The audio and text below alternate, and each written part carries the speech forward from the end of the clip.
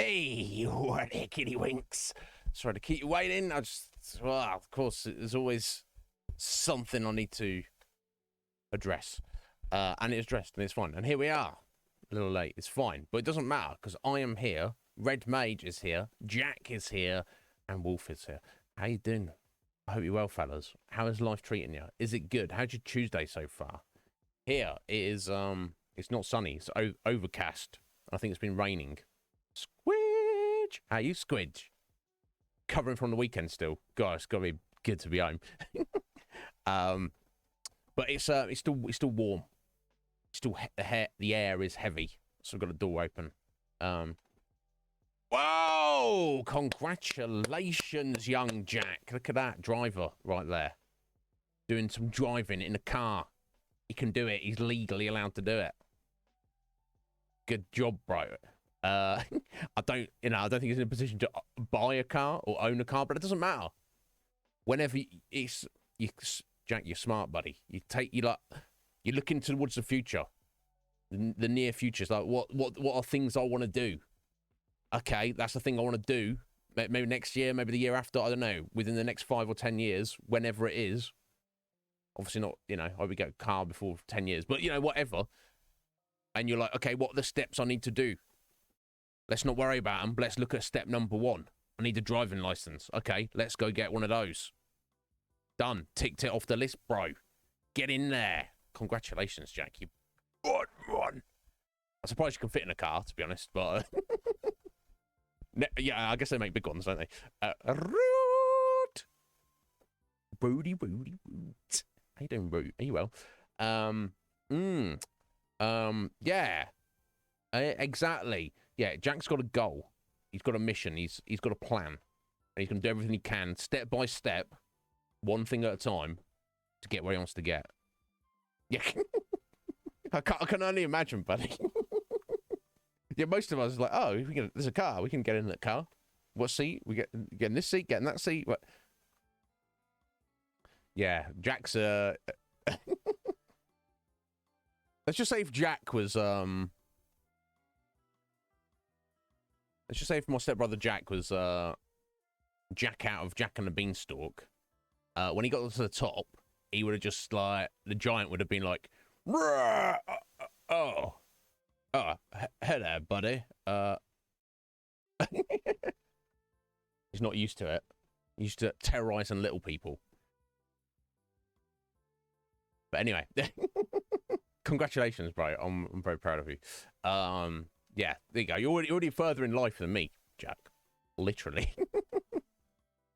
Thunderstorms predicted soon. It feels like the air's like super heavy, Squidge. Like we may get one popping off here at some point. I don't know. We shall see. But congratulations. I hope everybody's well. Sorry for the delay. Just had to take care of a few things. Just to let you know, obviously I've just messaged the producers. Obviously, I mentioned this previously. And it was a thing originally with the Patreon. Obviously, raffle winners are producers equally, and they are included. There's this idea of a monthly private stream, and then I was like, nobody wants to a private with me. And it's not that there's like no I guess because there was only a few of us, and everyone's busy, and it's like, what even is it? But I think for myself, I don't think it's necessarily a bad thing. So I've reinstated that. So even if either none of the producers are interested, or they're unavailable, or whatever, doesn't matter. I will just, for me, it would just be like a day off. I'll just have a break, but I'll post myself up there in the Discord if anyone stops in for 5 minutes, hello, or whatever, and we'll just take it from there. I've pinged the current producers so they can see the vibe of what. Oh, actually, there's one thing I will add. Oh,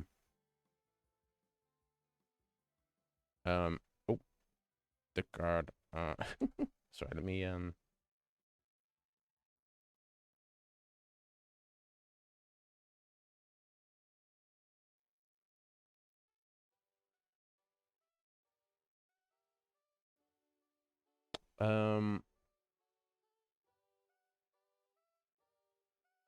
Let me just, I just thought of something else would be useful.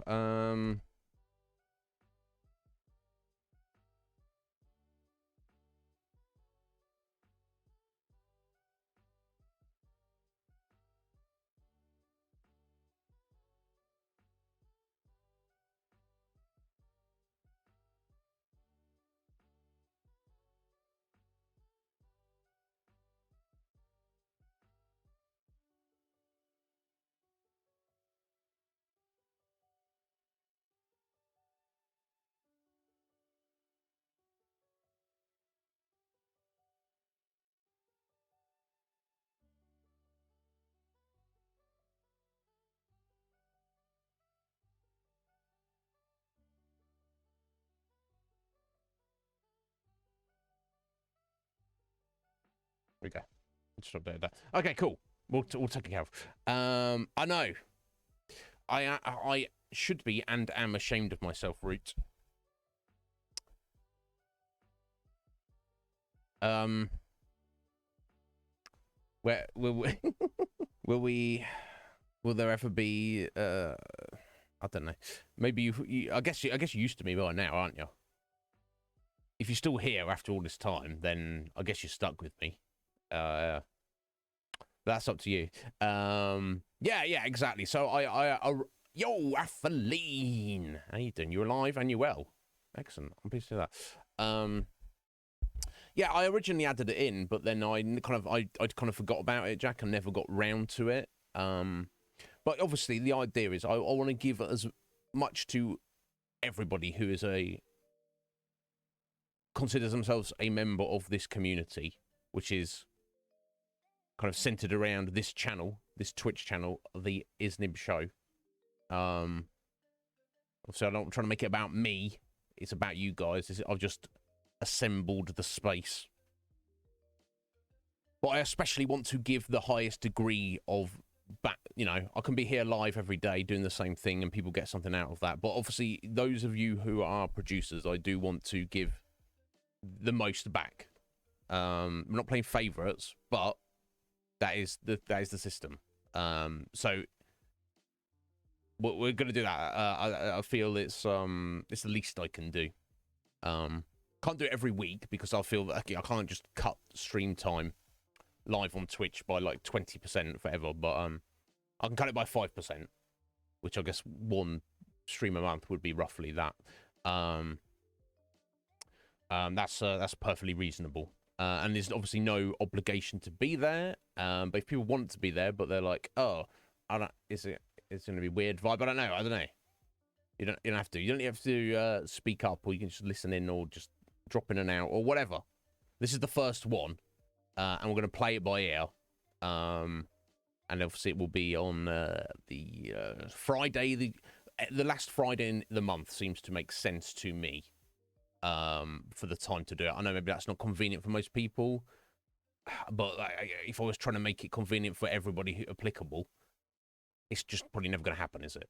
So yes, Friday the 28th, same time as always, roughly, whenever I'm ready. I will live stream, probably just my face, I don't know, to start with. I'll be present in the voice chat of the producers section of the Discord server for the producers to leverage me as they see fit, essentially. I've obviously posted some guidelines in there, and we'll see how it goes. Yeah. So there's that. Oh, Squid, yeah, I mean, I don't want to distract you from work or anything you're doing. But yeah, I've kind of come up with an idea of a list of priorities which they can see. Because obviously I don't want... of what, you know, to make the most of the opportunity. But like, for example, if literally I'm there on my own and then one person turns up and nobody else turns up, essentially, you know, it's up to them what we do, you know.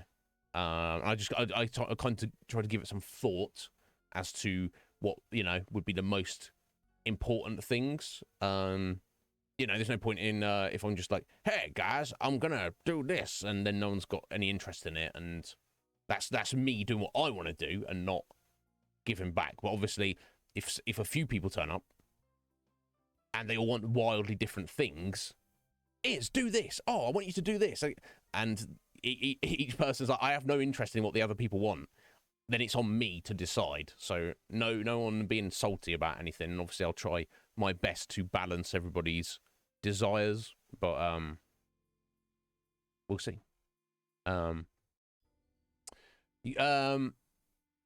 Roughly the same time of whenever we start. So imagine this time, Squidge.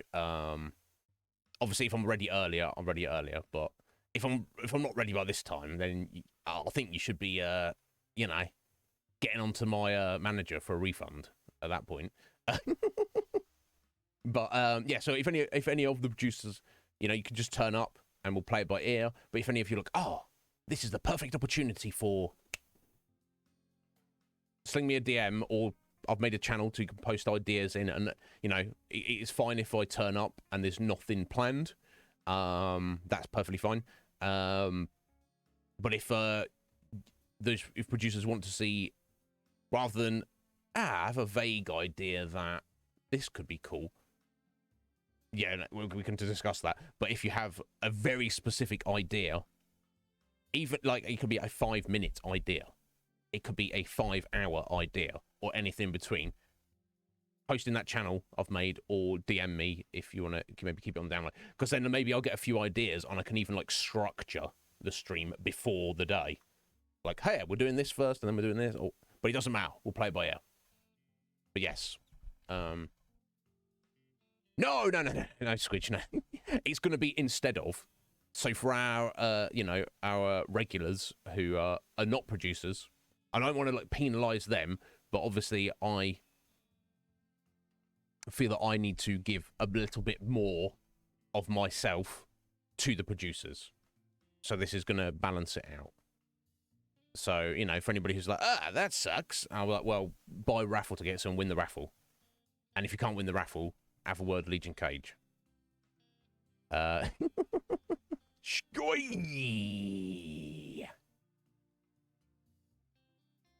didn't pay anyway. No, don't do whatever you want.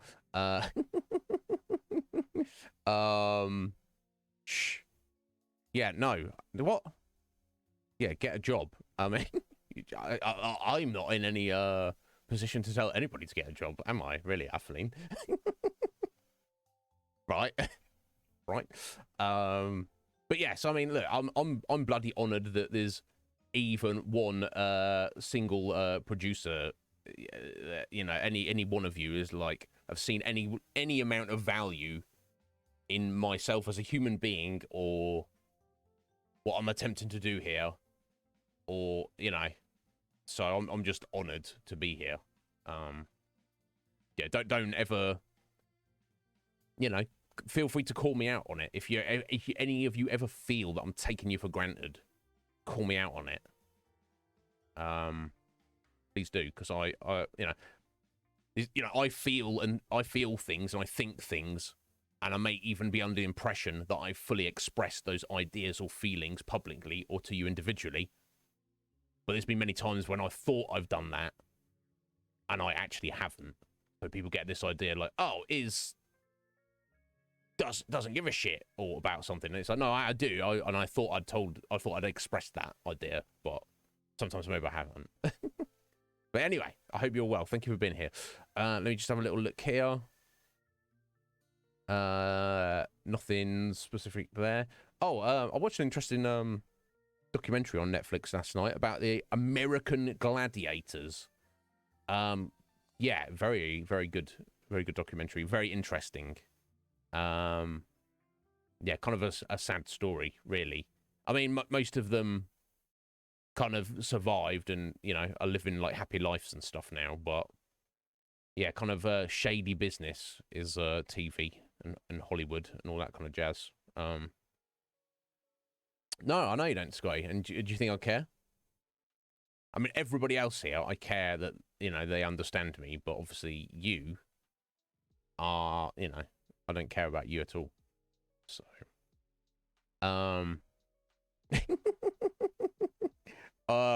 one of those things on that plane. Which plane?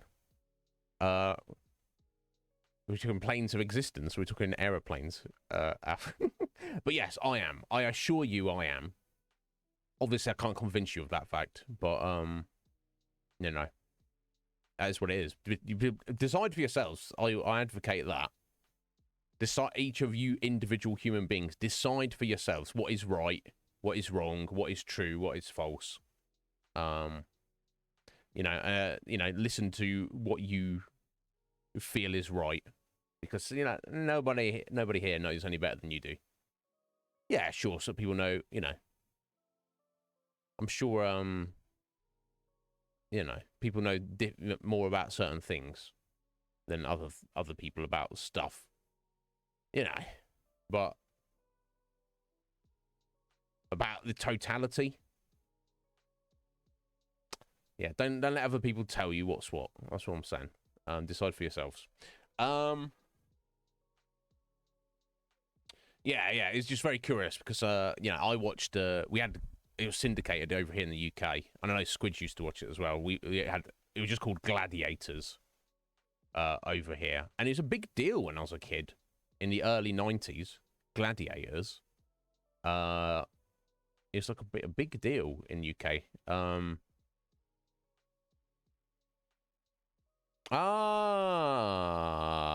Yeah, I heard about that. I've not seen the video. Yeah,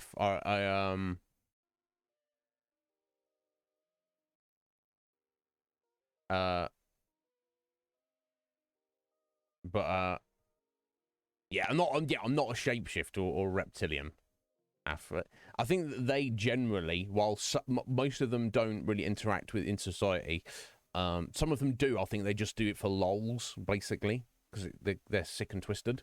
Yeah, I don't think any of them are streaming on Twitch. You know what I'm saying? They've got more important or devious things to be doing. They're not. None of them are so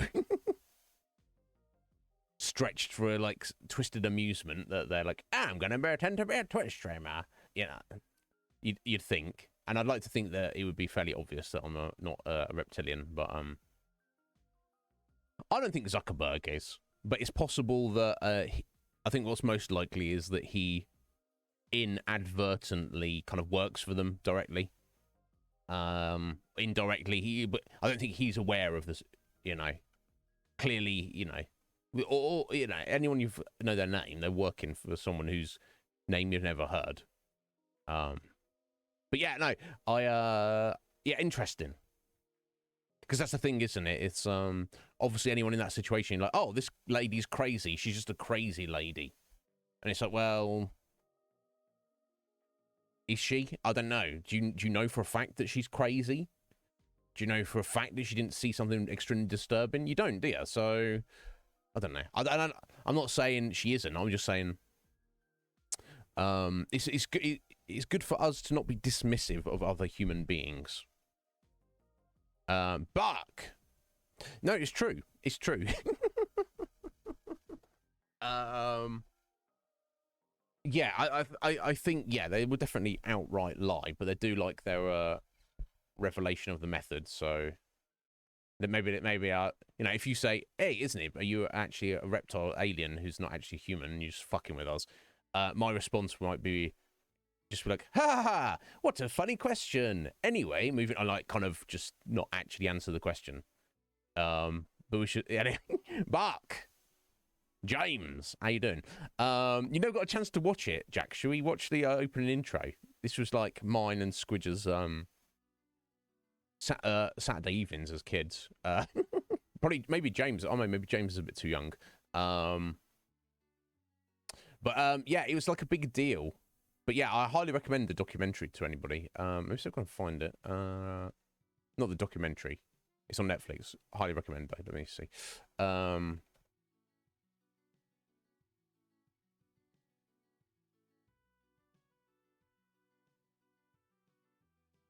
Let me see if I can find it. Yeah, this was it was so cheese. Gladiators. Do you remember Gladiators? James. He's probably too young. Hush for a second, Monkey Island. Let me pull this up. It's I haven't seen this in like about 30 years. I maybe slightly less. Yeah, far too young. But let me tell you, as a kid, for a couple of years in the early 90s, this was the absolute shit. This was the most popular TV show, weekly TV show. Maybe only slightly eclipsed by The Simpsons, something like that. Fort Boyard. Never heard of that. Actually, that might be after my time, but let me show you this. This is going to be quite a nostalgia hit for me. I don't know if Squidge is there. You probably want to see this. It's going to be so early 90s and cheese. It's going to be super cringe. I think it's got to be this one here. I could probably play this throughout DCMA. I would hope. Let me trim it down slightly.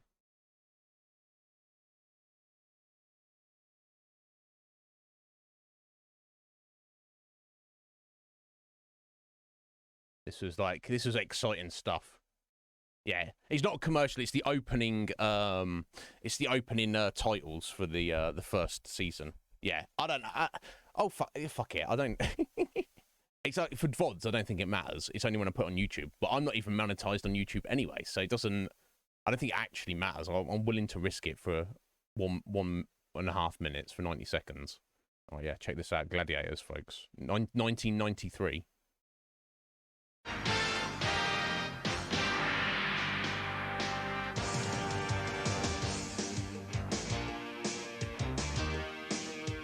This is British, but the original was US, Kathleen.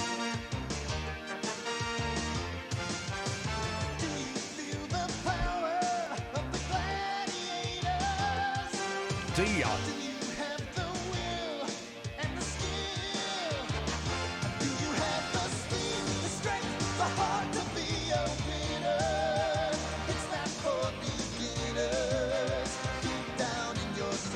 Deep down in your soul. Are you a gladiator? I got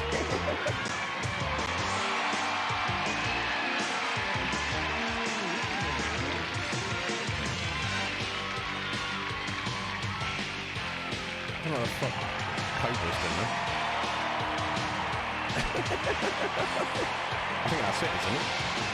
No, it's football.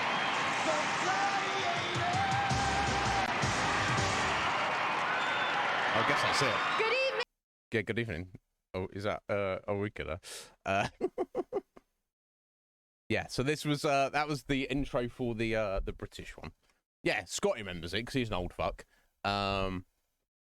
What did they do on the show? It was kind of like imagine they kind of like did like weird athletic sporting event, made very short mini games. Basically, it's a selection of mini games, and they had those guys you saw running in the intro were the gladiators, who were like either like bodybuilders or athletes that they hired for the show. And then they get contestants, like a game show, essentially. You could apply. Regular random Iznib can apply. Obviously, some kind of application process. But then it's all sorts of things. Like there's one that's a climbing wall. And the contestants has to start climbing the wall. And then the gladiator has to like chase them up the wall and try and pull them off. There's one of the most iconic ones, the pugilist ones, where they'd stand on raised platforms and like hit each other with these batons. Yeah, it's all sorts of things. And there's like an obstacle course at the end. And the idea was the gladiators were kind of supposed to beat the contestants because they're obviously more athletically, they've got great athletic prowess and strength and such.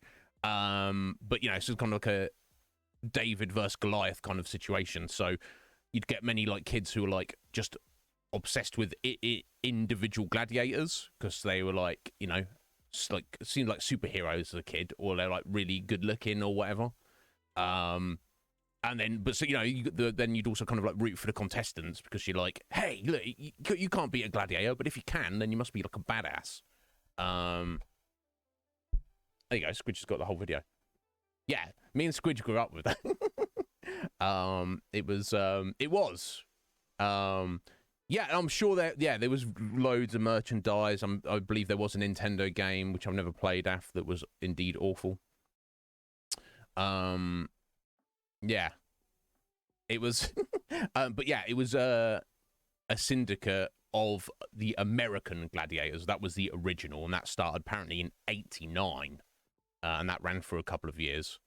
So, yeah, the British one. Apparently, it was syndicated in other countries as well, but didn't do as well. It was just in the UK and the States where it was like more of a big deal.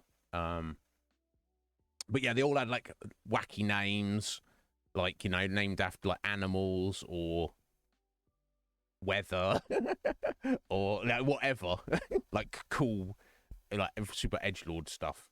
And yeah, and then they were like kind of, yeah, it was like a whole thing. Yeah.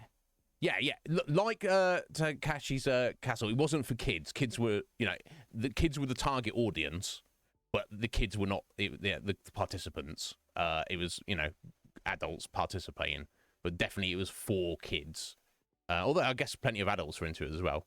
But yeah, so rather than Takashi's Castle, I've not fully seen it before. Bits I've seen, Athlene, it's more like weird challenges and obstacle courses. This was more like pitting one person or against one other person, gladiator against contestant. In kind of, there was like some games of like skill and stuff. There's definitely skill involved, but it was more kind of like physical prowess, strength, endurance, speed, that kind of stuff. Yeah, Zodiac and Saracen. They're all sorts of weird names. They were Adam. Oh, did it, Jack? Yeah. So I no doubt. I mean, I say no doubt. Watching the documentary last night, kind of suggested that the crazy guy who came up with it, Takeshi Castle, was not like referenced at all. And this weird guy, you got the sense that he kind of did come up with this idea independently. And it was like jank as fuck when they started it. Like, truly. Highly recommended if anyone likes documentaries. This very short one on Netflix. It's just come out. Very cool. But yeah, it was a big deal back in the. There wasn't much happening in the UK in the early '90s. Let's just put it that way. There wasn't really anything here. I mean, there isn't really anything here now anyway. But at least with the internet, the world's kind of opened up for us a little bit. But that was like a big deal. The other one's Crystal Maze. I bet Squidge watched Crystal Maze. I bet my life on it. Yeah, there was a bit of a WWE vibe with the gladiators with personalities. Yeah. The guy called Wolf, he had like kind of looked a bit more like haggard and scraggly, and he's like the bad guy, although he's clearly one of the best, coolest personalities out of them. You know, yeah, they played up like there's a bit of acting. They played up like a persona and stuff. Yeah, of course. There you go. Imagine I would have literally died right now if Squidge was like, "What's Crystal Maze? I've never heard of that." But I was so confident that she might have mentioned it before, to be fair. What is glow? Do I need to look this up, probably? Krypton factor. My God. Yeah, Fort Boyard. James just mentioned that. I've never heard of that. Absolutely never heard of that. But Krypton factor. Now we're going old school, Squidge. That's Krypton factor's 80s. My God, it's a Krypton factor. Tigers? What the fuck? Gorgeous Ladies of Wrestling. Is this a WWE thing, Roo? Or is this a completely different thing? Yeah, I mean, if I am a reptilian overlord, but let me just say that I'm unaware of the fact. You know, I think, of course, that's what I would say if I was. You do like doing an escape room, yeah? All escape rooms kind of come from the idea of Crystal Maze and all this kind of stuff, doesn't it? Oh, it was his own show Gorgeous Ladies of Wrestling was its own show. Well, well, well. I mean, of course. So it's probably, if Bark says it's bad, it's probably pretty decent, right?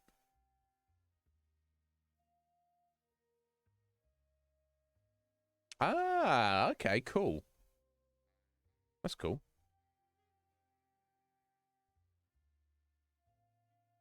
So, okay, let me do some investigations here first.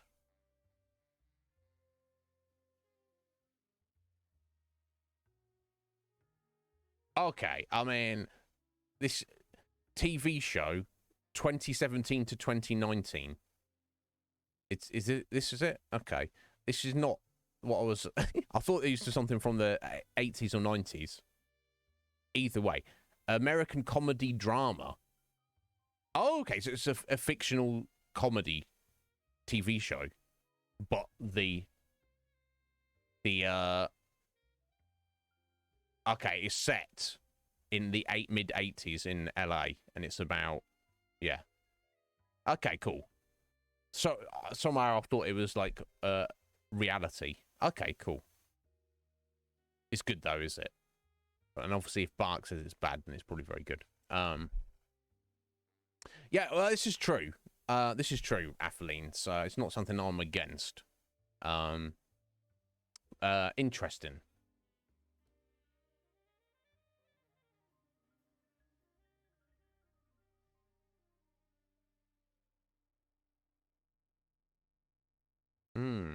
Okay.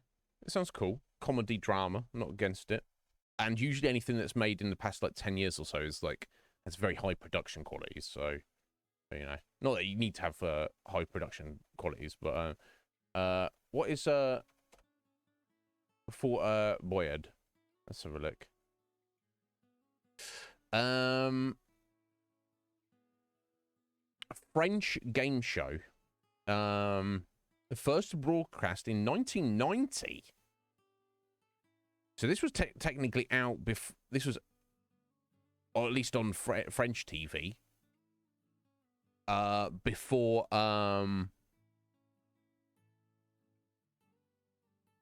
Gladiators even. So what I'm getting from this, it's kind of like a cross between Crystal Maze and Gladiators, right? So they're running around doing stuff, but okay, well, yeah, it even says that. Right. Okay, yeah. Yeah. C4. Yeah, we've got some of those nearby us. Obviously they're not French. Yeah, most similar to the Crystal Maze.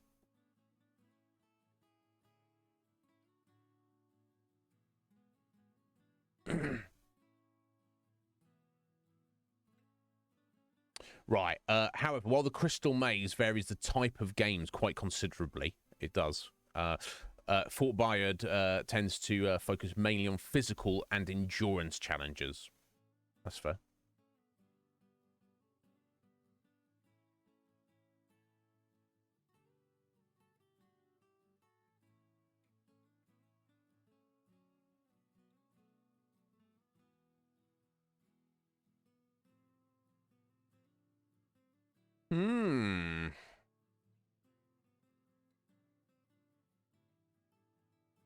Interesting.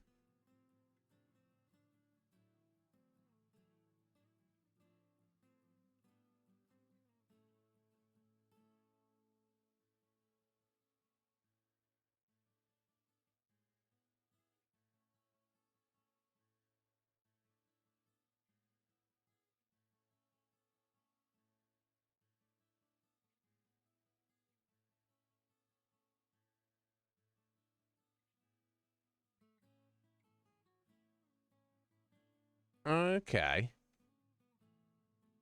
Right, okay, so there's a British version which aired in the late 90s. 98 to 2001. Yeah. That's probably why I didn't see it. I was already... You know, that was about the time I was, sex, drugs, rock and roll kind of era. Wasn't watching too much TV back then. So I basically just missed it. But if I was a little bit younger, no doubt I absolutely would have watched it for sure. Interesting. Yeah, Ninja Warrior. That's the modern Takashi's Castle, isn't it? In America. Yeah, I never watched Fear Factor. They just did silly things like that, didn't they?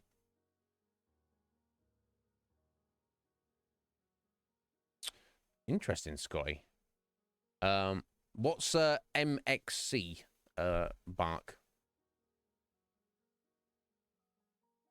Yeah, challenges would. Yeah, yeah. I'm a celebrity. Get me out of here. I've seen some of bits of that when I've been around my mum's squidge, and I'm like, it's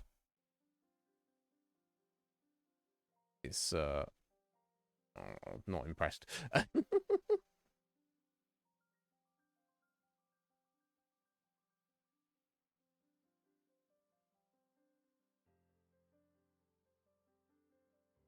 Yeah, I'm not feeling snakes and spiders running around. Releasing tigers. I think it sounds extreme. I don't.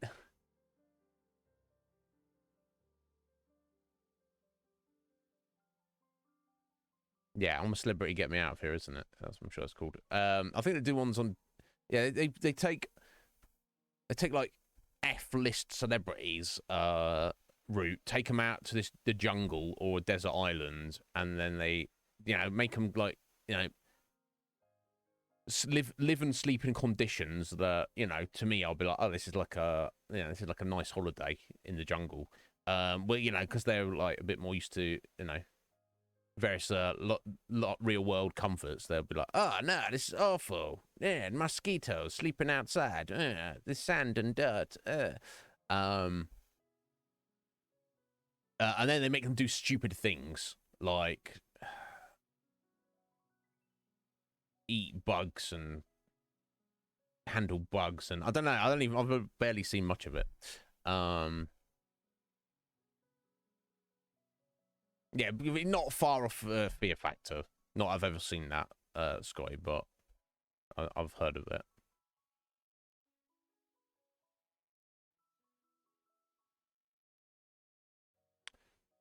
Yeah, yeah. Well, I'm 39 at the minute, Squidge. So yeah, that sounds about right. In my 70s, I know I won't look like I'm in my. If I look like this when I'm in my 70s, I won't be too upset.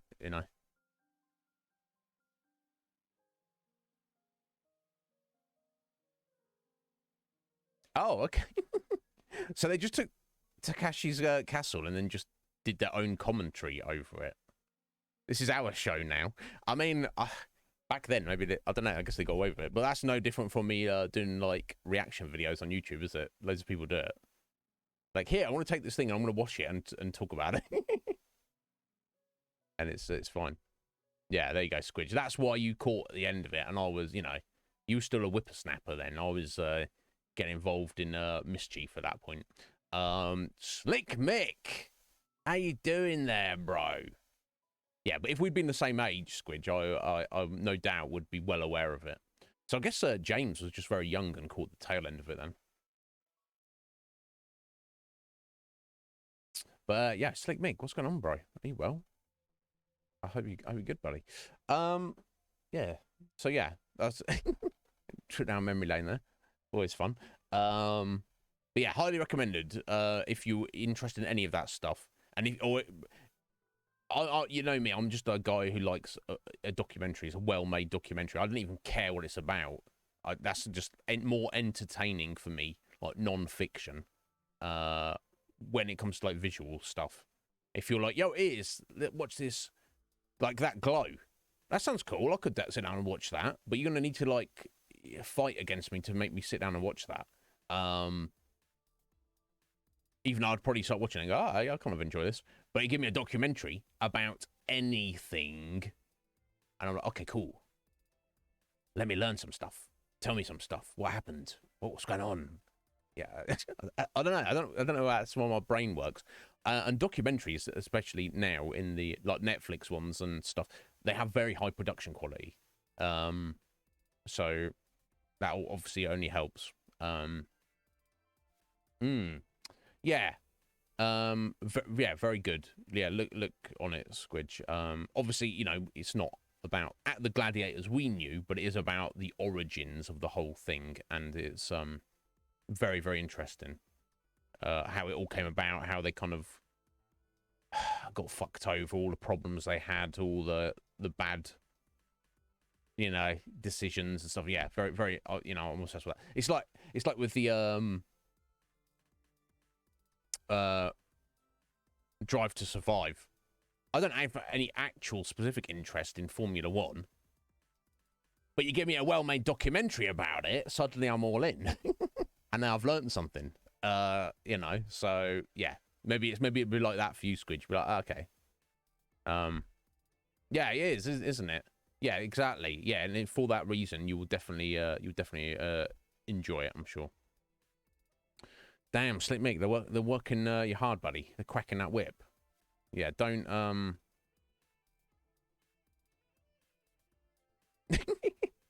Oh, it turns out that Bark is actually your boss's boss, so hopefully you'll put in a word. Damn. Well, good on you, Slick Mick, for getting on that. But I know what it's like when you're stressed and you just feel like you haven't got enough. You're overworked and you haven't got enough time for yourself. It kind of brings everything else down a little bit, but needs must. Have I rambled enough today? I don't know. Is there anything else I specifically need to address or get into?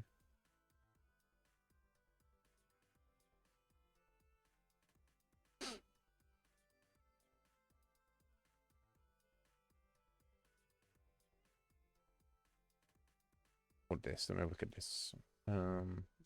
Suni, such a little gem. She's she like, I think every day. I mean, she must be have notifications turned on for me, which is quite it's that's quite humbling, really, because it's like I don't have notifications turned on for anybody. Honestly, sometimes I look at Twitter, sometimes I don't. If I look at Twitter and I see something I like, I want to retweet, I do, but I'm not going out of my way. But yeah, every day, Suni likes and retweets my silly little tweet. Bless her. What a gem she is. Bark, is this even the place for it? I don't know. Pollution in the ocean, not good. Thankfully, you've got people like Boyan Slut who are working hard to, you know, get all the plastic out of the ocean. Good lad, good man. What a little hero he is. Get on it, Boyan. Do your thing. You know, doing the best he can. He's fine to losing battle, but that's not the point, is it? Yeah, don't. If you wanna piss in the ocean, I think that's fine. But I don't think you should be putting chemicals and pollution and shit in there. And don't be like, oh well, you know, there's a lot of ocean, so it kind of dilutes it. I don't care. Stop doing it, dickheads. And yeah, we should be planting forests, not cutting them down. I think that's probably all I've got to say about any of that in a minute, Bark. Yeah. We should all be living in the forest. Not cutting them down so we ain't got any left. Come on. Sort your forests out, mate. But yeah, that's just my thoughts on that. But hey ho, I try not to think about it too much, Bark, because I might depress myself. I don't want to do that. Hey ho. Maybe in the next world, maybe in the next world. Yeah, do it. Yeah, I'm down with that. Look at the people who actually still live in forests. They're pretty good. I'm not saying not live in a house and just go and live in the jungle and walk around naked. I'm not saying that. Although, if you want to do that, more power to you. But the idea of you know, flora and foliage, being around it, being near it, having greenery around is definitely very important. And we kind of slowly, as a civilization, head into, you know, you don't want the planet turn around one day in the future and the planet is just like, you know, Judge Dredd world, like mega cities everywhere, or Slay Industries, or The Matrix. Even worse, we're all just That's when the robots are taking over. You know, it's something like that. You know, whether you go to it or not, you want that natural beauty to be existing. That's the thing is, you know, we can exist as human beings, I believe, with even greater population than we do currently, with all the benefits and conveniences of modern technology, with everyone in the world having clean water on tap, literally, and having enough food to eat, and we can still have zero pollution close to. It might take us a bit to get there. You know, if anyone's interested about it, you know, what you're talking about is, what's the guy? Jacques is his name. Jacques Fresco, is it? Yeah. Awesome, incredible guy. He's getting on a bit now. Bless him. Yeah, the Venus Project. He's a smart guy who believes, he's thought long and hard about this, having a resource-based economy and society. He has a vision where you can actually transform planet Earth into a place where everyone has everything they need, and there is no pollution, and there's no actual bad stuff. But of course, that takes money, and you also need not just all humanity, but like very specifically the people in power currently, people who control the world, the puppet masters, to actually support and want that. But they don't want that, so you can say, you are the forest now. Well, good for you, Bark. Enjoy. Why not? It's worse things to be. But yeah, if anyone is interested in the specifics of that, where's the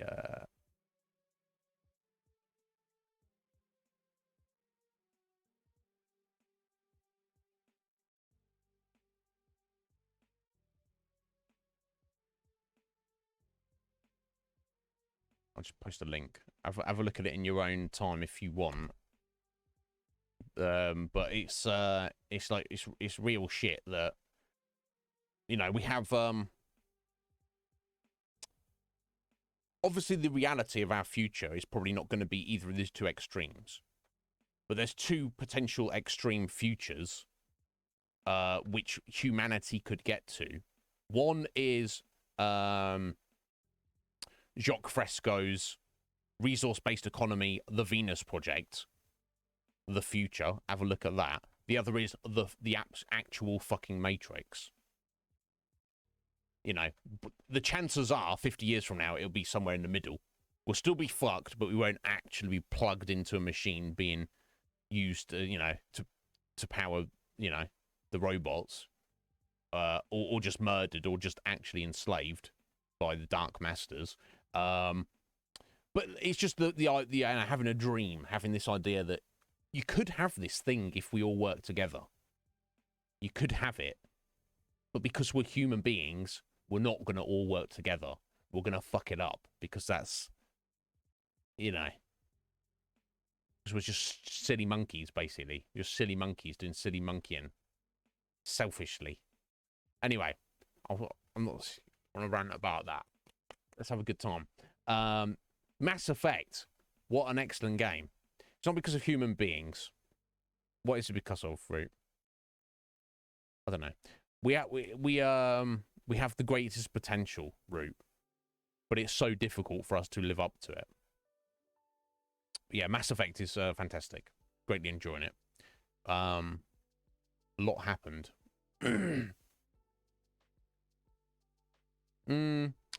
But the thing is, greed and selfishness existed long before capitalism. Yeah. Yeah, that's true. That is wrong. Yeah, the thing is, there is literally enough resources to go around. It just takes excellent management and, you know, have an effective plan of moving forward, of how to do things, and everybody working together as a team. But there's plenty to go around. No, absolutely. They don't. because power corrupts, and absolute power corrupts absolutely. And there are individuals, actual human beings, that we, you know, in the shadows, pulling on the puppet strings of humanity, and they want us to remain stupid and unhealthy and uninformed and apathetic and depressed and dependent on the system that they have created and they control. And they will do anything and everything they can to maintain that control. So here we are.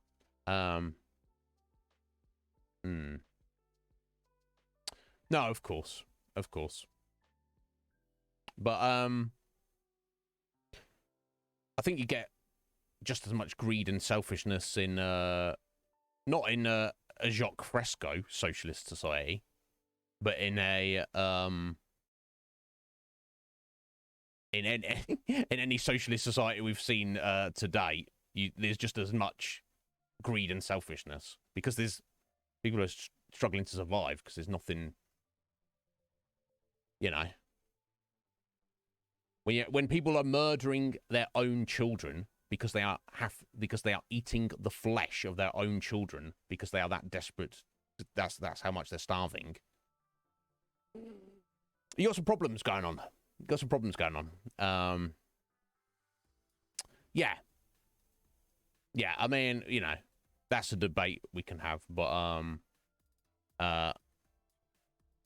yeah, my idea, yeah, socialism should be the absolute end goal, as long as it's, you know, the Venus Project, you know, style of socialism, rather than hey, let's take everything from the rich guys and then we'll share it around, and then nobody's got anything, yay. It's like, okay, all right, that's probably not the way to go.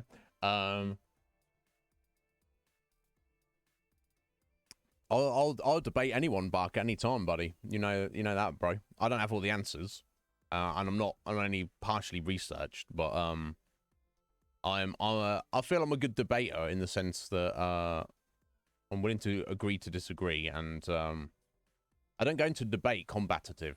Most people do. Most people go into debate to prove that they're right. That's not a real debater. That's just somebody who's in existence. You know, but we'll you know, you gotta try and set an example. But anyway, more importantly than any of that, Mass Effect, fantastic game so far. Very curious where any of this is going. So what information did we get yesterday? Progressed things a little bit. We found out a bit more about Saren. Saren, his main goal, working with the Geth, seems that they want to bring back contact, or somehow bring back another alien race called or known as the Reapers. Sounds very friendly, don't they? The Reapers were. We don't know exactly how they came to be. I think it might have mentioned, but anyway, they were around kicking the shit out of everybody 50,000 years ago, and they are responsible for the annihilation of the Proteans. Now, as the Proteans are at the very least responsible for the prosperity and technology that the Citadel society currently enjoys, and even revered as gods by some segments of that society. The fact that they were murdered by the Reapers kind of suggests to me that the Reapers are not good people. The fact that Saren is trying to bring them back suggests that they're a little bit sus, or even at the worst end of it, very, very dangerous. So we met loads of people. So we met up with Garrus. He helped us. We shut down the Fist guy. We met up with Rex, who kind of very brash kind of dude to the point, and kick some shit. He's a big old boy. He was Krogan, that's what they're called. Got loads of information. He's teamed up with us, and then finally we teamed up with Tali, who is what's the name of her species? Quarians, I think it's Quarians, isn't it? So we've kind of like organically come together to under a common purpose of trying to shut down and deal with Saren. So we got an audio recording of him kind of giving away his plan. So we're going to present that to the council. Yeah, they're just going to dismiss it. I know. I can see where this is going. But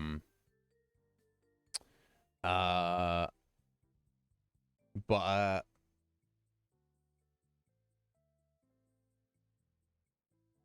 have to see what comes of that. I mean, Saren knows that we're onto him and he's already tried to assassinate us.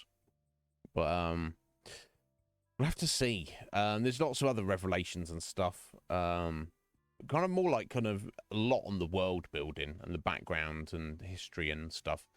It's very well put together. Universe, I feel. Looking forward to finding more out about it. Yeah, fist, logic, and reason. I mean, I would do that for fun if you want to bark. I'm not against like a friendly fight. Most people are not wanting to do that. They're like, wait, you can't fight for fun. You never seen Fight Club? You can if you want. You don't have to. It's probably not advisable because at least one person will probably like take it too far. And they're like, yeah, let's have a friendly fight. Okay, you hurt me, now I'm going to kill you. It's like, what? No, you got into a friendly fight without expecting to get hurt. I mean, but yeah, I wouldn't fight you back, even if you pretended to, you know. I'll be like, no, I'm not doing that. Yeah, that's all right. I'll maybe let you hit me a few times back. Just get it out of your system. Then we'd leave it at that.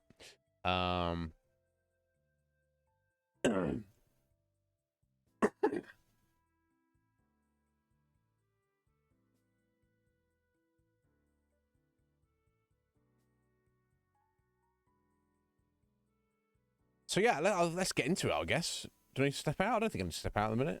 I think we're fine.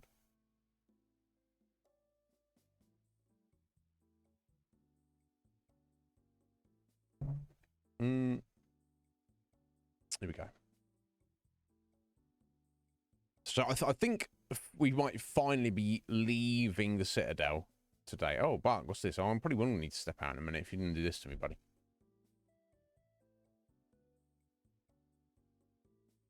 Thank you for taking care of me. Thank you for showing me that you actually do care, Bark, because I know you try very hard to present to everybody here that you do not care. But thank you.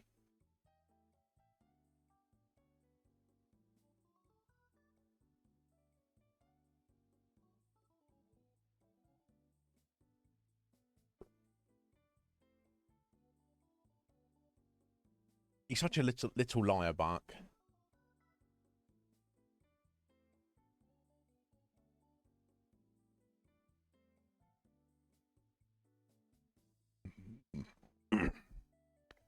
Oh, a bit windy there. Oh!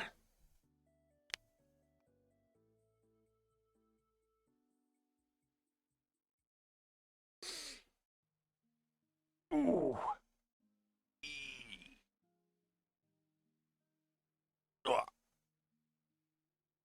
Ow. Ow, Bark. Ow, Bark. Give it to me, Bark. Yeah, you're very good at pretending you care. Well, you chose to give it to me, Bark. You're giving it to me real good right now. Ow! Ooh. Ooh, stretching me out, buddy. Thank you. Actually, no, I'm going to step out for a minute. Let's save me doing it in a second. We'll be right back 1 minute, and then we'll dive right into Mass Effect.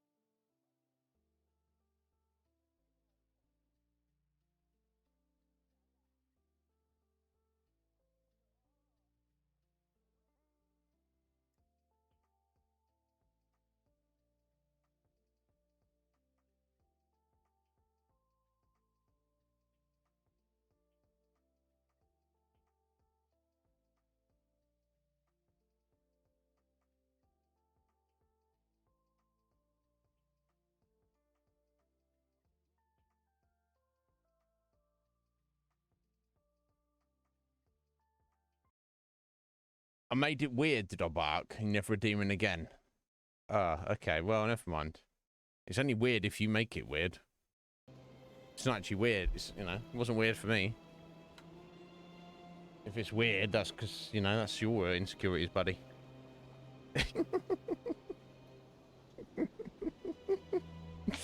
Right.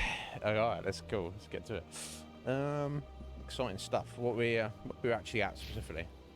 Oh, we were running around looking for the keepers, weren't we? I believe that's what we were doing. That seemed like a good thing to do. Here we go. Yeah, we scanned him. All right, there, little buddy. Oh, we're supposed to be actually doing this, I don't think, but right. And there's the Citadel Tower just on our right. So let's angle left here. I've told you before, you're not allowed in here. What's going on here? This one believes it has the right to move freely through this area. You're creating a public disturbance. It's against Citadel regulations. This one is unsure why the other would not wish word of the Enkindlers to be spread. That Hanar refuses to listen to reason. Why can't it act in an orderly and lawful manner? Be more open-minded, buddy. It's not smart enough. What's the problem, though? Are there laws being broken here? I am not unreasonable. The Hanar is free to spew its nonsense once it purchases an evangelical permit. Oh, you need a permit to proselytize. Arrest it? So if the Hanar gets a permit, it's allowed to preach? No. Registered evangelicals must follow regulations. There are specific areas where preaching is legal. Failure to follow the regulations results in the forfeiture of the license. What's the purpose behind the evangelical permits? Forcing religious evangelicals to register for a permit weeds out undesirables. It keeps the area safe. The Citadel is too important to become a battleground for a religious war. That makes sense, and some preachers are fairly innocuous. Some are, you know, fanatical lunatics. In my personal experience of meeting them, assume we can't just arrest them. Why don't you just arrest the Hanar? I'm not suggesting he I does. could arrest the Jelly, but my superior has requested that I find a solution that does not anger the Hanar. The Hanar become vocal when they feel their religious beliefs are being suppressed. You're pathetic. God damn it, Shep. Let me talk to it. If you'd like, I could talk to the Hanar for you. I have argued with the stubborn Jelly all afternoon. You are certainly welcome to try. Yeah, I will. Hello. Do you desire to learn of the Enkindlers? Or has the Honorable CSEC officer enlisted assistance? This isn't the way. You're breaking the law. What are you doing? What's the problem? You're having trouble. Yeah, Why is the CSEC officer harassing you?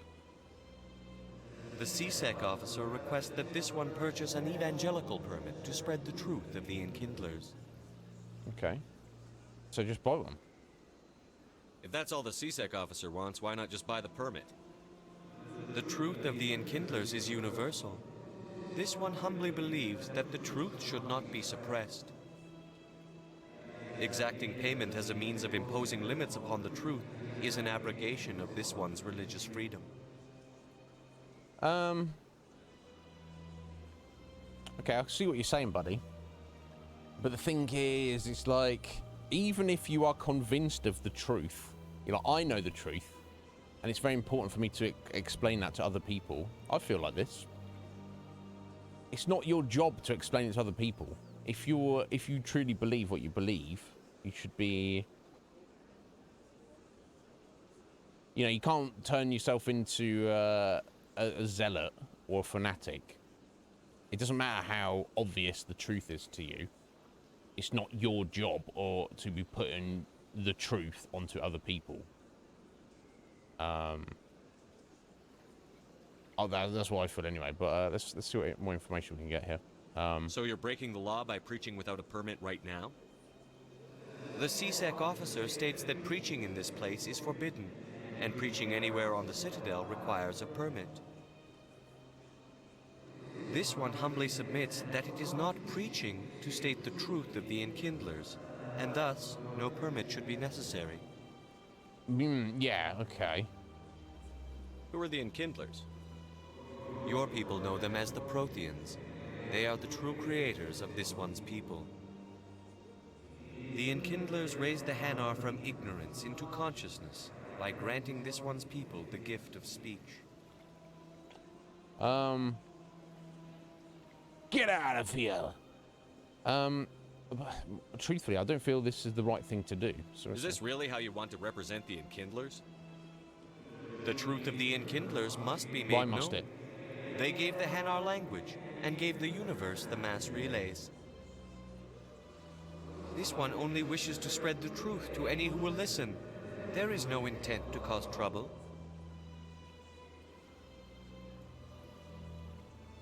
Right, yeah, what am I missing here? This is unworthy of you. This is what I feel is the truth. There's trouble anyway. So I could just buy the permit? What if I purchase the evangelical permit for you? Finances are only a partial limitation. This one does not believe that one should pay in order to speak the truth. Of course, it's not that you can't afford it. It's just, it's against However, his principle. this one also does not possess the 150 Ah, credits so he necessary doesn't even to have the purchase money. the permit. This guy. Another money grabber. No, that's not what he's trying to do. Look, we'll just give him 150 credits. 150 credits? This should cover you.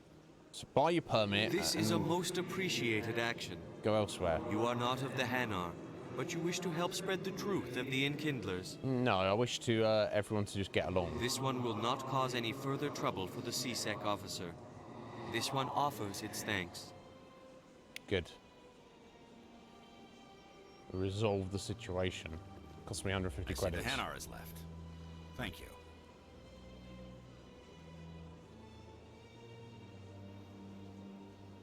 Happy to help. Here, for your assistance in this matter. Now, if you'll excuse me, I should report to my superiors. Okay.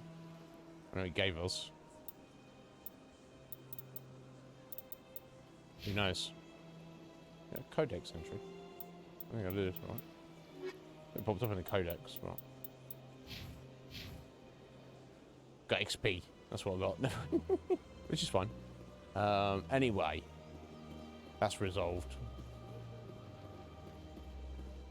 Oh, let's get looking for these little keepers.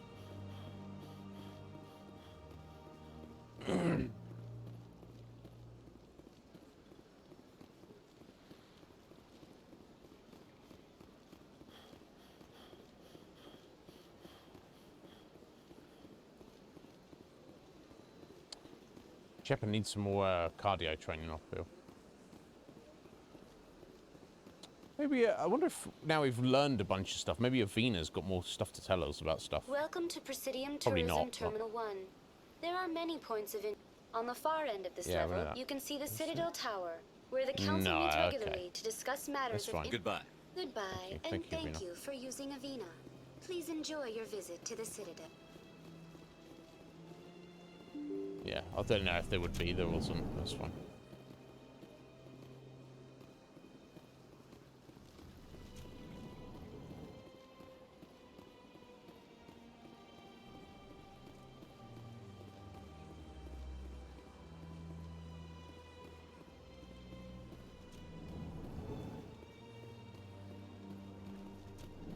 I know they've got one in here, I'm sure of it. Yeah, there we go. Got a little buddy. Let's speak to those guys. Lee? I'm very well, buddy. How are you doing, Lee? What's going on, sir? How was TwitchCon? It looks like you had quite the most excellent time. Oh, 7. Sorry, I didn't see you there, 7. How you doing? Yeah, exactly, 7. Just a culture clash. But how are you doing? I hope you're both well. Not bad for a Tuesday. That's a good attitude you got there, 7. Of course it could be better. It could always be better. But you know, you got the right attitude. Some people will go, "Oh, everything's not perfect, therefore, meh." And it's like that's not the way to do it, is it? Okay, I don't think we don't need to go into CSEC.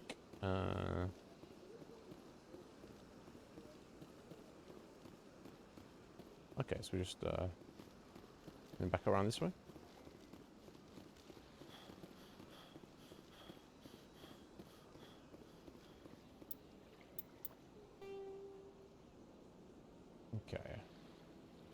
Right, yeah, I want to head over to the consort over this way.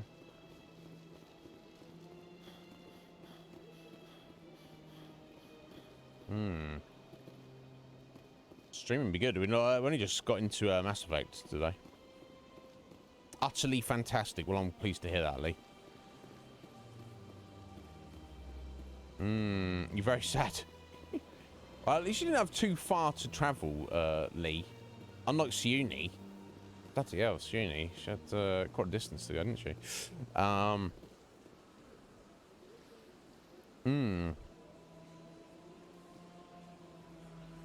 Okay. Well, fingers crossed, 7.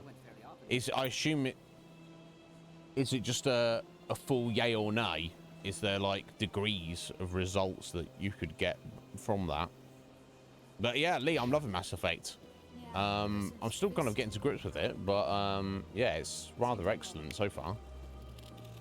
Can't complain. I don't think there's another keeper inside here, is there? No, there isn't. No. That's just straight up the stairs, okay. But yeah, have you played it yourself, Lee?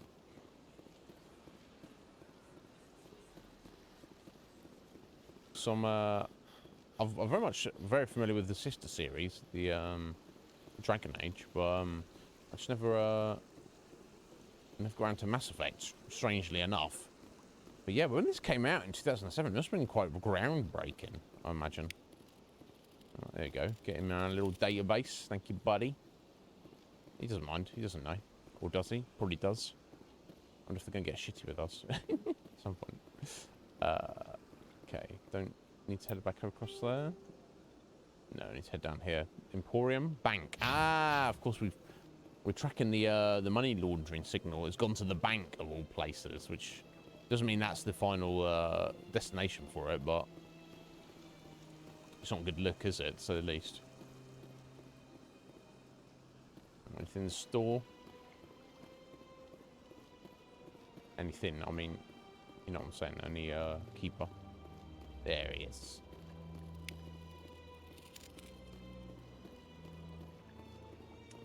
It's actually illegal to interfere with their work or harass them, but is scanning them? I assume that's not illegal. Because they tried to do it, they couldn't manage to do it in the past, but I don't know, who knows.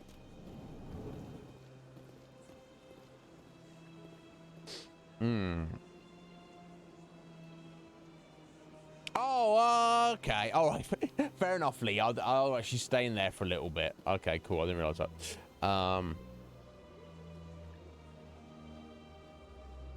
Yeah, of course, 7. There's always a chance. Yeah, I'm great enjoying it. The best thing about it so far, Lee, is like the world building. It's really rather well done. You've got all these like alien races and you know, it's sci-fi that's based on like proper sci-fi that's like extrapolates about the future of humanity. You know, like Star Trek, or you know, not got a problem with Star Wars. I like Star Wars well enough, but it's not that to me. Like Star Wars is more like fantasy. Yes, it's got spaceships and lasers and robots and aliens and all the rest of it, but it's not planet Earth. It's not human beings' future. It's completely separate. In fact, it's in the past, isn't it? It's a galaxy far, far away, a very long time ago. But yeah, this so it's pure sci-fi in that regard, but it's yeah, the world building is excellent. Like the history and the lore and everything is perfectly on point. Another relay. Whoever it is, they're somewhere on the Presidium. Okay, well let's keep looking and entirely. In fact, are they next door?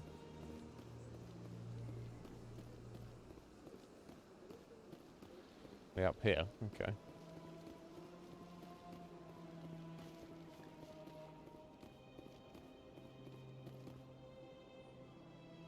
This is it. I'll see if I can find out where those stolen credits are going. Probability of detection 100%. Initiating self-destruct protocol. Whoa. Okay. Or not. Detonation sequence initializing. All organics within lethal blast radius. Attempt to move and you will die.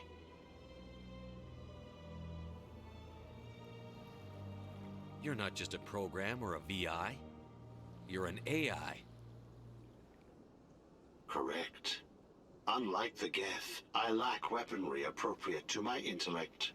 However, I have had systems installed that, when activated properly, approximate a self-destruct mechanism. Okay. If you attempt to leave the area, the explosion will destroy everything within several dozen meters. You're bluffing. Who knows?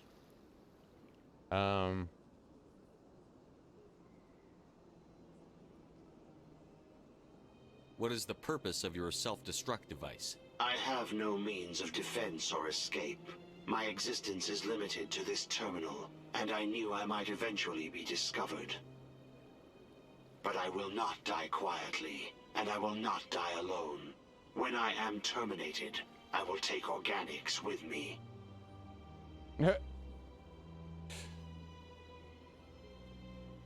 What if we step away? We don't have to fight. You're dead! I don't know if that's going to be a good idea. Who is your creator? Who made you? A would-be thief illegally created a simple AI to help him funnel money from the gambling terminals.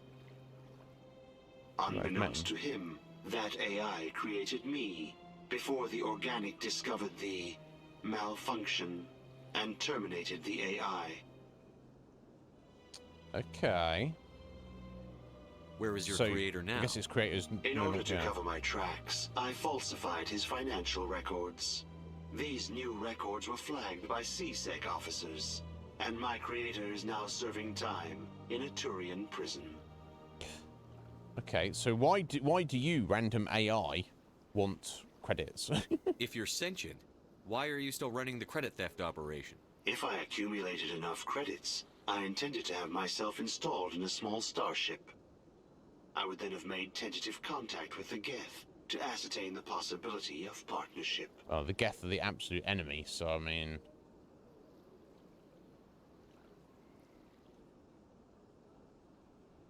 Yeah, we need to... maybe we can talk my way out of this. Let's try. Can't we resolve this peacefully? How can you say that to this thing? You know it will turn on us. I am not naive, human. All organics must destroy or control synthetic life forms.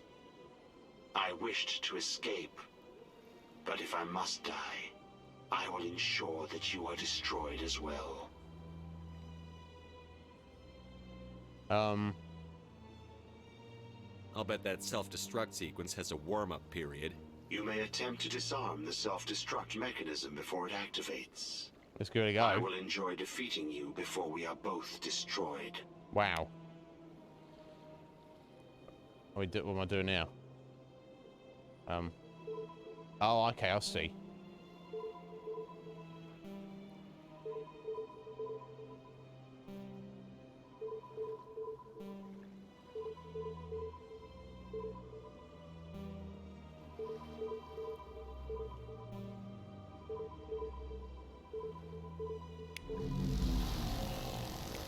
Okay, we did it. Screw you, buddy. Well, that was a thing. Yeah,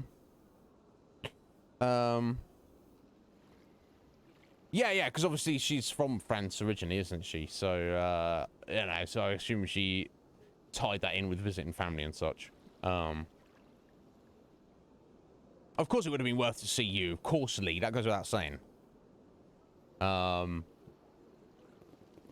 So yeah, you make sure... you make sure... Oh my god.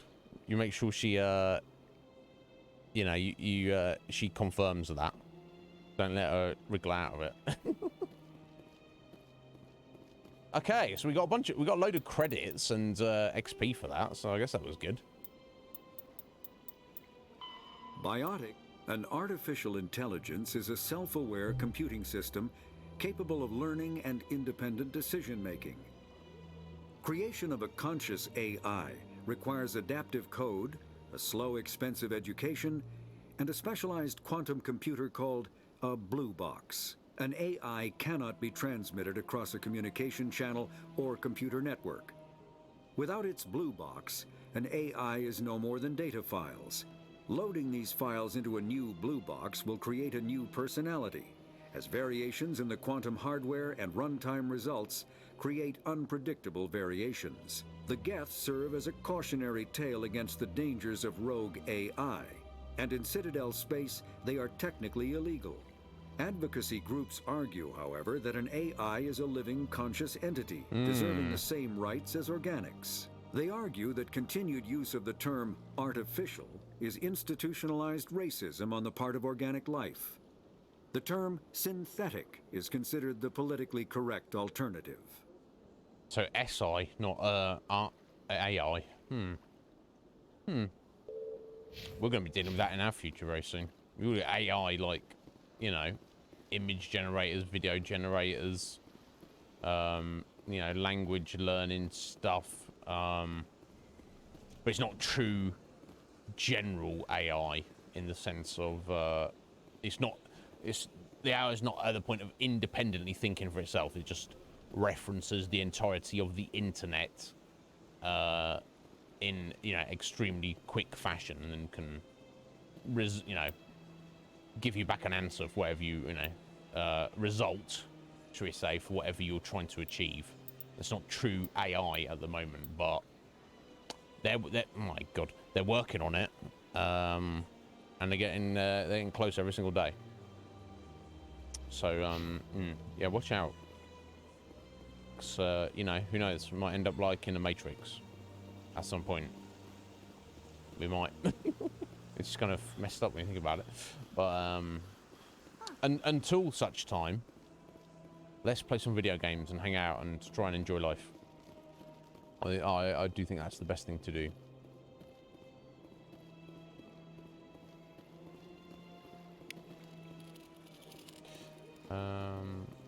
Oh, we've come full circle, haven't we? No, I wasn't Avina. Never disturb any keepers. Right, we have. Okay, let me have a little look at the map.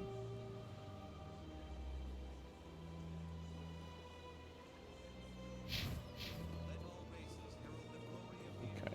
Oh, we can go down here. Okay. Oh, there's actually anything here.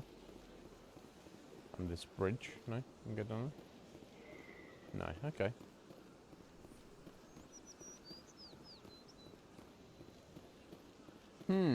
Okay, so let me see how we're doing on the, yeah, so there's still 6 we haven't found yet. And I feel like I've been everywhere. But I guess I haven't. Unless there's sections of the Citadel we just haven't unlocked yet for the sake of the main story. I think that might be the case. So, basically, we're going back to the tower now to, yeah, we'll leave that for later. I'm sure we can do that anytime in the future anyway. Clearly, the Citadel is kind of like a hub for us anyway, so... Please do not disturb the keepers. Just having a look. Right, so let's get back up to the council and be like, oi, we got this audio recording of Saren being an asshole. And they'll be like, yeah, it's deep faked. And then we'll go, ah! You know, Saren would good point. already be in custody if you'd gone straight to the council with your information. Nope, not true, Rex. Quarian with no credentials, the council would laugh me out of the chambers. That is, Oh, he's talking to, killed me by he's then. talking to Tali. Yeah.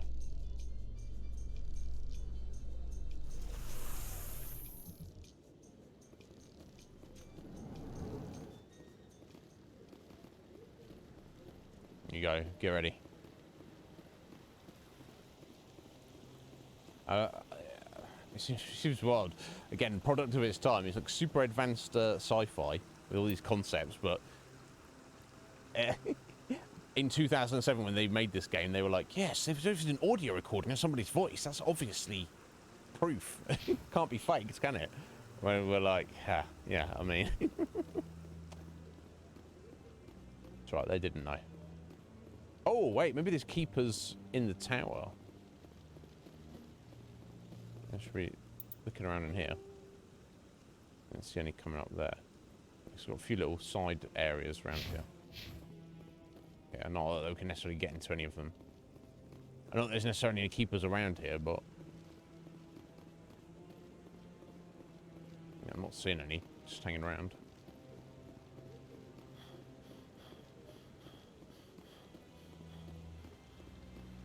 Oh, there we go. Hello, buddy.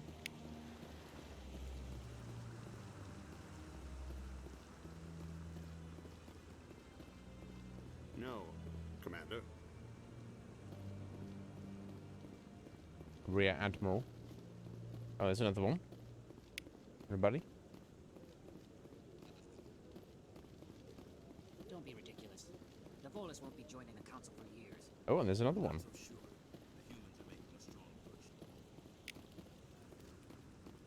Oh, well, so that only leaves like 3, doesn't it? So maybe there's like one smaller section. But I wouldn't believe everything you hear. Yeah, I definitely do feel that I've been everywhere. Of course, it's not to say I have.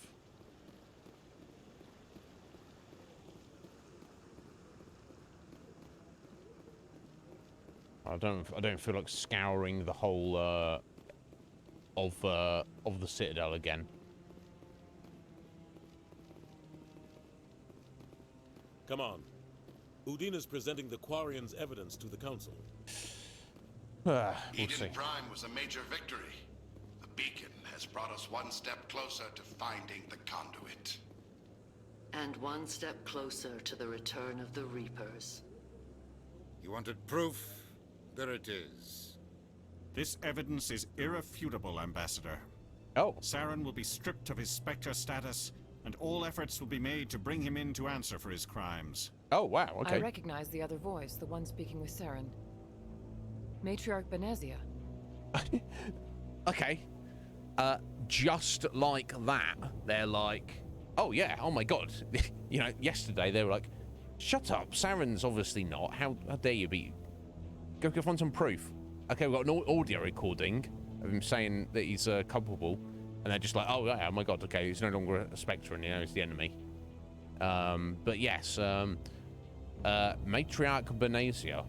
So Matriarch is the Asari. They go through kind of three or 4 stages of life. 3. I think the Matriarch is the final one. I'll probably look that up in a second. So that means she's a bit more advanced. Benezia, yeah, we saw it in the cutscene. And Saren was a bit of kind of like almost violent with her. He was angry, so he almost took it out on her physically. So definitely in that relationship, he's the one with in control and with the physical power dynamic at the moment, at least. But yeah, but this council lady recognizes her. So who is she? Who's she? Matriarchs are powerful Asari who have entered the final stage of their lives. Revered for their wisdom and experience, they serve as guides and mentors to my people. Matriarch Benezia is a powerful biotic, and she had many followers. She will make a formidable ally for Saren. I'm more interested in the Reapers. What do you know about them? Only what was extracted from the Geth's memory core. The Reapers were an ancient race of machines that wiped out the Protheans. Then they vanished.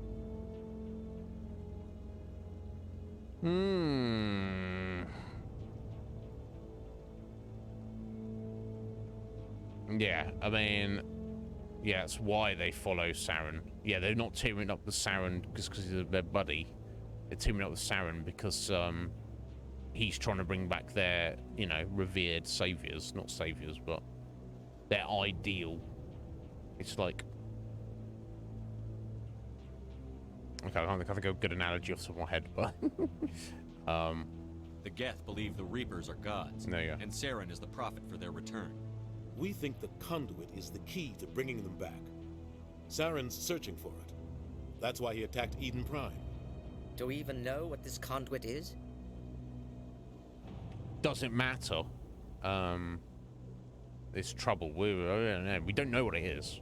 Saren thinks it can bring back the Reapers. That's bad enough. Listen to what you're saying. Saren wants to bring back the machines that wiped out all life in the galaxy? Impossible. It has to be. Where did the Reapers go? Why did they vanish? How come we found no trace of their existence? If they were real, we'd have found something. Don't be a fool! You doubted me before. Don't do it again, should I? Yeah, maybe that's that. Well, maybe that saying that would serve us better for later. Excuse me, well, I came to you with the truth and you doubted me. How about you pay attention to Commander Shepard and follow his lead from now on? I tried to warn you about Saren, and you refused to face the truth. Don't make the same mistake again. This is different. You proved Saren betrayed the Council. We all agree he's using the Geth to search for the conduit, but we don't really know why. The Reapers are obviously just a myth. Obviously. Commander. Obviously. A convenient lie to cover Saren's true purpose. A legend he is using to bend the Geth to his will. I believe they are a reality. Can't you understand? I've seen them. Yeah, what? You saw them in a dream. You saw them in a vision. Let's not get angry, but you're wrong. 50,000 years ago, the Reapers wiped out all galactic civilization. If Saren finds the conduit, it will happen again. Saren is a rogue agent on the run for his life. He no longer has the rights or resources of a Spectre. The Council has stripped him of his position. That is not good enough. You know he's hiding somewhere in the Traverse. Send your fleet in! A fleet cannot track down one man. But a Commander Shepard can. The Citadel fleet could secure the entire region. Keep the Geth from attacking any more of our colonies. Or it could trigger a war with the Terminus systems. We won't be dragged into a galactic confrontation over a few dozen human colonies. Yeah. Same old story, you scum. Send me. I can take Saren down. The Commander's right. There is a way to stop Saren that doesn't require fleets or armies. No, it's too soon. Humanity is not ready for the responsibilities that come with joining the Spectres. I'm ready. Quit on us back, guy! It's the best solution. You don't have to send a fleet into the Traverse, and the Ambassador gets his human Spectre. Everybody's happy. Send some backup. If you don't trust me.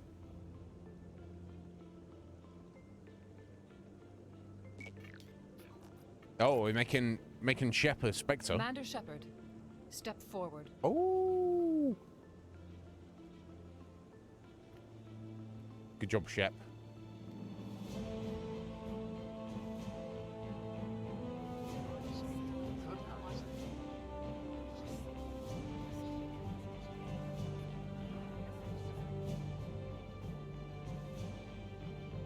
It is the decision of the Council that you be granted all the powers and privileges of the Special Tactics and Reconnaissance Branch of the Citadel.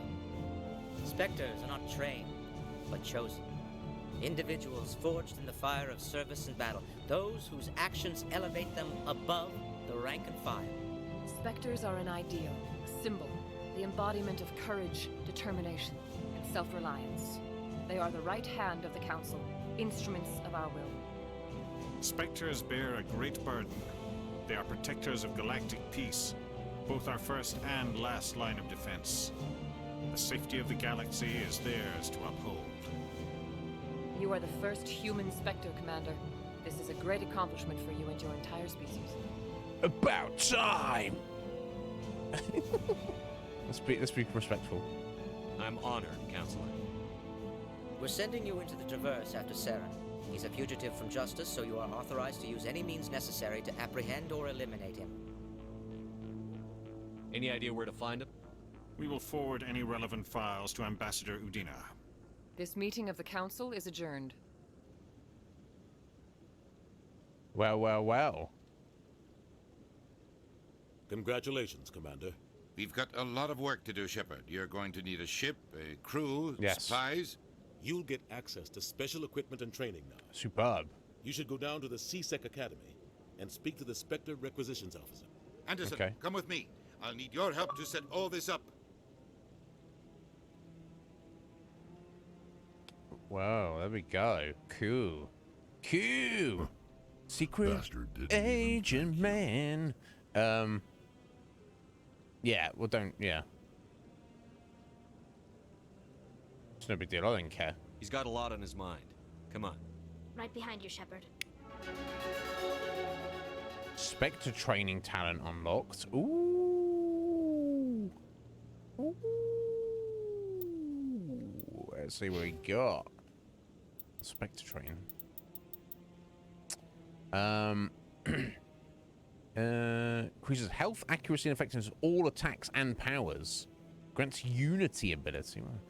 All powers and attacks by 1%, health by 5%, maximum accuracy by 2%. Because I guess there's minor bonuses to everything, basically. What's this, though? Restores dead squad members with 30% health and 50% shields. What? It's a revive. That's insane. Advanced unity. Okay. Well, I'll see what we're doing here. I'm motivated by her. It's great. I'm gonna actually just stay on top of my intimidate and charm, so it gives me more dialogue options. That's what I want to do right now, but then I think after that I'll try and work on the Spectre training. I bet when we get our ship, are we just given a ship, or do we have the Normandy? I don't know. We're going to.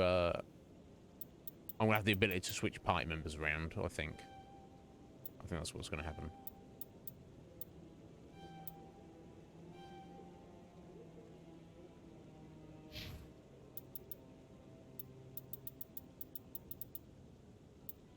Cool. Let's do Tali's electronics and decryption maxed out.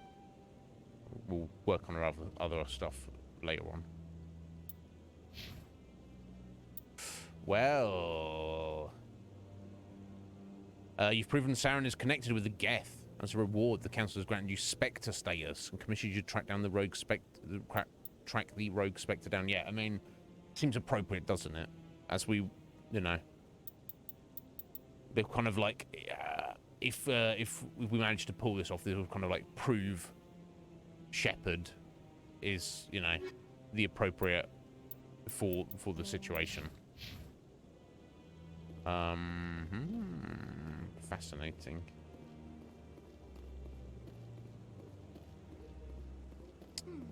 Oh, okay. There's a couple up here. We've not come all the way up here, had we? I don't think.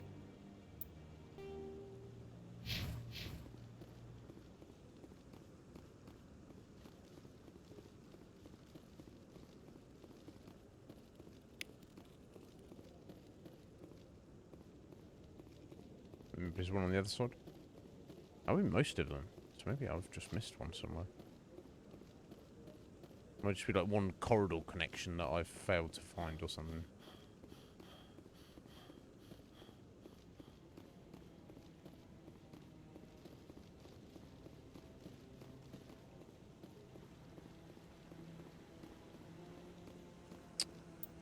What's it up to? 2. There's only 2. I feel like I've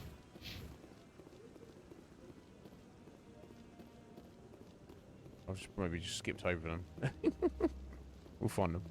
We'll find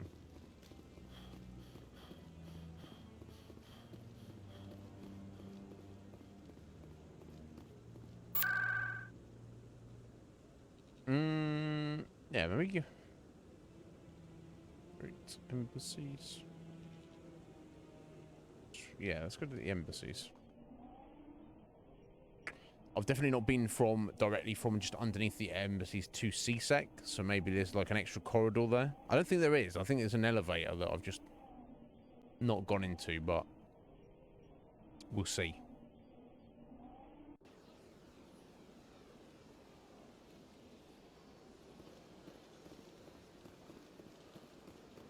In fact, there's only 2 though.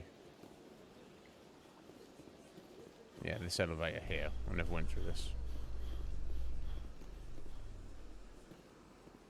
In other news, Exogeny Corp is still denying reports that one of their survey teams has gone missing in the Hades Gamma Cluster.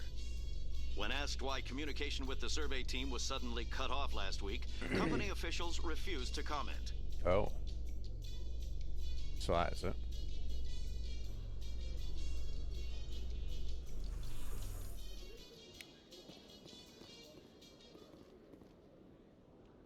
Yeah, okay. I thought that's where it would take us. Never mind. Right, is it down here for the requisition officer? No, that's the main entrance. this way.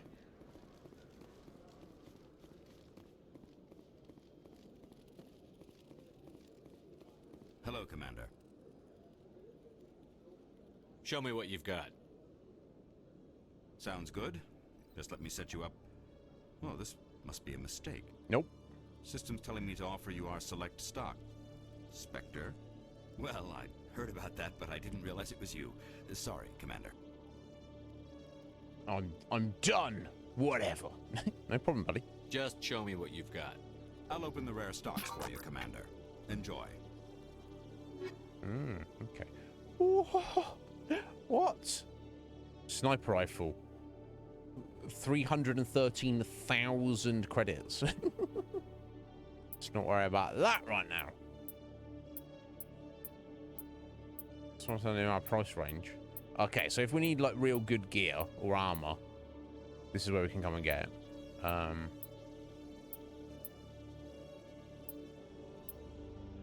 As we're basically broke, it's not anything I need to worry about right now. Okay, so you've got real nice armor. For, you know, but I'll have to go without for now. Okay, good to know. Ah, we got a mission for that, what we'd heard on the radio there. Interesting.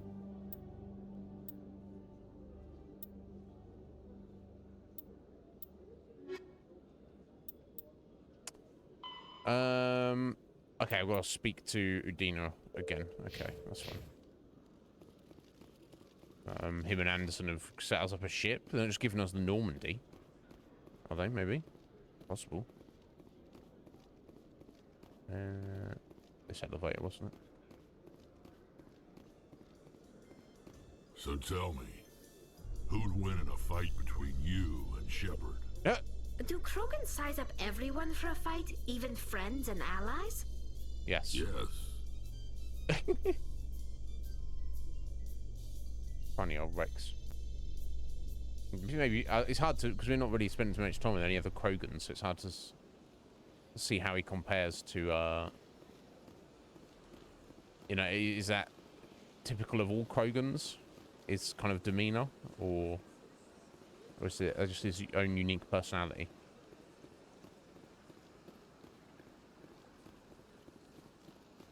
Okay, we can buy some decent stuff now, though. Just gotta save up some money for it.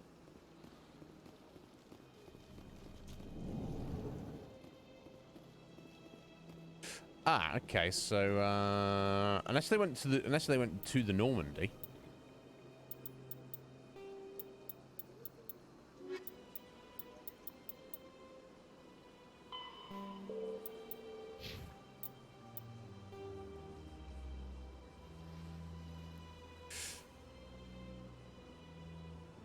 Okay, yeah, I'm not showing any markers on the map, so yeah, let's head out to the dock with the spaceship. Can I remember exactly where it is? That's the question.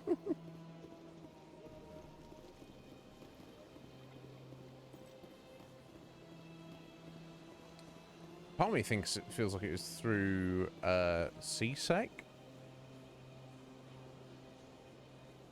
Or nearby the the wards, the market district.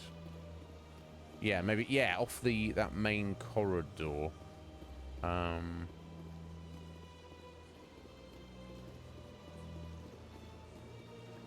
Maybe, I think. Let's find out. Okay, so we go to the wards, and if we go to the med clinic and just take it from there. Yo, Moonduck. We're looking for. I don't know. So we've just Moonduck. I hope you're well, buddy. We've just been officially made a Spectre. And I'm just looking for Udina to. Is going to get us a ship for us ready or something. I know I've been. So now I just went to the embassy, but he wasn't there. So I'm just assuming that he's at the space dock. Which I don't remember exactly where it was. Was it through here? Yes, that's CSEC down there. That's just a fast travel point there.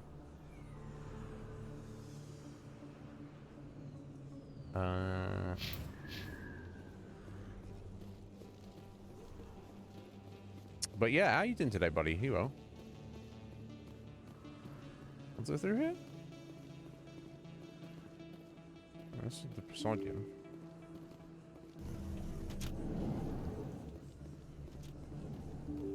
Oh, this door, though.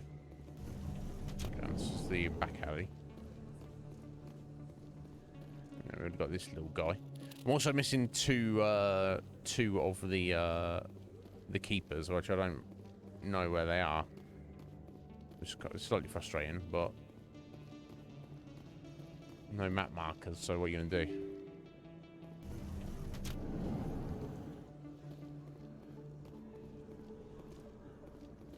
Okay, that's Cora's den. That's not of any help for anything.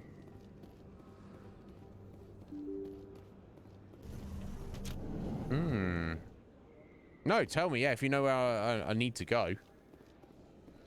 Or if you randomly know where two keepers are that I just may have completely missed. Let me know. I feel like I've been everywhere though, but yeah, of course. Yeah, let me know. I'm glad you're well. Yeah, if you know where we need to go to meet up with Udina, just feel free to tell me. I'll get this one. Yeah, I feel like I've scoured every area. But who can say? Right, it is through CSEC. Okay. You know what? Funnily enough, that was the first thing I said. But then I was... Yeah. Which makes sense, doesn't it? Any ships coming in would probably have to go through security. Maybe if they're not just like random civilians or merchants. If they're docking directly at the wards. Can we get this guy? Yep, got him. Never mind.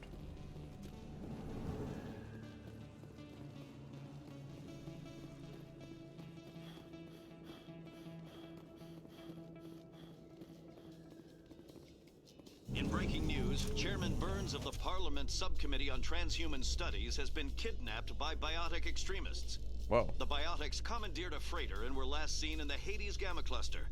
No demands have yet been made. Okay. Maybe we'll be looking into that.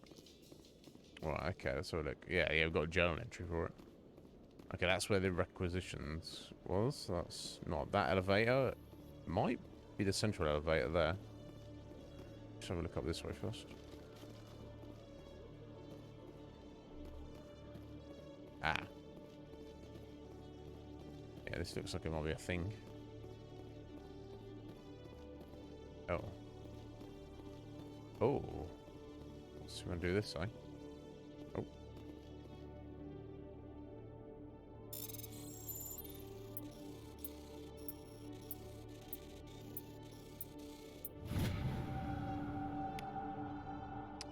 Personal interest. CSEC investigating a woman named Helena Blake.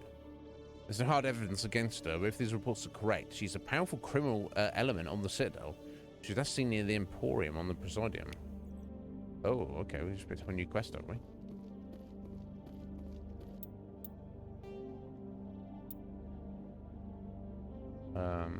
Right, that's another new random quest there. Okay. Find Helena Blake. Okay, so maybe we should actually probably go do that first.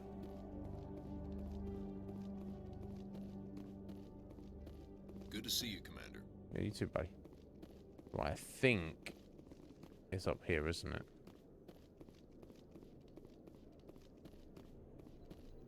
No, this is the control room. Yeah, I've been through here because I've already collected that guy. Scanned that little fella there. I'm pretty sure it's up this elevator here, isn't it? No, it's not. Okay. That doesn't go anywhere. So it must be that central elevator. Okay, let's look for this Helena Blake first, though.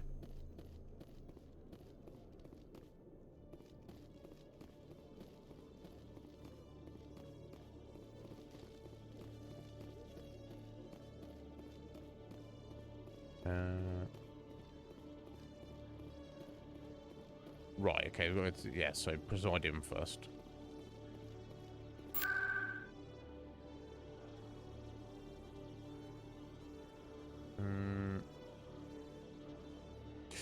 Yes, financial district.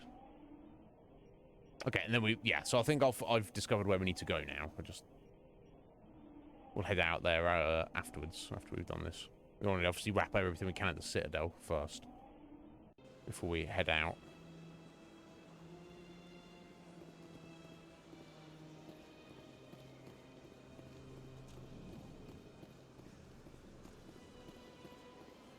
Got a moment, Spectre? I do, criminal lady. Hello, Spectre. I have a business proposition for you. Good for you. How did you know I'm a Spectre? Word travels. Your name comes up in certain circles. I'm acquainted with a pair of powerful crime bosses. Oh, she's not even They're hiding it. on remote worlds, and I have the coordinates. You could do the galaxy a favor. What? And what do you get out of this? We share interests in certain cooperative ventures, but their business Do we? practices have forced me to terminate our relationship. Once they are dead, I will manage our organization in a more tasteful manner. Yeah. I could charge you. There's an obvious setup. No, I won't do this. Not a problem. I'll do it. Okay, let's... What crimes did these men commit? They're red sand dealers who make victims of their customers. Those who can no longer pay are sold to Batarians as slaves. They're loathsome, hurting innocent people. They must be ended. What kind of defenses would these two have? I haven't the faintest idea, but they're certain to be armed. Their partnership's soured, and each believes that the other intends to kill him. They will be well prepared. I could charge you. You're obviously with them. Why don't I just arrest you instead? Arrested for what? You and I are simply having a conversation. I have excellent legal representation. Arresting me would be a waste of your time. I eliminate them, and then you take over and try to eliminate me. How stupid do I look? Yeah. While I appreciate your estimation of my bravado, I have no intention of attempting to murder you. You are the first human Spectre, and you are doing important work for humanity. I have no interest in red sand or slavery. Anyone who does deserves to die. Our needs are aligned. Yeah, well, we'll look into it. If they're as bad as you say they are, they need to be dealt with. Excellent. Here are the coordinates. When these men are dead, I will wait for you with the third set of coordinates. Goodbye, Commander. It's been a pleasure to meet you. Seems very sus, doesn't she? But, you know. We'll see. We'll see what's what. Okay, I think we're good to head out now then, right? Okay, so back to CSEC. We've got a bunch of side quests to do when we get into space, which is quite cool. There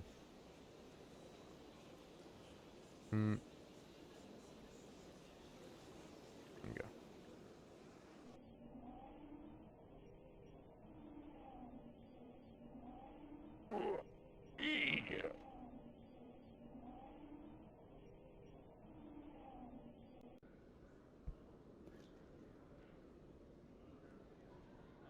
Okay, so it should be this central elevator then, I believe.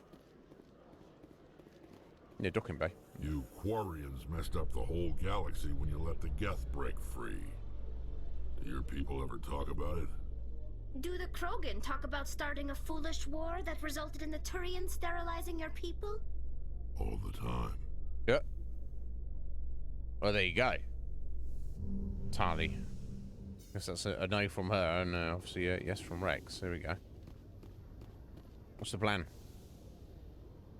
I've got big news for you, Shepard. Captain Anderson is stepping down as commanding officer of the Normandy. The ship is yours now. She's thought quick I was and gonna quiet, have- and you know the crew. Perfect ship for a Spectre. Treat her well, Commander. I'll take good care of her, sir. I know you will, Commander. Is he just... Are they giving Anderson other stuff to do? Give him another ship? I mean, it's up to them. It's above ship's pay grade, isn't it? What kind of leads do we have? Saren's gone. Don't even try to find him. But we know what he's after. The conduit. He's got his Geth scouring the Traverse looking for clues. We had reports of Geth in the Pharaoh system shortly before our colony there dropped out of contact, and there have been sightings around Noveria. Find out what Saren was after on Pharos and Noveria. Maybe you can figure out where the conduit is before he does. The Reapers are the real threat. I'm with the Council on this one, Shepard. I'm not sure they even exist. But if they do exist, the conduit's the key to bringing them back. Stop Saren from getting the conduit, and we stop the Reapers from returning. Count on me. I mean, we're gonna do our best, but what if we die or fail? I'm on it. I'll stop him. Okay. Yeah. We have one more lead. Matriarch Benezia, the other voice in that recording. She has a daughter, a scientist who specializes in the Protheans. We don't know if she's involved, but it might be a good idea to try and find her. See what she knows. Her name's Liara, Dr. Liara Tassoni. We have reports she was exploring an archaeological dig on one of the uncharted worlds in the Artemis Tau cluster. Okay. That might be the best thing to do, rather than just going to Pharos and Noveria being like, hey, there's any Geth around here. That might be a different way of approaching it, rather than just turning up looking for Geth and getting in a ruck, which we'll have to do anyway, no doubt, I'm sure. But if we find this scientist lady, who is the daughter of Saren's ally, we can be like, hey, why is your mum involved with Saren? Maybe there's like an in there. I don't know. So I think that makes sense to start there. Sounds like we should head for the Artemis Tau cluster. It's your decision, Commander. You're a Spectre now. You don't answer to us. Your actions still reflect on humanity as a whole. You make a mess and I get stuck cleaning it up. Yeah, that's your job. I'll take care of Saren. You take care of the political fallout. Not exactly the answer I was looking for, Shepard. Remember, you were a human long before you were a Spectre. Yeah, I have a but I'm meeting also to not get racist, to. Captain so... Anderson can answer any questions you might have. Yeah, whatever. Whatever, buddy. Yes, Commander? How are you holding up? Honestly, this isn't how I pictured my career coming to an end. Pushing papers really isn't my thing. I doubt. But you're the one who can stop Saren. I believe in you, Shepard. If that means I have to step aside, so be it. Tell me what happened with you and Saren 20 years ago. It's close to 20 years ago now. Yeah, Ambassador Goyle was our representative here on the Citadel. Like Udina, she wanted to get a human into the Spectres. She chose me. The Council sent Saren to keep an eye on me and evaluate my performance, just like they sent Nihilus to keep tabs on you. Why weren't you honest with me? It's not something I'm proud of. I had a chance to become the first human Spectre, and I failed. Saren made sure of that. I think I deserve the whole story. We had intel on a rogue scientist being funded by Batarian interests. He was trying to set up a facility to develop illegal AI technology out in the Verge. Alliance intel had done all the work, but the Council wanted a Spectre involved. We compromised. I was assigned to help Saren in his investigation. We tracked the scientist to a refining facility on Kamala. He was hidden away somewhere inside, protected by an army of Batarian mercenaries. The plan was simple. Sneak into the plant, capture the scientist, sneak back out. Quick, quiet, and a minimum of bloodshed. I'm guessing things didn't go as planned. Saren and I split up to cover more ground. Then about halfway through the mission, there was a massive explosion in the refinery core. Officially, it was ruled an accident, but I think Saren detonated it on purpose to draw off the enemy guards. I mean... It's a good plan if you would have been caught. Like, if you're trying to do it like a stealth insertion and extraction, you shouldn't be setting off explosions to, as you know, you should be trying to do it stealthily. Using the explosions as a distraction if you're somehow compromised, it's a good idea, but you shouldn't. That shouldn't be the first thing to do. Sounds like overkill to me. The explosion tore the refinery to shreds. The whole place was on fire. Black chemical clouds poured out into the atmosphere. Nobody inside survived. Well, literally just there was murdered a camp everybody. for the workers and their families nearby. Between the fires and the toxic fumes, the final death count was over 500. Mostly civilians. Damn. Saren didn't care. The target was eliminated. Mission accomplished. And I ended up taking the blame. That ended all talk of me joining the Spectres. Saren caused the explosion. How'd he pin it on you? In his report, Saren accused me of blowing his cover. He said it was my fault the guards were ready for us. He claimed that's why it turned into a massacre. Saren's report was all the proof the Council needed to kill my chances of becoming a Spectre. Don't blame yourself, Captain. I don't. I blame Saren. I think he wanted things to go bad. He was looking for an excuse to blow that refinery. Maybe he just likes the violence. Maybe he was just trying to make me look bad to keep humans out of the Spectres. If so, he pulled it off. Why'd you let him get away with it? Who do you think the Council was going to listen to? Me? Or their best agent? I had a bad feeling about him right from the start. I should have been more careful. Maybe I could have stopped things before they got out of hand. The only thing I care about is stopping Saren. You're right, Commander. It's no good living in the past. I want to know the truth about you and Saren. Oh. I want to know about the mission you were on together all those years ago. No, we've already just done this, haven't we? We had intel on a rogue alliance. You're right, Commander. It's no good living in the past. Anyway. What do you know about Armiston Baines? Where did you hear that name? Never mind, I don't want to know. Baines is dead. Has been for quite some time. Yeah. You don't lie to us. The people I spoke with seemed to think he was still alive. It's not common knowledge. Military's keeping it under wraps. Baines was doing some high-level work for the Alliance. Stuff even I wasn't aware of. One day he turns up dead on a drifting scout ship. Everyone suspects it was foul play, but it was never officially investigated. This is a cover-up if I ever heard one. I don't know much about it. You should talk to Admiral Kahoku. One of his crews discovered Baines' body. Yeah, we know where he is. He's up in the council chambers. Any idea how to find him? Last I heard, he was up in the tower trying to get the council to investigate Baines' death. Ah. Is there anything else, Commander? Yeah. So Baines was the one who seemingly had an issue with the doc. Doc Michelle, so we'll need to look into that. But anyway, let's talk about the these places we're going. What do you know about the Artemis Tau cluster?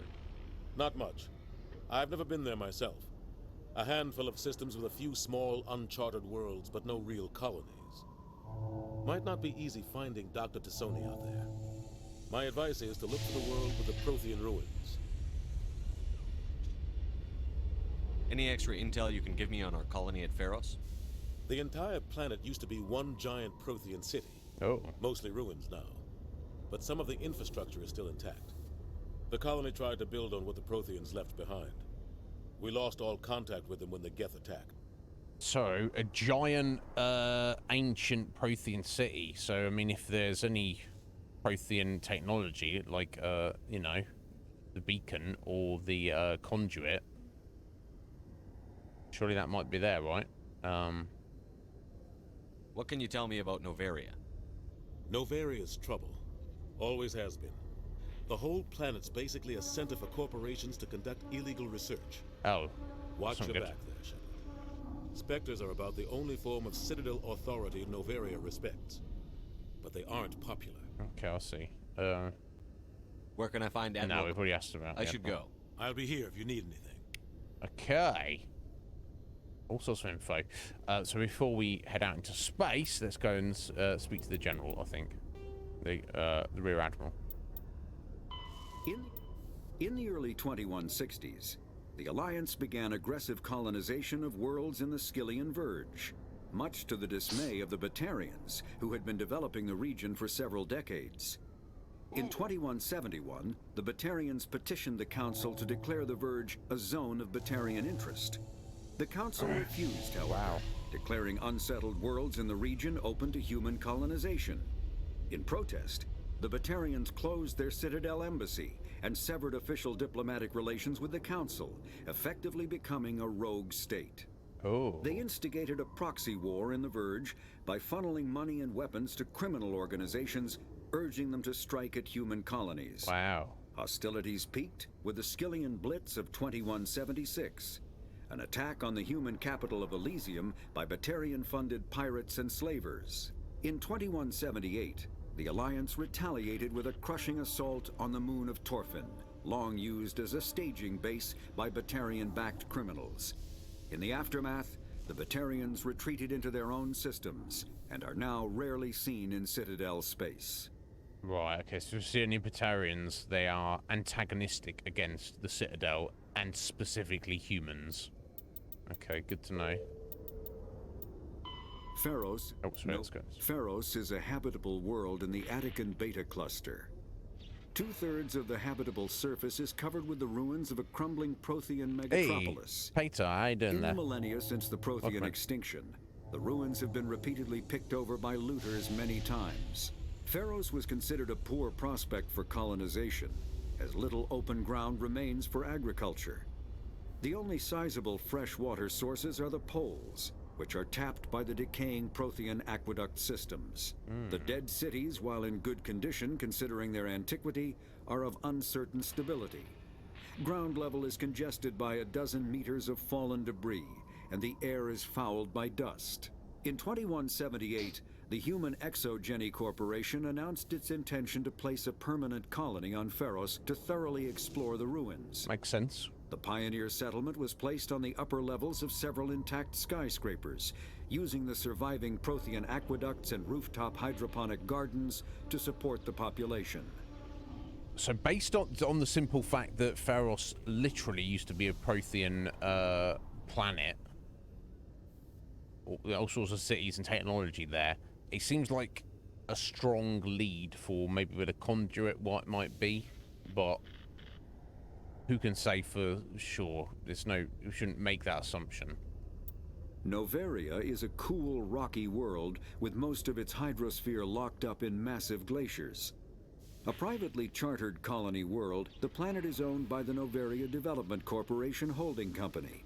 The NDC is funded by investment capital from 24 high-technology development firms and administrated by an executive board representing their interests. The investors built remote hot labs in isolated locations across Noveria's surface. These facilities are used for research too dangerous or controversial to be performed elsewhere, as Noveria is technically not part of Citadel space and therefore exempt from Council law.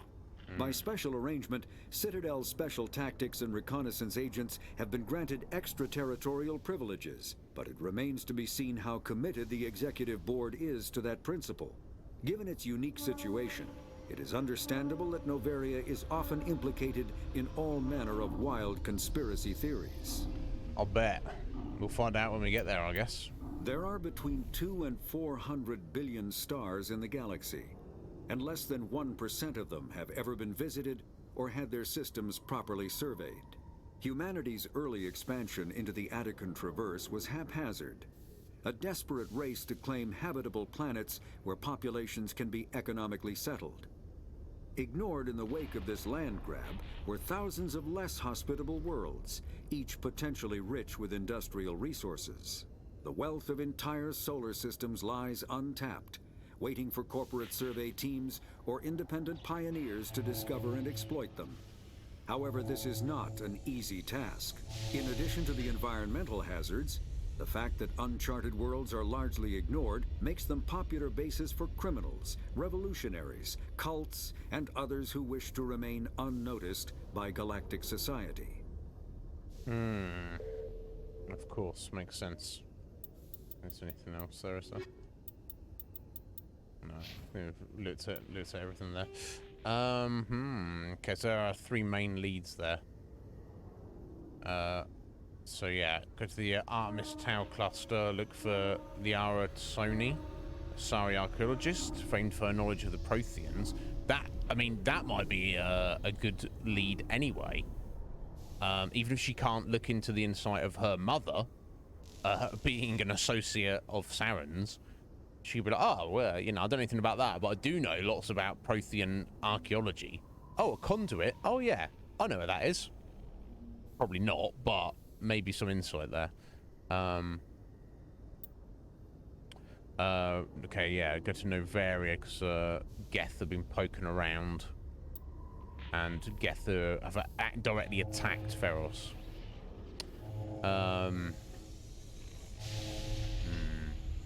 So 3 main missions. I've got a bunch of side missions as well, haven't we? So, I think what I want to do first, of course, is a side mission, though. So, yes, yes, that was Helena Blake telling her about her previous associate she wants us to assassinate. Okay. Hostage situation, Hades Gamma Cluster.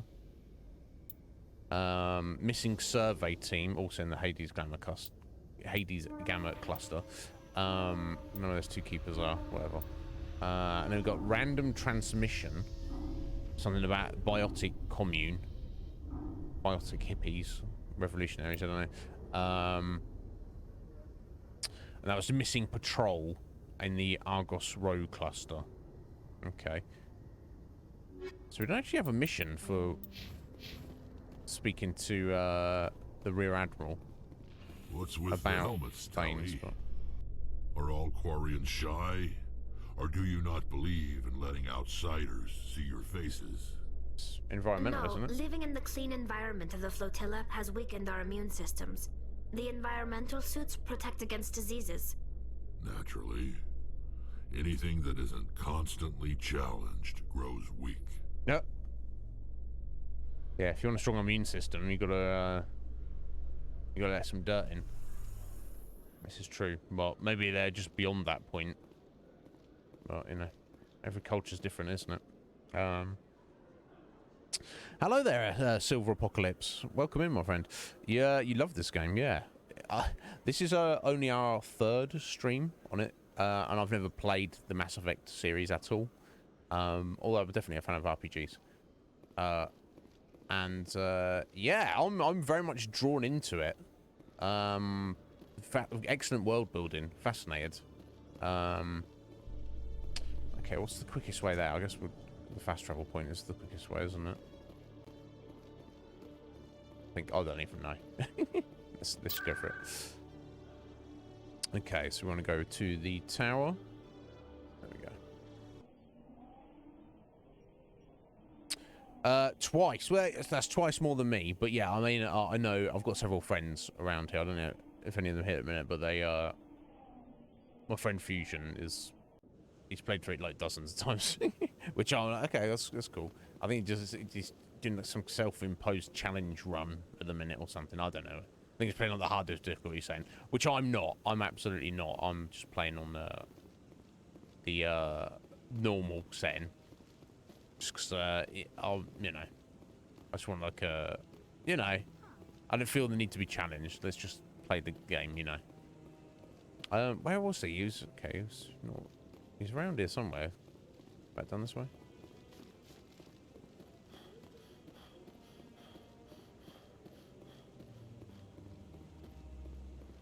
There he is. No, I'm waiting to speak with one of the Councilor's assistants. Speak to me instead, buddy. Congratulations on becoming the first human Spectre, Commander.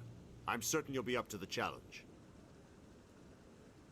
I appreciate that. My name is Admiral Kahoku.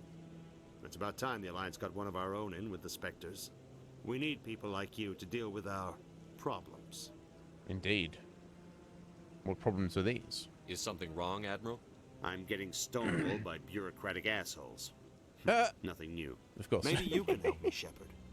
One of my recon teams was investigating some strange activity out in the Traverse. Okay, We lost contact yesterday. Now I can't get clearance to check it out. Suddenly it's a restricted area. But that doesn't apply to you, Shepard. Indeed. Spectres can go anywhere they want. You could find out why my team dropped out of contact. Okay. I'll find them, Admiral. I appreciate that, Commander. I was running out of options. I'm going to stay here and see if I can find anything out through official channels. Won't hold my breath, though. Okay. I'll upload the info on where my team was last seen to your ship. Maybe you can get some answers. Maybe.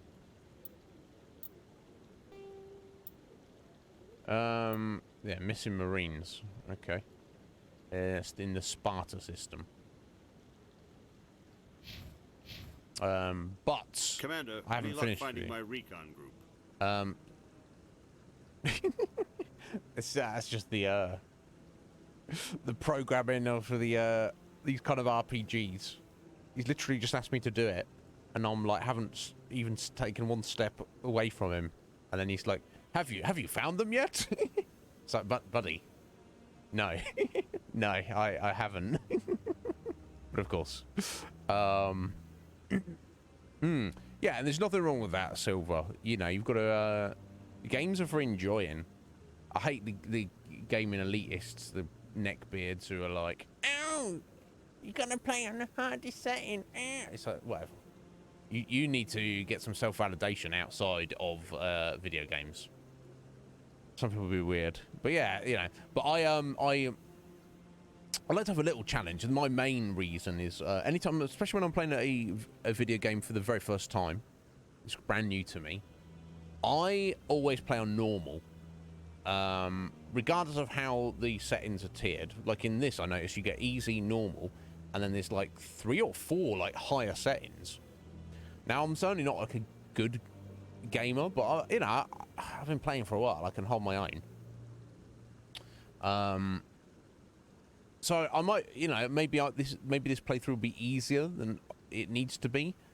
But my reason for it is that I like to experience the game for the first time based on what the developers consider to be the standard setting.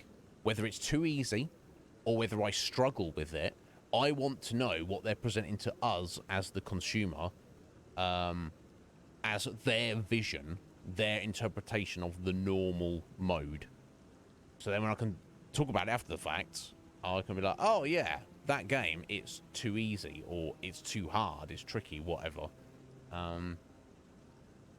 You know, if I was ever to come back and play this again in the future, then I'll be like, oh yeah, Mass Effect, that's great. Oh yeah, I remember it being a little bit too easy, let me crank the difficulty up. But for a first time playthrough, I always want to see what the makers of the game are presenting to you as what they feel is the, in a sense, the definitive version of the game. So we'll see. Looking forward to that. Yeah. Silver, yeah, my friend Fusion, what he's doing at the minute, yeah, he's like, he's so familiar with the game that he can only play on Insanity because he feels any other setting, it feels too easy for him. And while we all require different degrees of challenge, each as individual gamers, but also with different type of games. Some games I really desire like a hard challenge. Other games I don't want a challenge. I just want to play the game. But yeah, if you're playing the game and you're like, oh no, this you just feel too easy, then yeah, crank it up. But I can't imagine what that's like. Now I haven't struggled with the combat in this so far, but we're so early on in the game that I haven't been in that many fights, really. But I kind of like the idea of just letting your squad mates do whatever they want to do, and I'll just dive into cover and just pew pew shoot my gun. That actually sounds fun to me. I don't need. I'm not going to stress it. I haven't got to, worry about doing whatever. I can be like overly tactical about it. Just let me just shoot things and have an interesting story. It's not. Is that too much to ask? I don't know. Yeah, Moonduck is very familiar with it as well, and is a little bit out of practice. Yeah, he doesn't have to do anything. Yeah, some games be like that, don't they? Like if you don't play them for long enough, you want to like ease yourself back into it, and I feel that's the right thing to do. You know, because some people are like, you know, challenge runs or like speed running for like particularly any games, but particularly retro games. It's like, I respect it wholeheartedly. But for me, that's not fun. Like stressing to be like, gotta go quick, gotta go fast, gotta do this, gotta do that, gotta do that. Oh no, I fucked up here. I missed a few seconds there, so I've ruined the run. It's like, life's stressful enough. I don't want to feel stress when I'm playing video games, right? But each their own. There's certainly no judgments here. Yeah, exactly. I like the Souls games, Silver, and I like the fact that there isn't a difficulty saying, but you get the fanboys who are like, you know, who about when people say, hey, Dark Souls should have like an easy mode, and they go, no, and I'm like, well, if it means more people can play the game and experience the game and have fun with it, it should have an invincibility cheat on it. I don't give a shit. How does that affect me? How does it affect me, what other people do? It doesn't. I wouldn't play it on the easy mode. I like the challenge in the Souls games. Silver, I don't know if you've played Elden Ring. We played that a few months ago at the start of the year. And I'm familiar with the Dark Souls games. Not very good at them, not an expert, but I'm good enough to like get through them. And you know, I got through Elden Ring. We had a death counter. We had over 1,000 deaths by the time we finished with that game, and there was even one optional boss that I didn't even defeat. I tried. I had like about 50 or 60 attempts. I was like, no, I'm done. We're moving on. I don't care. Yeah, too many people. Their own sense of self-worth is tied to things that are not important. And it's affected by what other people do, and it's almost like they feel that, well, I completed this really hard game, and if other people are allowed to complete the same really hard game, but they have an easier time of it, that somehow invalidates my success. And it's like, nobody gives a fuck what games you completed, buddy. It's like they're meant to be fun. It's like a solo thing to do, except when you're streaming, of course, then you can share it with other people. Anyway, that's my rant for the day. Or one of the rants for the day.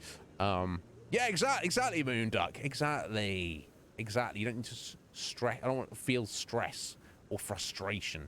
I used to be an achievement hunter, so I definitely had frustrating and difficult times in video games because I was great at those achievements because it boosts up my number, and then I was like, nobody gives a fuck about this apart from me. So then the question becomes, should I give a fuck about this? And I personally, and if anyone feels that it's important to them, achievements or trophies or whatever, and I came to the conclusion that, no, I don't actually care about this. Let's just play the video games. Let's not worry about the numbers or whatever. Silver, I recommend them, but you know, they are punishing. They are brutal.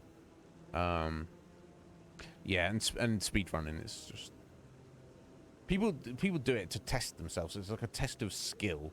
It's like, how far can you throw a baseball? Test of skill. It's like, you know, how far can you run? You know, how many push-ups can you do? Whatever. It's like, how quickly can I complete this game? 8 minutes, cool. The world record is 7.5 minutes. Can I shave a few seconds off my... It's perfectly valid, but to me, that sounds like work, not fun. Well, you know. Everybody's different.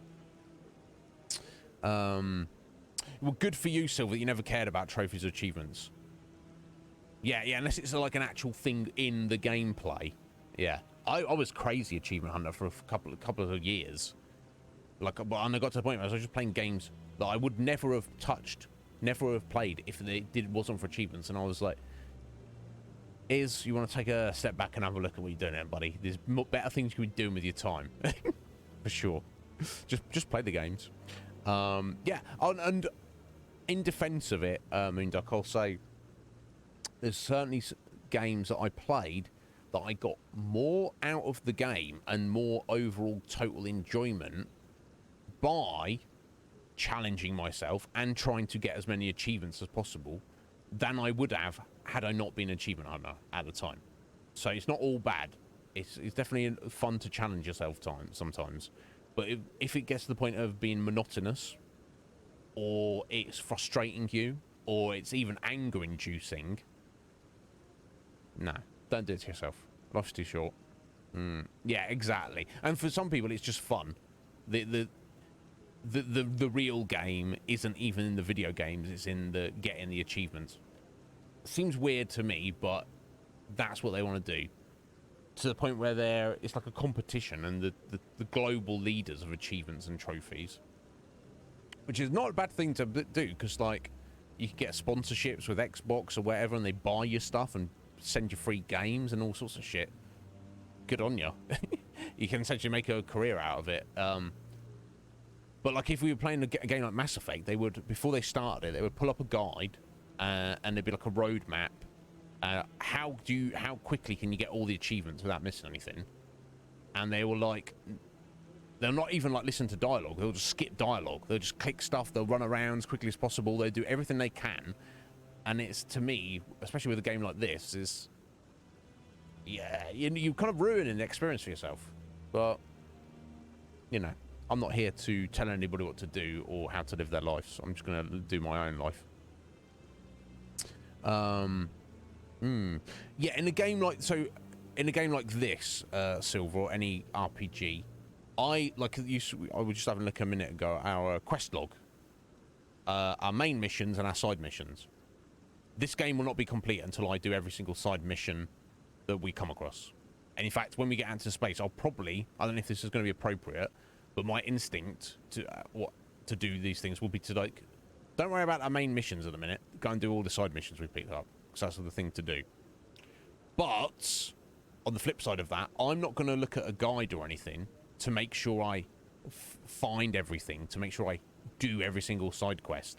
And if I like fuck one up or I miss one, I don't care. I'm just, let's move on. It's just not stopping us enjoying the game. But yeah, so I definitely see both sides of it for sure. Nah.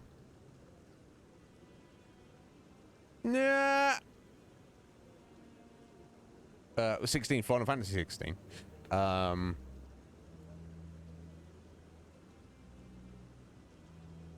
Yeah. A video game is what you make of it. This essentially is what you get out of it. Everyone goes different things, but like, if you whip through something as quickly as you possibly can, don't be surprised when it's over. You know, enjoy it, immerse yourself in it. Anyway, yeah, but something about Baines. There we go. Sorry about a bit sidetracked. Captain Anderson said you had information on Baines.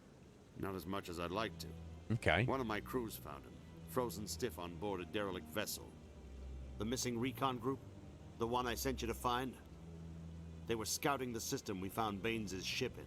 Oh, okay. You should have mentioned this earlier, Admiral. Baines is already dead. It's too late for him. I'm only concerned about my team. Someone has to find them. Is he really dead, though? Please, Shepard. I'm counting on you. All right, Admiral. I'll do my best. Okay, cool. That's that taken care of. Okay, I think we're about ready to head out into space now. We got loads of main missions. We've got 3 main missions, and we've also got a nice handful of side things to look at, which I don't know how short or long they're going to be, if we have access to them all at the minute, or... But I don't know. Let's find out. Let's get in on our ship out in the Normandy, our ship now. We can do whatever we want. We just have to report to the council. Everyone has to kind of like give way to us. Just turn up and be like, "Hey, I'm Shep, the new Spectre," and they're like, "Oh." Celebrations are being planned for the anniversary of the end of the Rachni Wars. Many Council worlds, particularly Asari and Solarian colonies, will hold victory parades to commemorate the defeat of the invading Rachni. In a rare admission of debt, several Asari colonies have invited Krogans to be honored for the victories the uplifted Krogans made possible. Yeah, well, it was mostly on them, wasn't it? So they started wilding out. Oh, hang on. Here's one. Oh, there, little buddy. kind of slightly frustrating now. I've missed one single keeper somewhere in the Citadel. I don't know where he is. God damn it. Never mind.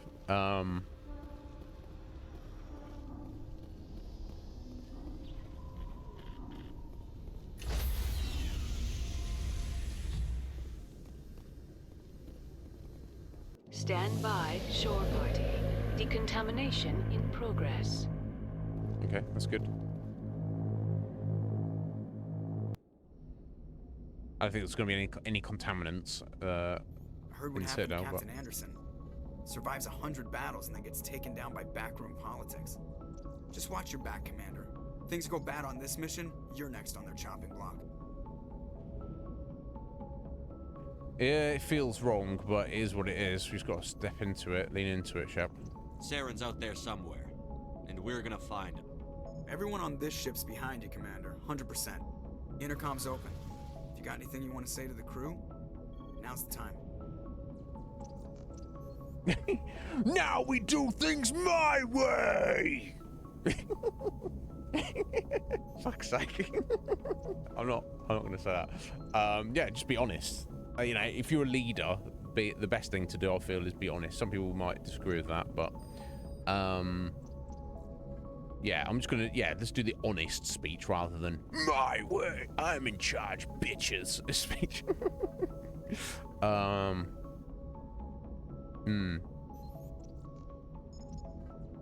we're only missing one moon duck. Well, we'll have to go back there at some point to turn these quests in, no doubt. So, yeah, you let me know next time we come back here. This is Commander Shepard speaking. We have our orders. Find Saren before he finds the conduit. I won't lie to you, crew. This mission isn't going to be easy. Humanity must do its part. Eden Prime is just the start. Nobody's going to help us. Saren will be ready for us. That seems more appropriate. Our enemy knows we're coming. Wherever he searches for the conduit, we'll be there. We will hunt him to the very ends of the galaxy and bring him down. Humanity's in this alone! In this mission alone. So dramatic. We must not fail. I mean, yeah, we're kind of all screwed, but putting an ultimatum on people isn't the way to go. Humanity needs to do this. Not just for our own sake, but for the sake of every other species in Citadel space. Saren must be stopped. And I promise you all, we will stop him. Well said, Commander. Captain will be proud. No, not if we fail. He doesn't matter anymore. The captain? What are you talking about, Joker? I'm the captain now. Captain who? Never heard of him. The captain gave up everything so I could have this chance. We can't fail. Yeah. Yes, sir. Step 2, Shep. There we go.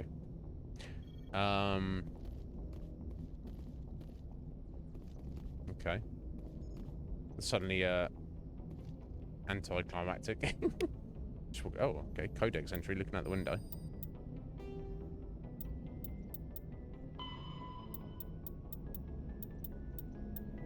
Oh. Ah, the appearance. Faster than light drive appearance. New space travelers ask, what does it look like outside a ship moving at faster than light speed? Part of the answer can be seen in a simple pane of glass. Light travels slower through glass than it does through open air. Light also moves slower in conventional space than it does in high-speed mass effect field. This causes refraction. Any light entering at an angle is bent and separated into a spectrum. Objects outside the ship will appear refracted. The greater the difference between the objective, exterior, and subjective, interior speeds of light, the greater the refraction. So the faster you're going, the stronger the effect.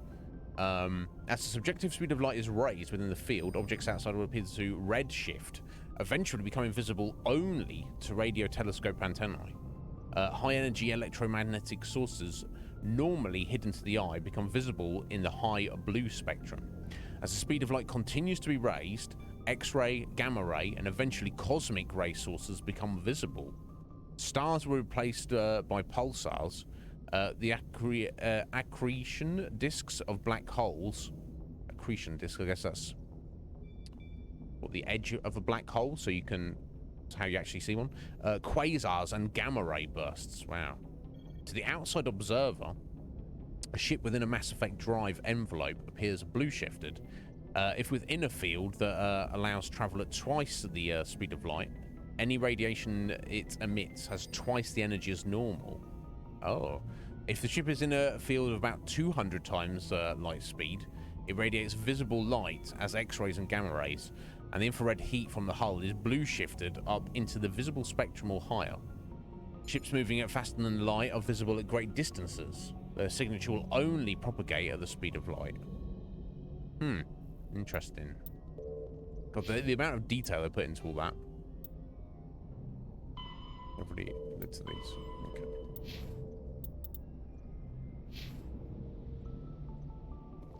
Very interesting. Commander, something you need? Tell me about the ship. How's the Normandy performing? Is she everything they said she'd be? She's the best ship in the fleet, if you've got a pilot who knows how to handle her. Balance isn't what you'd expect. Takes a while to get used to that oversized drive core we got stuffed in the back, and her power can sneak up on you if you're not careful. The Normandy's probably too much ship for your average Alliance pilot, Commander. Lucky for you, I'm anything but average. Well, well, well, is that right, Joker? I like to know my crew. Mind if I ask you a few questions? I can see where this is going. You did a background check on me, didn't you? Well, I'll tell you the same thing I told the captain. You want me as your pilot. I'm not good.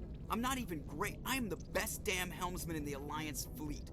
Wow. Top of my class in flight school, I earned that. All those commendations in my file, I earned every single one. Those weren't given to me as charity for my disease. Are you contagious? I'm sure we would know about that if he were. I'm not, yeah, I'm not trying to insult him, but yeah, what disease, buddy? What are you talking about? Are you sick? You mean you didn't know? Oh, crap. No, I didn't, okay, so tell me. I've got Vrolik syndrome, brittle bone disease. The bones in my legs never develop properly. They're basically hollow, too much force and they'll shatter. Even with crutches and my leg braces, it's hard to get around. One wrong step and crack! It's very dramatic, but I've learned to manage my condition, Commander. Put the Normandy in my hands and I'll make her dance for you. Just don't ask me to get up and dance unless, you like the sound of snapping shin bone. Yeah, well, I can see how he got his nickname.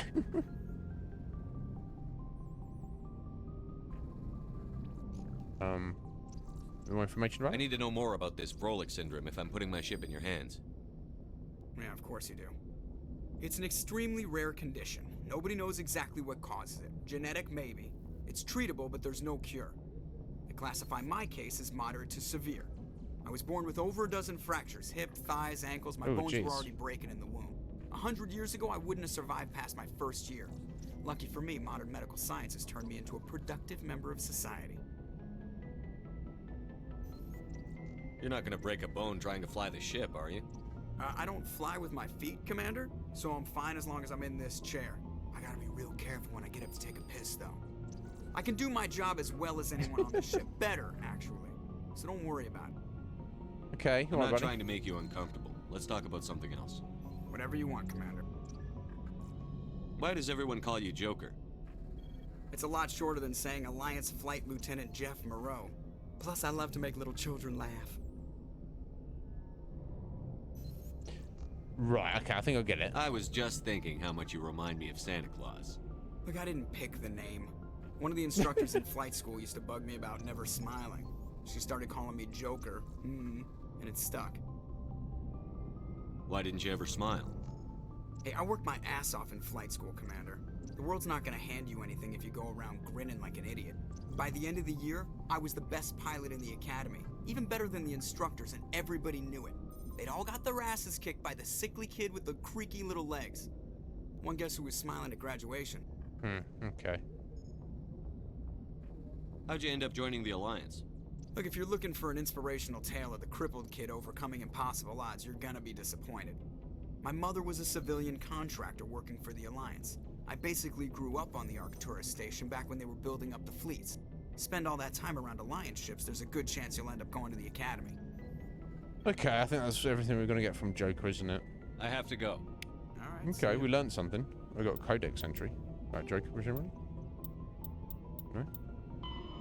Arcturus Station. Arcturus Station is the gateway to Sol. Okay, so the station just before our solar system, I guess. 5 kilometer diameter Stanford Taurus type space station. Oh, there's at the training Lagrange point of the gas giant Themis.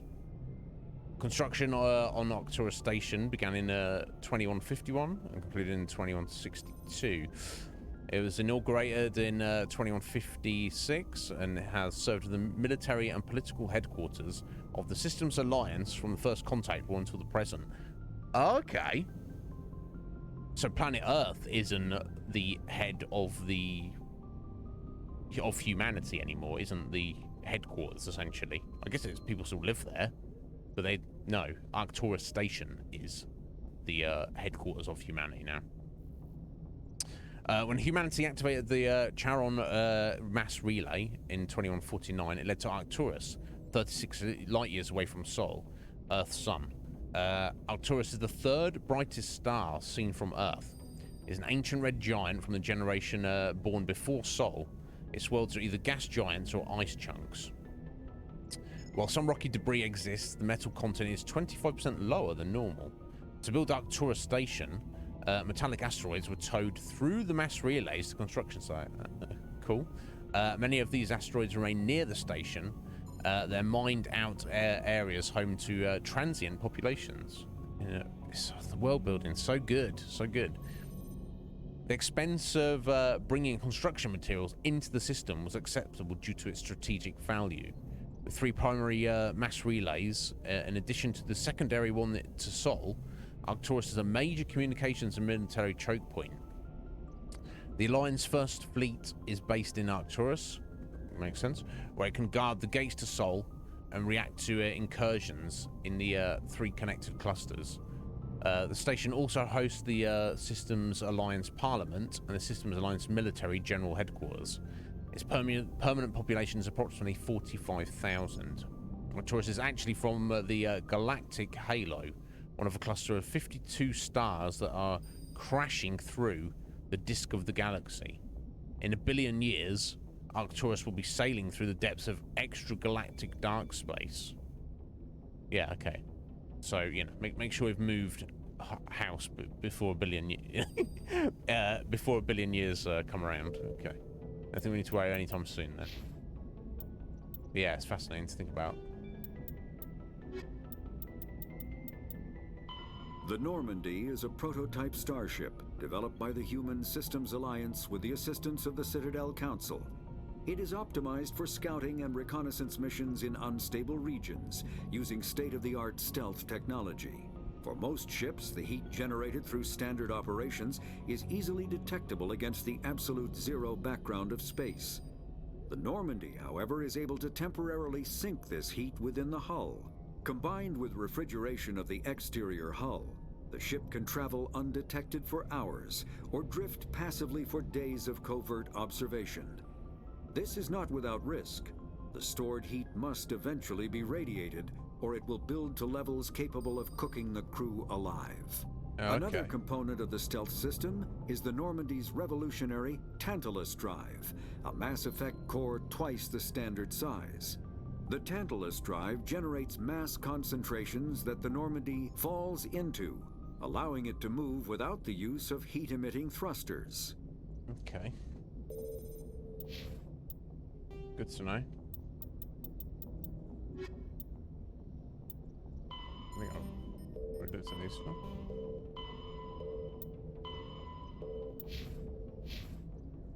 That's just literally reminding you there. Okay, and that's to get, yeah, on and off the ship there.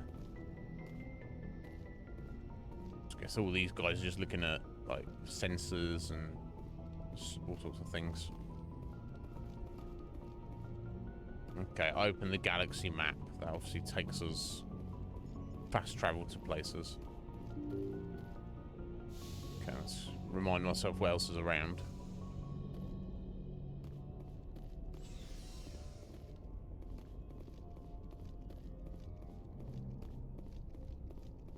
Okay, this is a meeting room. Okay, this is a med bay.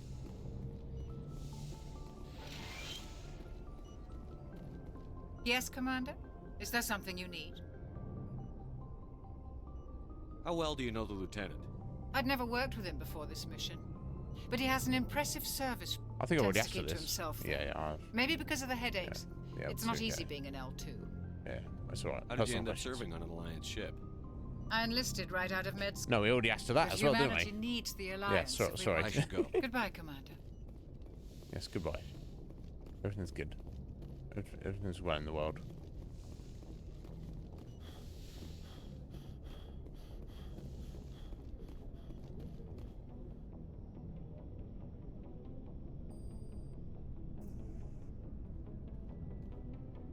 Anything you need, Commander?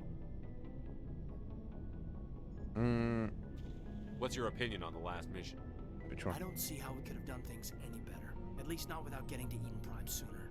And we were on the scene faster than any other Alliance ship could have been. Okay. Just trying to get a sense of where the crew's at. Thoughts? I've wasted enough of your time for now, Commander. We'll have time for personal debriefings later. We'll talk another time, Lieutenant. Hey, I have a question for you. No, you don't. You don't have time. Who's in charge here? Oh, sleep pods. Okay, just gives a codex entry. Let's read about these. Cabins give each individual 10 cubic meters of space. On larger vessels, private rooms are common. As ships get smaller, the number of crew packed into a single wardroom increases. Asari prefer shared spaces, even on larger vessels, while Krogan territorial instincts make it impossible for them to cohabitate even on the smallest ships. Smallest ships. On smaller vessels, hot bunking is the norm. Crew members assigned to different watchers share the same bunk. When one gets off duty, he wakes up the person in the bunk. While that crew is on duty, the first gets his rack time. Yes, gotta do what you gotta do. Spacecraft compartments can be isolated by airtight doors in case of decompression. Don't think about that. The cinematic vision of explosive decompression is fiction. Hold compartments either take enough damage that occupants are killed instantly, or leak slowly enough they're able to reach protective gear. Okay. So if you if you get decompressed in space, you don't kind of almost got nothing to worry about. You're not going to feel it. You'll either be instantly dead, or you survive. So no worries. Compartments are equipped with emergency life support apparatus, fireproof plastic bubbles with air bottles. Small when stowed, ELSA comfortably accommodate one individual inflated. Oh, it's a little fireproof plastic bubble you put yourself in. Damage control procedure cuts off ventilation to burning compartments. Without oxygen to consume, fire dies in seconds. The compartment is repressurized after the crew's recovery. Okay. Afterwards for crew recovery. Mass effect fields create an artificial gravity, AGRAV, plane below the decks, preventing muscle atrophy and bone loss in 0G. Well, clever. Large vessels arrange their decks perpendicular to their thrust axis. The highest decks are at the bow and the lowest are at the engines. This allows AGRAV to work with the inertial effects of thrust. Ships that can land arrange their decks laterally so the crew can move about while the vessel is on the ground. Yeah, that makes perfect sense. Warships normally turn off their AGRAV systems during combat, reducing the heat generated by systems and increasing the combat endurance. To provide a point of reference for navigating in 0G, floors are painted a different color from the walls and ceilings. God, the amount of thought has gone into all this is impressive. Okay, so there's literally, so there's clearly on the Normandy we have a very specific hot bunk situation, but it's not even bunks or rooms. You literally just get in a little pod when it's time to sleep. Wild, eh? Except I think Shep is the exception here. This is, we're now taking over the captain's quarters, I guess. He gets an actual bed. Not much of one, but...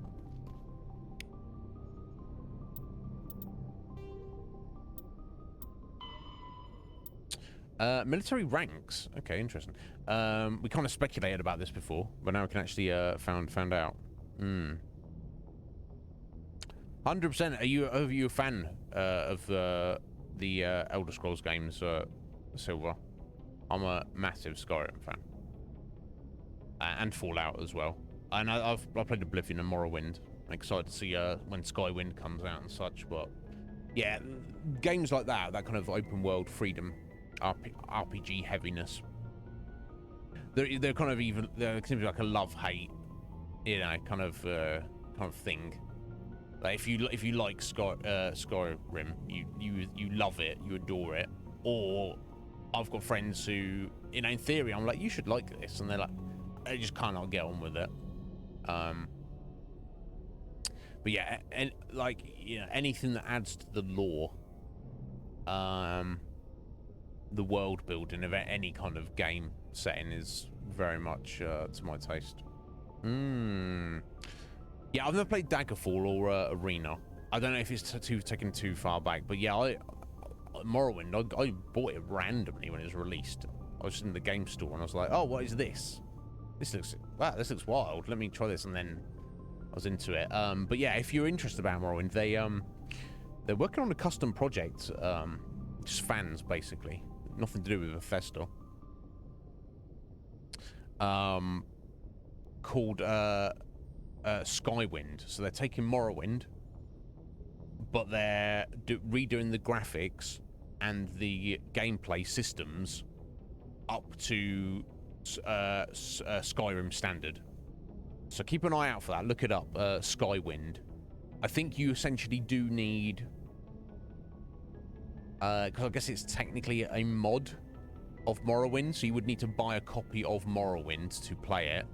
But whenever it's released, you can just download it and play Morrowind in, you know, a much better fashion, because it is a fantastic game, superior to Oblivion and Skyrim in some ways, in terms of freedom. But I don't know if they've pared that back, maybe. But the gameplay is a bit jank, I'll be honest, and it hasn't aged well in terms of how it looks, let's put it that way. But Atheline, you insist that Daggerfall is the best. I don't know, maybe I'll find out one day. Yeah, Daggerfall Unity. Oh, you already know about Skywind and Skyblivion. Okay, cool, excellent, yeah. You having a bubble, Af? I keep getting tweets about it. Oh, sorry, I'm just connected to that. So let me finish reading this.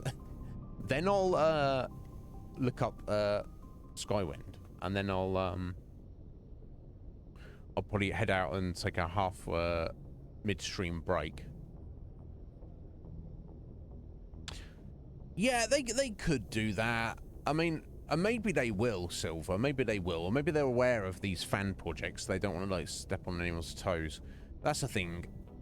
I'm glad that Bethesda is now owned by Xbox, because I believe they'll probably do better with it than Bethesda on their own. But the scope of those games and how much work is involved, if those projects ever happen, which I hope they would, it's going to take a long time. So we'll have to wait and see. But yeah, if they did like a full re-release of any of the older Elder Scrolls games, it's like free money basically for Xbox. They're just like, oh, it's just free money for us. But yeah, so maybe they'll get that sorted out at some point in the future. Anyway, let's read about these military ranks.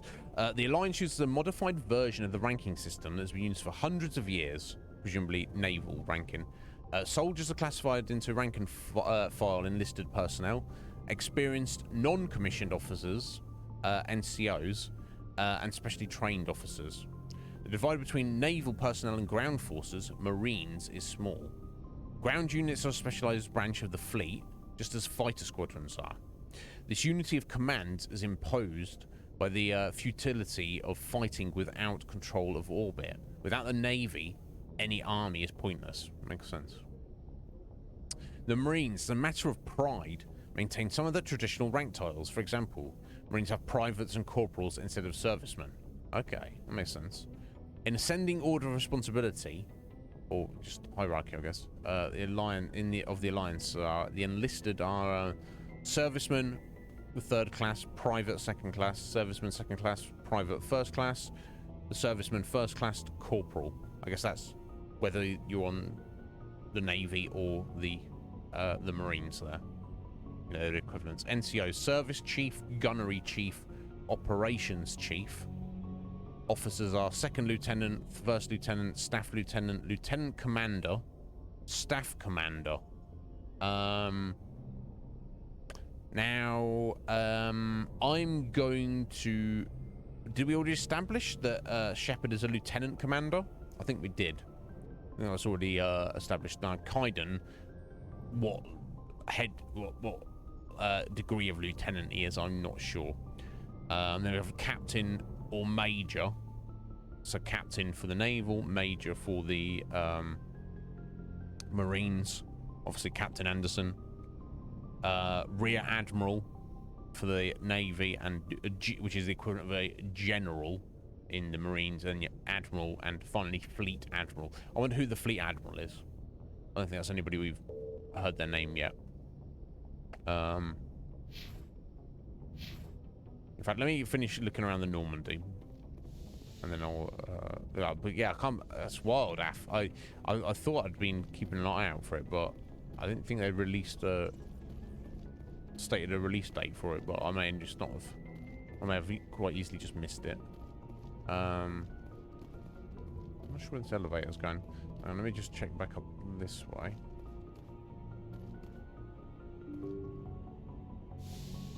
Okay, this just brings us up here. So we've got the galaxy map there, which no doubt we'll look at that in a moment. And this is... I guess it's like the conference room? Or of some kind.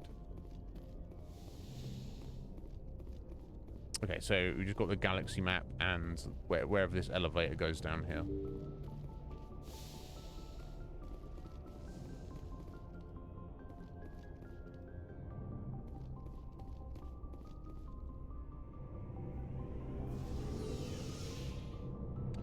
Going somewhere.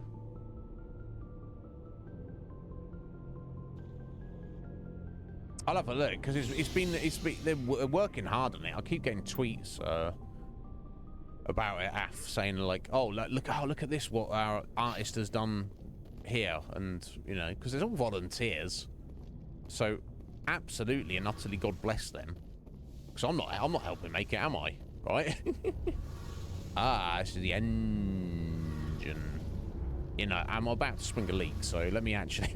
We'll look at all this in a minute. Firstly...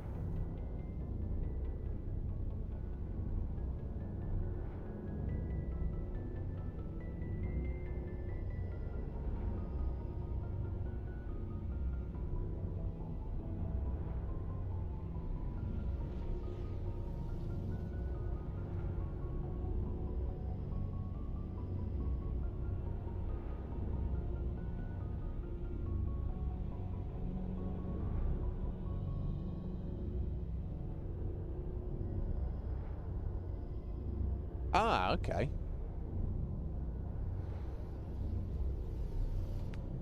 This is just looking at on Wikipedia at the minute, so maybe I'll find something else. But apparently in May, so I've missed this.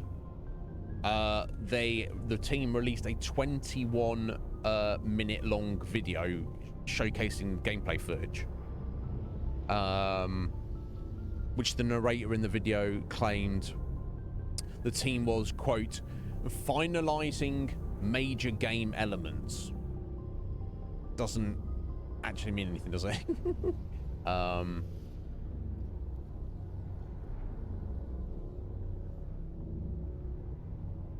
So let's search release date.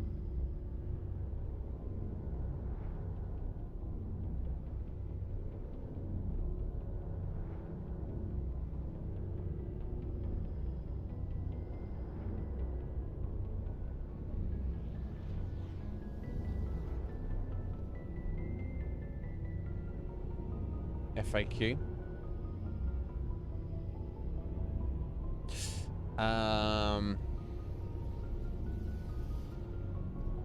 Yeah, I can't see anything about it. Yeah, apparently 2 months ago they released that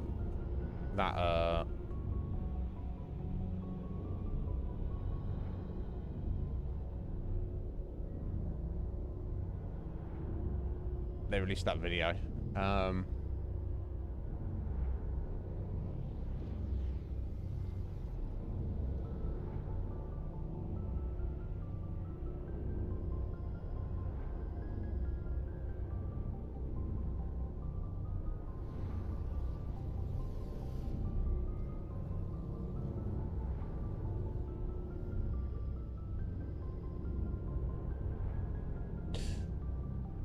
Yeah, we'll see.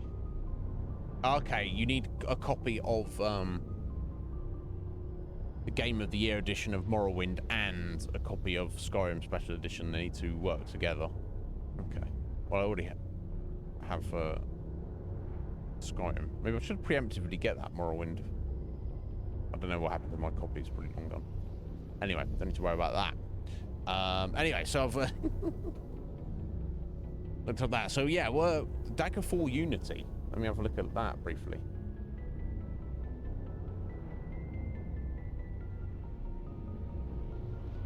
Yeah, remastering Daggerfall. What?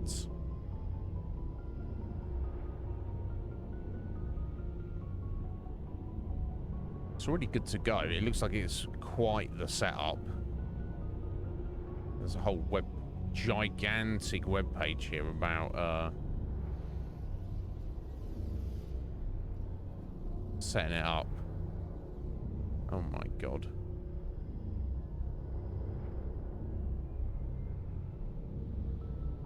It seems to explain everything very well though.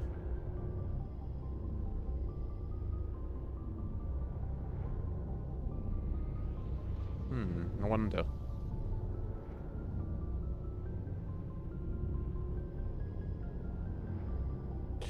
So you hold to that, Atheline. Daggerfall is the best. Isn't it just like the biggest? Is that not how it is? It's got the whole of Tamriel in it. I don't know. That's what I've heard. I don't know if that's correct. Anyway, even though it says Daggerfall, so I mean, I don't know. It doesn't matter anyway. Garuda! It's procedurally generated. What? How can it be procedurally generated? Okay. I mean, it's different for everybody. It's a dream version. I don't know. Anyway, I'm sure it's great. I'm sure I would very much like to play it. Garuda, how you doing, bro? I'm so sorry, Grid. I'm literally just going on my 3-minute break. I'll be right back though. Okay, that's you know, I could probably live with that, Af. I'm not against it. I am greatly enjoying Mass Effect Garuda, very much so. No, I'm running to Garuda. I'm running away from you, Af. Not really. Bug's on it. Hey, Slogan! Alright there, Slogan. Good day to you, buddy. Slogan, again, as I just apologise to Garuda, I'll apologise to you as well. I'm just stepping out for 3 minutes. I'm going to spring a leak and also make coffee while I'm at it, 'cause it's that time. But welcome in, guys. I hope you're both well. We're very near the start of the beginning of Mass Effect. It's only our 3rd stream on it, and it's excellent game so far. I'm very intrigued by it. But bear with, folks. I'll be as quick as I can, and I will be back momentarily.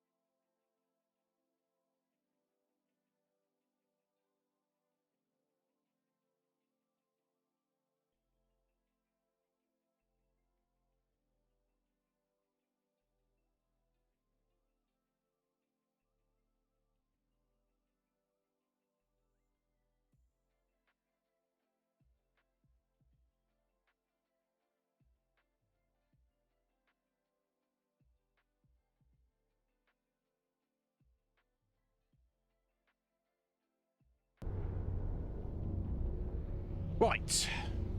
Sorry for the delay there.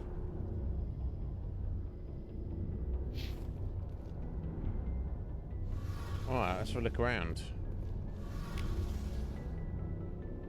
That's the what's powering the engine. That's the element 0 stuff, isn't it?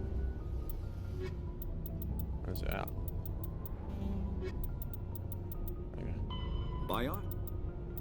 When subjected to an electrical current, the rare material dubbed Element 0, or EZO, emits a dark energy field that raises or lowers the mass of all objects within it. This mass effect is used in countless ways, from generating artificial gravity to manufacturing high-strength construction materials. It is most prominently used to enable faster-than-light space travel. EZO is generated when solid matter, such as a planet, is affected by the energy of a star going supernova.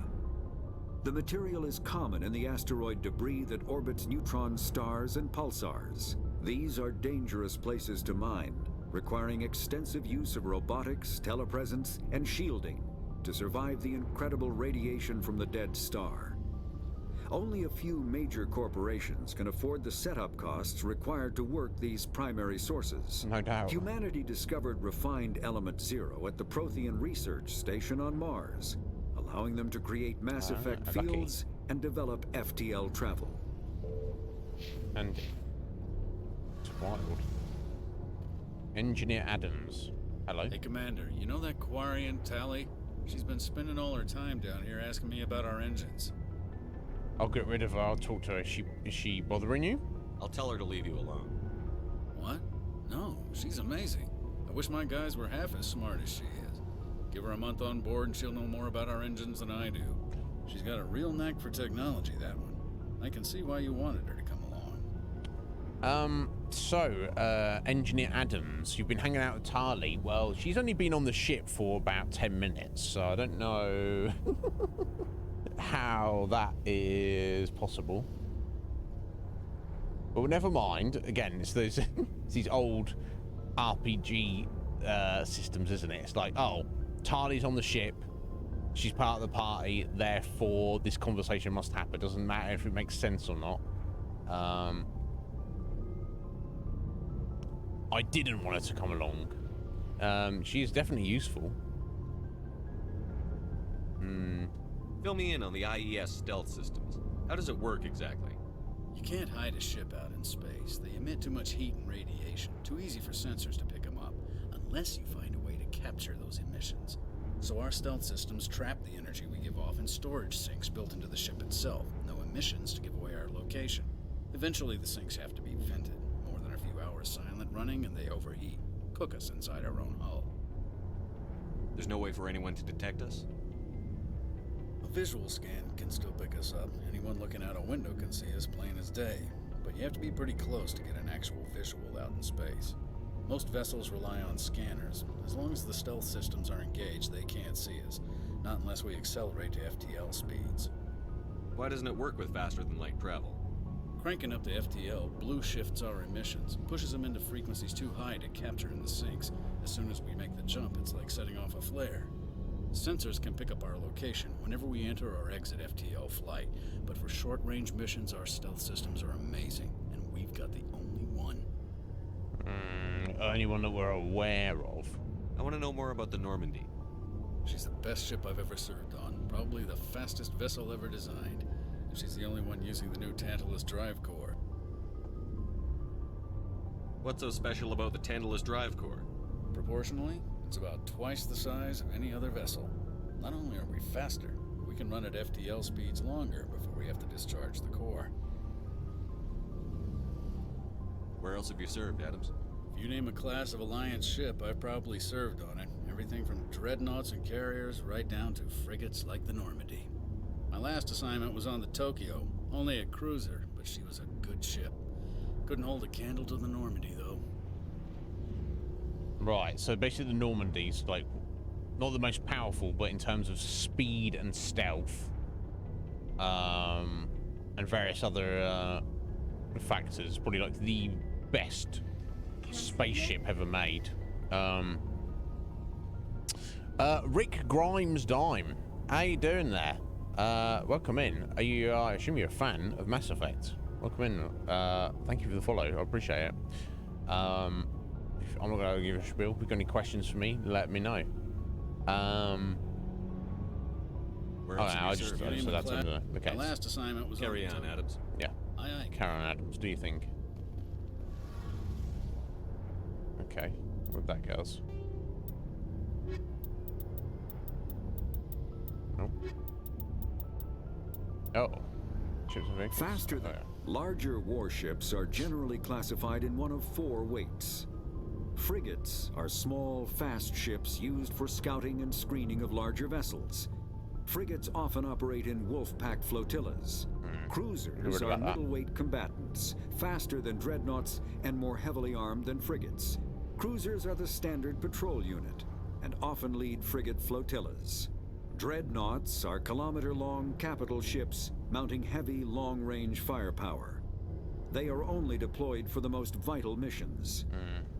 Carriers are dreadnought-sized vessels that also carry large numbers of fighters. Smaller vessels are almost exclusively used in a support role to the warships during combat. Fighters are one-man craft used to perform close-range attacks on enemy ships. Interceptors are one-man craft optimized for destroying opposing fighters. So can an interceptor doesn't have the same weapon systems that a fighter does? So interceptors are no good against actually larger ships. They're just an actual, literal deterrent to fighters. I assume that's the idea, because then there'd be no difference between a fighter and an interceptor, right? I assume. Biotics. Element 0 can increase or decrease the mass of a volume of space-time when subjected to an electrical current. With a positive current, mass is increased. With a negative current, mass is decreased. The stronger the current, the greater the magnitude of the dark energy mass effect. In space, low-mass fields allow FTL travel and inexpensive surface-to-orbit transit. High-mass fields create artificial gravity and push space debris away from vessels. In manufacturing, low-mass fields permit the creation of evenly blended alloys, while high-mass compaction creates dense, sturdy construction materials. The military makes extensive use of mobility-enhancing technologies, with Mass Effect utilizing fighting vehicles standard frontline issue in most military forces. Mass Effect fields are also essential in the creation of kinetic barriers or shields to protect against enemy fire. Okay, good to know. Oh, Tali just hangs out here all the time, does she? Your ship's amazing, Shepard. I've never seen a drive core like this before. I can't believe you were able to fit it into a ship this small. Well, I didn't fit it in here, but yeah. I'm starting to understand why you humans have been so successful.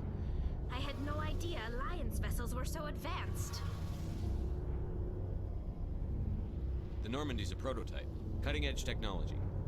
A month ago, I was patching a makeshift fuel line into a converted tug ship in the flotilla. Now, I'm sitting on board one of the most advanced vessels in Citadel space. I have to thank you again for bringing me along. Traveling on a vessel like this is a dream come true for me. I had no idea you found ship technology so interesting. I think she's into all technology, isn't she? The migrant fleet is the key to the survival of my people. Ships are our most valuable resource. But we don't have anything like this. We make do with cast-offs and second-hand equipment. We just try to keep them running for as long as we can. Some of the fleet's larger vessels date all the way back to our original flight from the Geth. Wow. I can't believe your fleet's still using ships that are 3 centuries old. They're constantly being repaired, modified, and refitted. They aren't pretty, but they work. Mostly. We've tried to make ourselves as independent as possible on the flotilla. Grow our own food, mine, and process our own fuel. But some things we just can't make on our own. A patch to maintain the hull integrity requires raw materials we just don't have. That's why our pilgrimages are so important. Okay, that makes sense. Tell me about your people. Our lives aren't easy. Resources are scarce, and we are constantly on the move.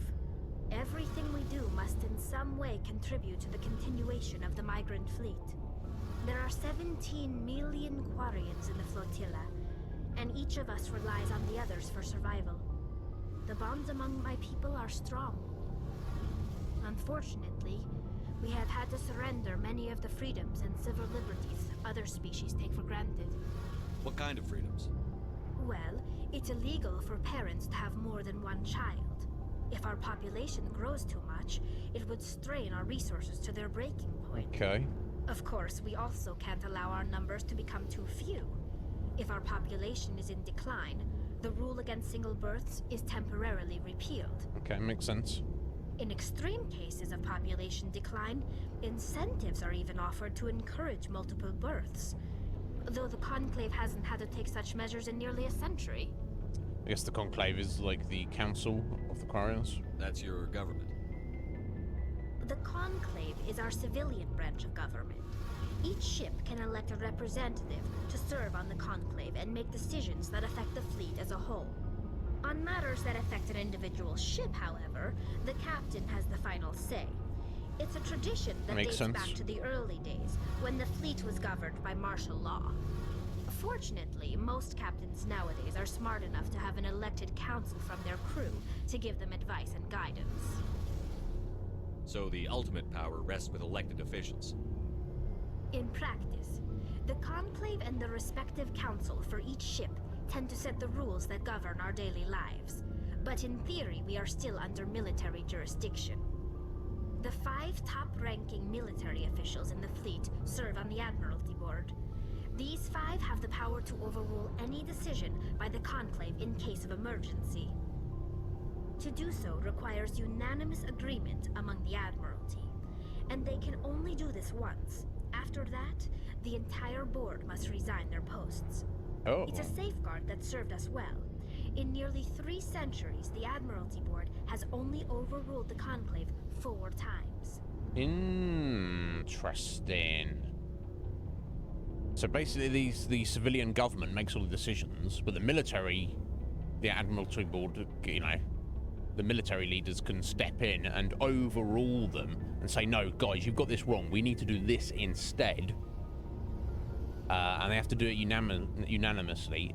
But if they do, and they get their way, they then have to all retire from the position. Interesting. So obviously, they don't do it lightly, so it's never a power grab. They're only ever doing it in the most extreme of circumstances, as Tali says, 4 times in 300 years. So, fascinating. Learn all sorts of stuff. Tell me more about the pilgrimage. I want to know more about the pilgrimage. When my people reach maturity, we leave our birth ships and seek acceptance with a new crew.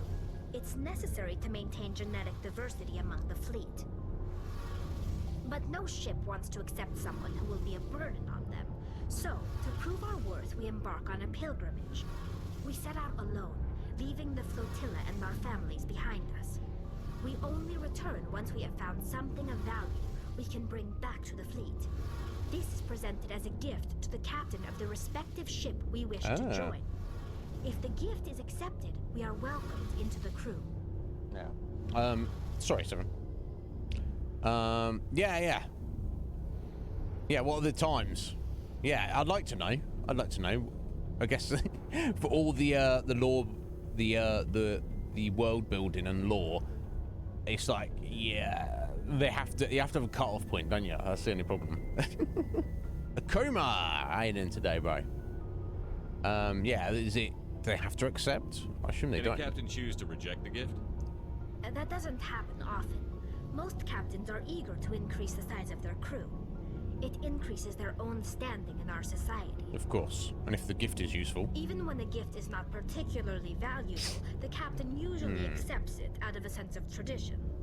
However, there is a stigma to presenting a substandard Yeah, you gift. can't just turn up and be like, here's this pocket lint. It's not the best way to make a good impression on a new community. Most pilgrims don't return until they find something worthwhile. Yeah, of course. So, for the captain's point of view, it's you get a new crew member, which and if the gift is useful, wherever it is, that increases your ships and your personal overall standing within society. And for the gift bearer, obviously the better the gift to the crew, that's increasing the whole ship's standing. It's going to increase your own personal standing on that ship. If you turn up with this really wonderful, like, unique or amazing gift, they'll be like, wow, damn, Tali, she's a badass. Look what she brought us. She's cool. Yeah, awesome. Join us. Whereas if you turn up with pocket lint, they'll be like, oh, that isn't him. He's some kind of fucking waster man. Get him out of here. Right. Yeah, fascinating. I love the idea of it. So I guess the gift is open to interpretation. You could literally come back with money or food or resources of some kind, or there could be this idea of thinking outside the box. We bring something more kind of intangible. Who can say? I'm fascinated about the culture, though. It does sound dangerous. I can't believe they just send you off alone. It's not like they just cast us out. Before we leave, we are given lessons in how to survive outside the flotilla, and given gifts to help us on our journey. We also receive implants to fight off sickness and disease. Generations of living in an isolated and highly controlled environment have left our immune systems weaker than most. By the time we leave the fleet, we are well equipped for the pilgrimage. This is a rite of passage for all Quarians. If it were dangerous, our numbers would suffer. Virtually every pilgrimage ends with a triumphant return and the ritual presentation of the gift to one of the fleet's captains. I wonder how you choose. So, how many? They said it's like 15,000 ships or something. More than that, I can't remember. Thousands. So obviously you're gonna get like real large ships with a certain vibe, and then you have like tiny, like small crews. And I wonder, yeah, there must be. Everyone's got their own individual reasons, but there must be some allure to kind of trying to join a larger, higher population, more prestigious ship, right? And that won't be everybody, but if there's a trend in that direction, does that not mean eventually, in a long enough timeline, the ships just get more and more condensed? Yeah, and how do you get your own ship? I guess if you're a member of a crew on a ship, maybe that's the hook of it. And then the captain has to retire or dies of old age or whatever, random occurrence. Then there'll either be a predetermined successor, or, you know, they'll hash it out amongst themselves, which obviously gives you a vote on the conclave. So I guess that, so you have on one hand, you could be like, hey, let's join the biggest, most prestigious ship where they've got all the most people and the most benefits and stuff, but you personally are just going to be another one lost in the crowd.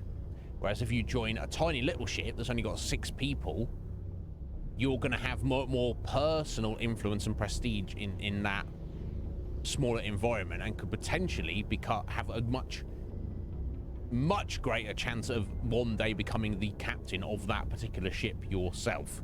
So you get more say. So it's like, do you want to be a bigger fish in a smaller, a bigger fish in a smaller fish tank, or do you want to be a little fish in the ocean? You know, I guess. I get this impression that they don't really have too much conflict because of their circumstance of being on a flotilla and just trying to survive. That is much of their culture is just about survival individually and survival of their ships and survival of the species as a whole. That it probably kind of breeds a lot of cooperation and very little antagonism within their own culture, so within their own species. So there's probably not too much like vying for power. People, I guess, they all just make their own individual decision on what they want to do.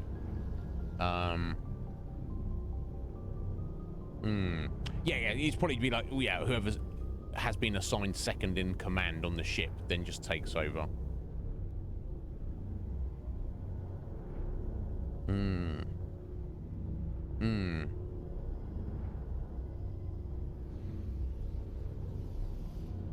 Yeah, fascinating to think about, though. I love it. I want to talk about something else. Like what? I don't know what we got. Tell me about the Geth. I want to know more about the Geth. I doubt I can tell you anything you don't already know. It's been almost 3 centuries since they drove my people into exile. All I know is the story of their origins. What they were when we created them, and how they turned on us. Well, I'd like to hear it from you. Interesting. The Geth were originally created to serve as an automated manual labor force. Initially, their intelligence was as limited as any VI. Over time, we made small modifications to their programming to allow them to perform more varied and complex tasks, bringing them closer and closer to true AI status.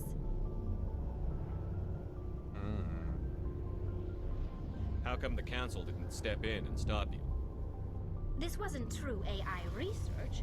We may have been skirting the bounds of the law, but we never did anything that was actually illegal. The changes were so insignificant, so gradual, that we were able to control them. Or so we thought. But one thing we underestimated was the power of the neural network. A million Geth thinking simultaneously created an inherently unstable matrix. So, the Geth share brain power? Many of the Geth's logic systems were designed to work in concert with other nearby Geth. Basically, the more of them you have in a group, the smarter they are. So there's some sort of group consciousness? No, nothing like that. They cannot share sensory data or information. Their programming cannot handle that much simultaneous input. Each Geth maintains an individual awareness and identity. The neural network only operates on a process-based level. It's basically the synthetic equivalent of a subconscious. But when they're in close proximity, they can coordinate low-level functional processes, freeing up more capacity for original or independent thought. Okay. I don't get it. I mean, it basically makes sense. So they're not like a hive. As if you run into a random Geth, like the Geth we've fought. Not every single Geth now experienced what every other one experiences. It's just they have, they have a collective unconsciousness, not a collective consciousness. It's not too complicated. Shep, come on. You don't need to know all the details. You got the gist of it. That's what matters.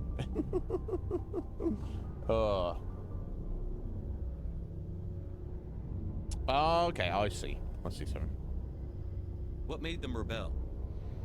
As we built more and more Geth, their effective intelligence became more sophisticated, more abstract. One day, a Geth began to ask its Quarian overseer questions about the nature of its existence. Am I alive? Why am I here? What is my purpose? As you can imagine, this caused a near panic among my people. Yeah, of course. What did you do?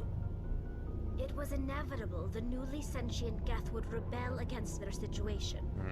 We knew they would rise up against us, so we acted first.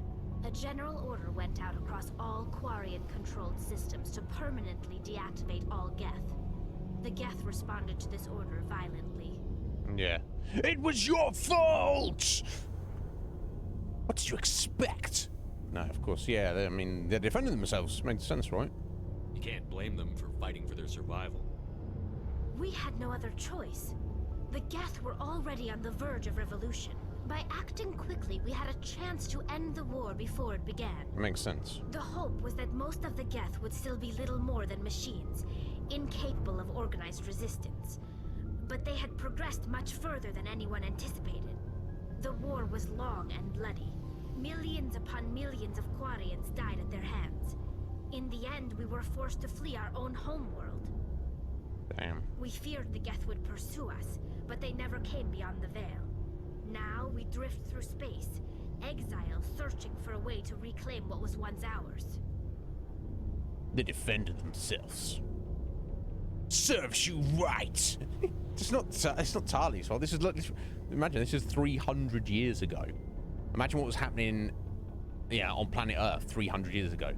Nothing to do with me or you or anybody else who's currently alive, is it? You could argue maybe something to do with some Asari, because they would have been, some of those would have been around. But no, they weren't directly involved. It makes sense though. I kind of agree. I agree.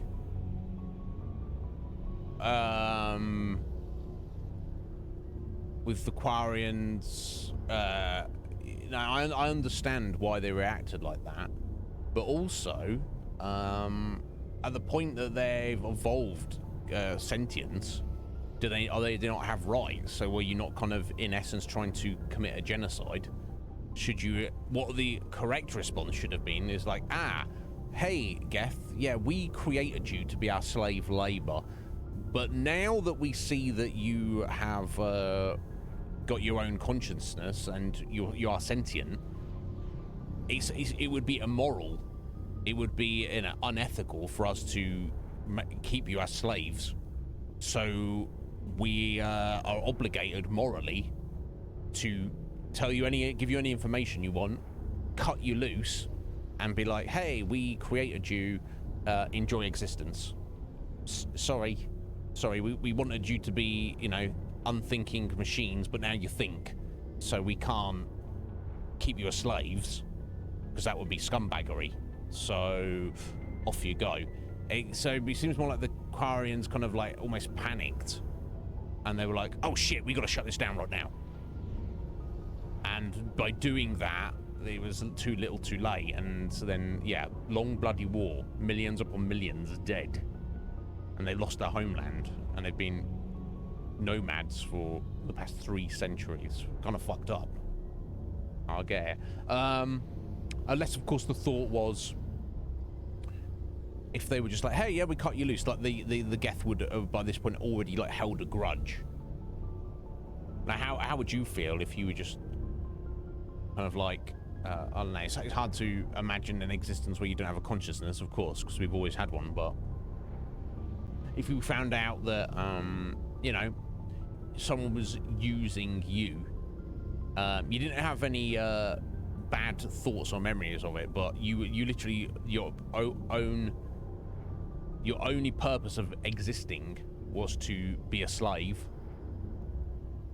But it wasn't bad, because you didn't know you were a slave, you didn't know about it, it didn't affect you, it had a negative impact, but you suddenly realized that you're a slave.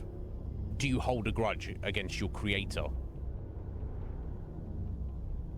I would argue that at the moment you came to sentience, if your creator, slave master, noticed that, felt bad about it, and set you free, I don't think I'd hold a grudge. I'd be like, okay, thanks for doing the right thing.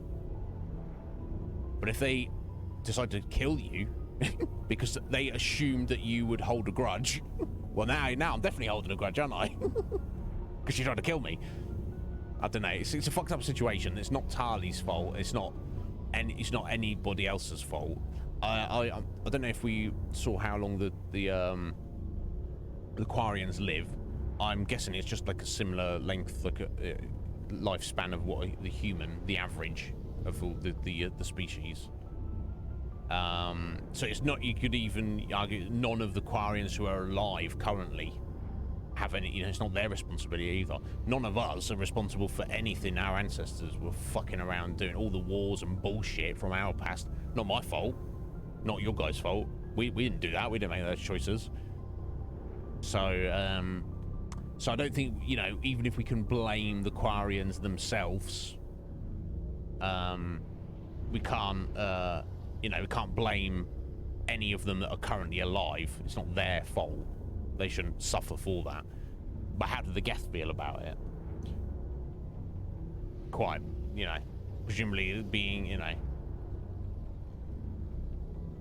I don't know. We'll have to find out more about them.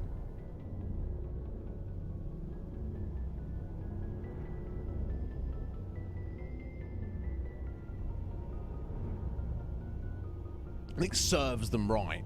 They did defend themselves, but anyway, I'm not going to judge. I'll speak to you later, Tali. See you later. Yeah, see you later. Okay, so that's the engine room.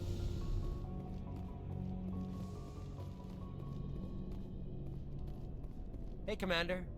Looking for some extra supplies before you head out? What have you got?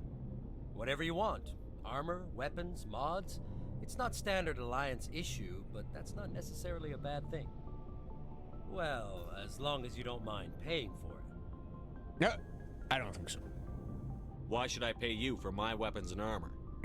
My stuff doesn't come from the Alliance. I have to purchase it myself, and it's not cheap. Hell, the licenses alone have set me back more than I'd like. But no licenses, no goods. Without the goods, I'm out of a job. What are licenses? Why do you need them? Manufacturers sell licenses. Each license allows me to buy and sell a certain brand of products. I already have several basic ones, and I've already but you'll bought need a to few buy as more well. if you want me to bring in Yeah, different I've already brands. picked up a few. Many of the best licenses are hard to get, but they're well worth the cost if you can find them. What do the different manufacturers offer? There are too many for me to keep track of, but each license will explain what it's good for. How often will you get new items? Well, that depends on how many licenses you've purchased, but I'll rotate items on a regular basis regardless. And anytime we land someplace with a big enough port, I'll buy, sell, and trade whatever I can. Okay, so just check back often. Yeah, check. I need check to his move store items quickly, frequently. so only the most basic items will be stocked consistently. Okay, see what Let's he's see got for what now. you've got. Probably nothing we You need bet, Commander. or want. Super expensive stuff. I'm not gonna afford nor need. Omni tool. Yeah, does that fit into a random slot? I don't know.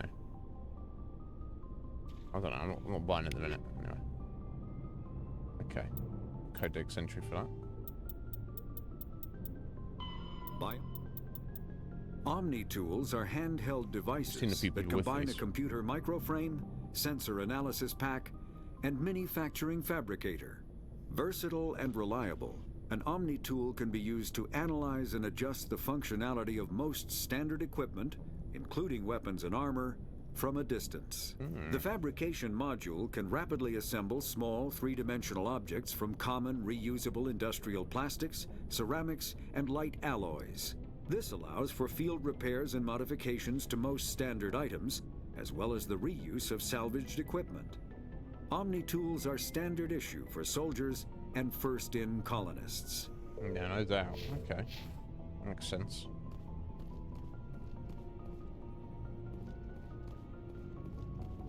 Nice ship you've got, Shepard. Right. What can I do for you? What's your story, Rex? There's no story.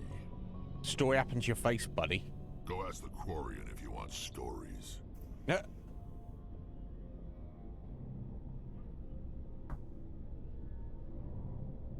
Yeah, something happened to your face. Just a come on, just a short one.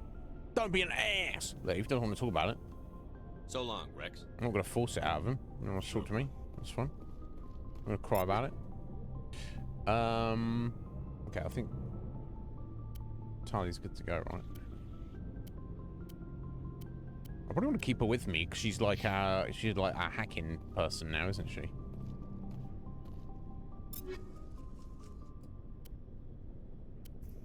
Yeah, I don't think I have anything I specifically need.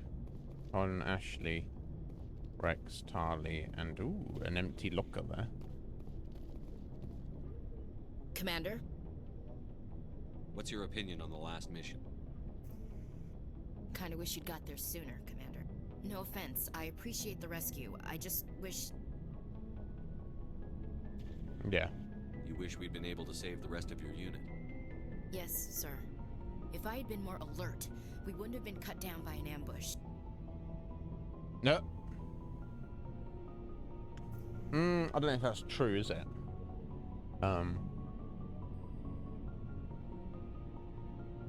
We never trained to fight synthetics. The Geth haven't gone beyond the Veil in 3 centuries. Our training's supposed to make us able to adapt. I'll make sure it doesn't happen again. Yeah. Well, fair enough. Fair enough, Ashley. Do you have a few minutes to talk one-on-one?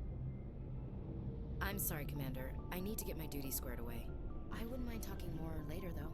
Sure. Get your duties squared. Surely I'm your boss now. I'm literally your boss. So Imagine boss is like, can I have a word? No, I've got work to do. Well, I determine what your work is, but... Dismissed, Chief. Sir.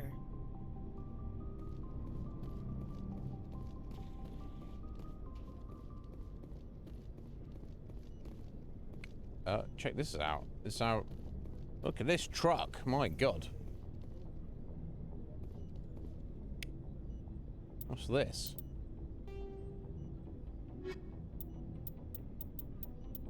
This one? Oh, we've got loads of stuff here. I'm gonna pick this up. I don't think this is from looking at the truck, is it? Right. Migrant fleet has a little economic base operating in a state of perpetual hand-to-mouth. While Quarian ships include light manufacturing assembly plants, they lack heavy industry such as refining and shipbuilding. The fleet has tankers for water purification and oxygen cracking, but the space-intensive nature of agriculture limits food production. A single disaster could destroy the fragile balance, no doubt. The Quarians earn income in creative ways, because the government is obliged to provide food, water, air, and medical support for every individual, as it should. The Conclave strategically determines the course of the fleet to bring in resources and income. A species who suspects the migrant fleet is heading towards their space often offers a gift of surplus starships, fuel, and resources to convince the Conclave to alter course. So while they're in this tricky situation of like hand-to-mouth survival, they are operating as what, you know, the advantage they have is there this like thousands, millions of them that are all collectively operating as a single unit, essentially. So that's quite an advantage, even if they don't have resources and such.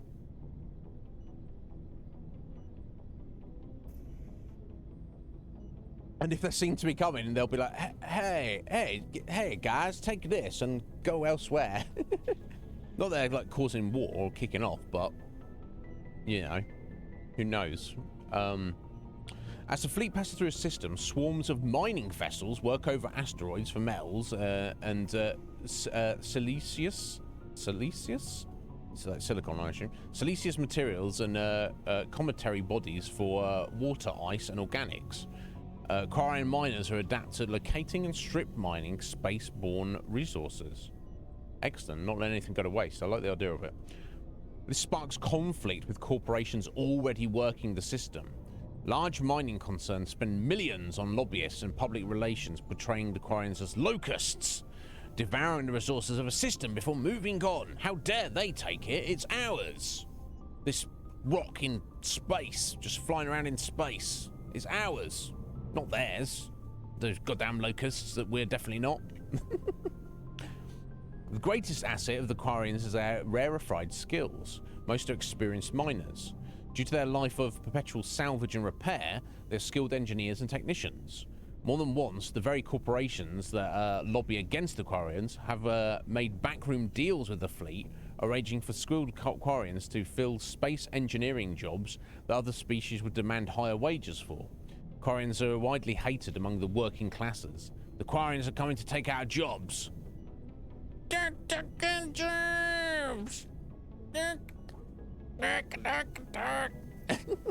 Is a common response to the fleet's approach. No, they didn't. Sort your life out. Due to the Quarians' precarious existence and the need to enforce strict rationing, government is somewhat autocratic. The migrant fleet's operations are directed by the Admiralty, a board of 5 military officers who are advised by a legislative body called the Conclave.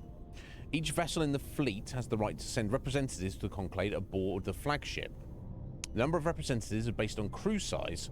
Larger clans with bigger ships and more votes form the cause of political blocs. Opposition comes from the Outriders coalition, with delegates from thousands of smaller ships.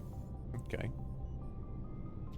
The Admiralty defers to the Conclave's decision in most circumstances. However, if all 5 members agree that a Conclave decision jeopardizes the survival of the fleet and cannot get the Conclave to address their concerns, they have the right to summarily overturn the legislative decision. After the Admiralty uses this extraordinary power, they must resign. If the Admiralty does not step down after using their veto, the rest of the military is obliged to arrest them. It's not a terrible system, honestly. Each ship captain has authority over his vessel. As long as, you know, it kind of keeps, it keeps corruption in check. You know, you have the power to veto and say, no, this is the right course of action, and we are forcing it.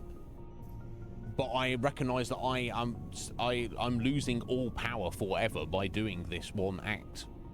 It means you're only going to do it under the most extreme circumstances. Yeah, I like the idea of it. Each ship captain has authority over his vessel, but is advised by an elected civilian council, just as the Admiralty is advised by the Conclave. This relationship may range from cooperation to polite tolerance to outright hostility, but any captain who overrules his council without good reason is relieved of command by the Admiralty. Okay, so each ship has its own micro version of the total of the whole version. Okay, makes sense. Many Quarian ships are owned by clans who pool their resources to purchase used vessels from private sellers. Large ships are prestigious for big, rich clans, but a small ship means status for a small clan with enough personal wealth to afford a private vessel. Clan vessel captains are not subject to dismissal by the Admiralty. Abusive captains are a family problem if they do not disrupt the operations of the fleet. Okay, I see. The migrant fleet is the largest concentration of star-faring vessels in the galaxy, sprawling across millions of kilometers. It can take days for the entire fleet to pass through a mass relay. Yeah, I can only imagine. I assume they have to go in one at a time, or even just a couple of ships at a time. Maybe not one at a time, but they can't all go through together. When the Quarians fled their homeworld, the fleet was a motley aggregation of freighters, shuttlers, industrial vessels, and the odd warship. After 3 centuries, all have been modified to support larger crews as comfortably as possible. As Quarian achieved stability, they began weeding out the ships least suitable for long-term habitation, selling them, and pooling the money to buy larger and more space-worthy hulls. This process is ongoing as vessels wear out and break down, of course. I wonder what if they have like an end goal of trying to destroy the Geth, and they haven't tried to do that in 3 centuries, but in theory, not an actual practical goal, but a theoretical goal, would they want to destroy the Geth and reclaim their home world? Would they like to settle on a different, newly discovered home world, or are they set on the course? We are the flotilla, and what would be the eventual upgrade to the point where all their ships are like super high tech and super powerful, and they're just, this is what they do now. They just continual progression of upgrade, assuming they don't have any setbacks. You know, the sky's the limit, I guess, essentially. While some ships enjoy dedicated cabins with full privacy and sanitary facilities, many more are former freighters whose cargo bays and containers are pressurized and divided into family spaces using simple metal cubicle bulkheads.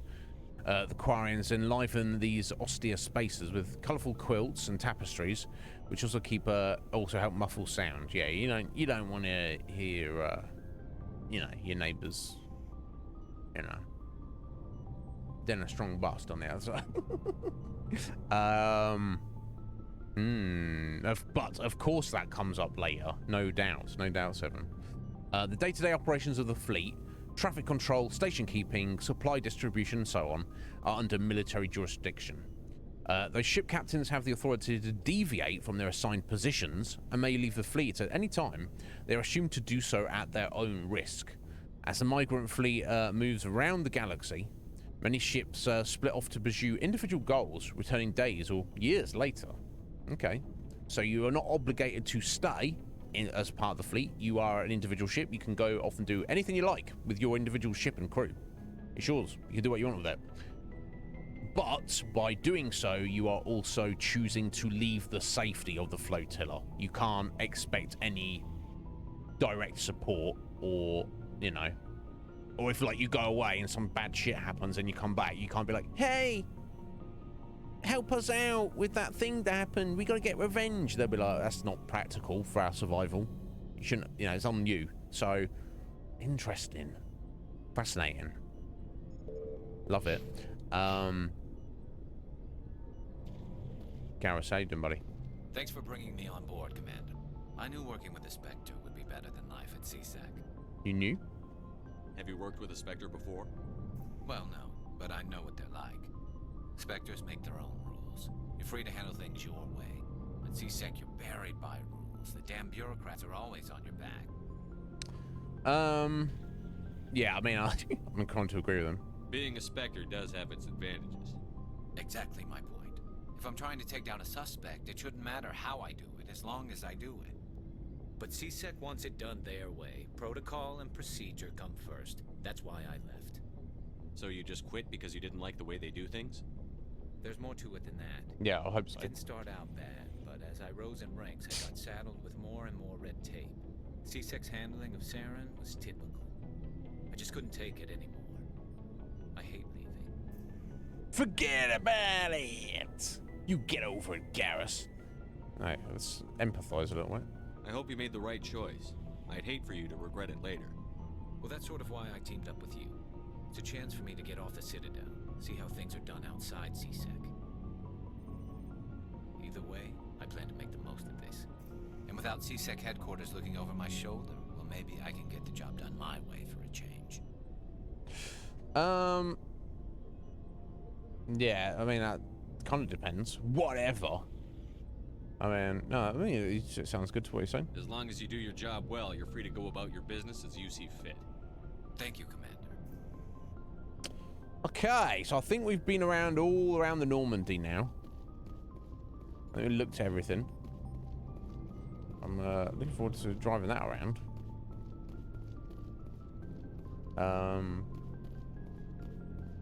So let's get back upstairs and look at the map.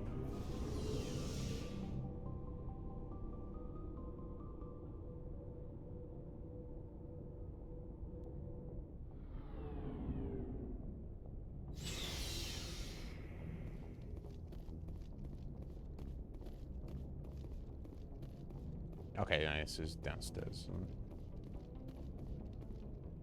Okay, it's a simple layout, but it makes sense.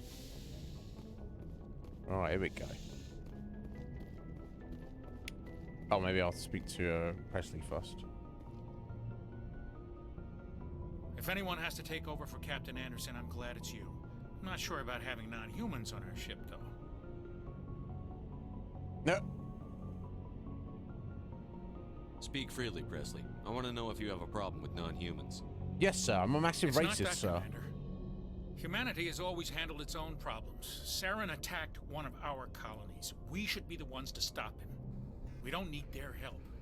We should not be thinking along the lines of, oh, we're humans and those aliens are there. We should be like, we should just redefine ourselves as the Citadel. What's he like? Some people think asking for help is a sign of weakness. That's just being stupid and stubborn. No matter how strong you are, allies can make you stronger. I guess so. Maybe I'm just stuck in the old ways of thinking. Yes, But you don't are, worry, you Commander, racist. It won't be a problem. Better not, yeah, it better not be. How did you end up assigned No, to we the already know I this. signed up. We already know this. They had the numbers, but their ships were Yeah. no match. Carry on, Presley. Yes, sir. Yeah. Right, you do your bro. Just do your job. Right, here we go. Let's have a look. Exciting. Yeah, it's super space racist. He's just like, yeah. He's like, what are you talking about, buddy?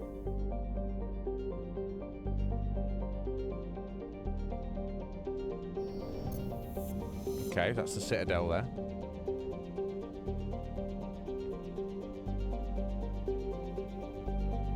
Whee! I've got to zoom out a bit more, I guess.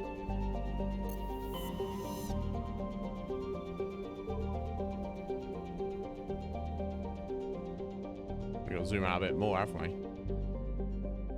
Right, okay, so this is the Serpent Nebula. Okay, so that's the Widow cluster? Is it cluster within a nebula? I don't know.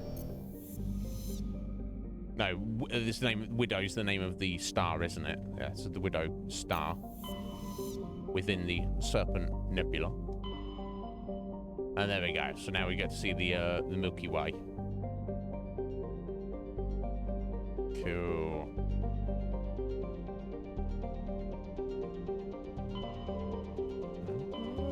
So cool. Cute. Oh, it can go out further. Oh no, that was the furthest out. Okay. I mean, I wish you knew it would be, but.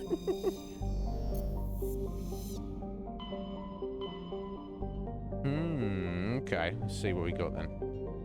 So this is the center of the galaxy there. Right. Okay. So it seems that, as was stated before, less than 1% of all systems have been found in the Milky Way. But clearly we're going every which way. It's not like it's done systematically. Whereas we're aware of it. So we've got Novaria there in the Horsehead Nebula. Novaria is the weird planet. They just do all the weird testing, don't they? It's outside of Citadel control, but Spectres still have respect there. Okay, we've got Random Asteroid, Exodus Cluster, Argus Row. I think we have a little side quest there, don't we? Gemini Sigma. Okay, that's Artemis Tau, the Ares Dig site. That's probably that's one of our 3 main quests. Hades Gamma. There's a couple of things we need to do there. The Voyager cluster. No, if anything is there. The Pharos. That's our 3rd main quest. That's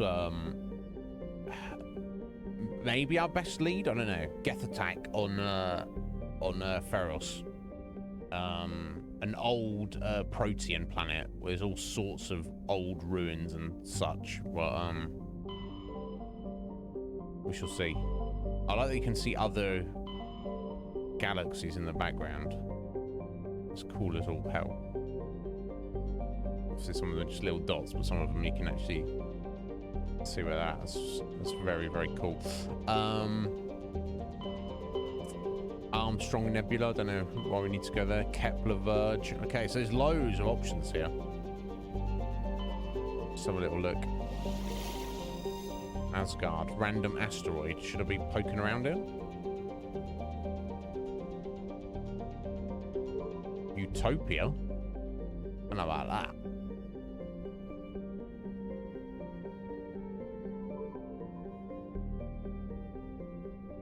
What's gonna happen? I'll do.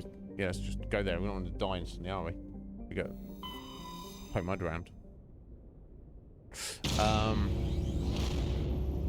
I sit here? Silver. Of course you can. Thank you for the follow, buddy. I appreciate it.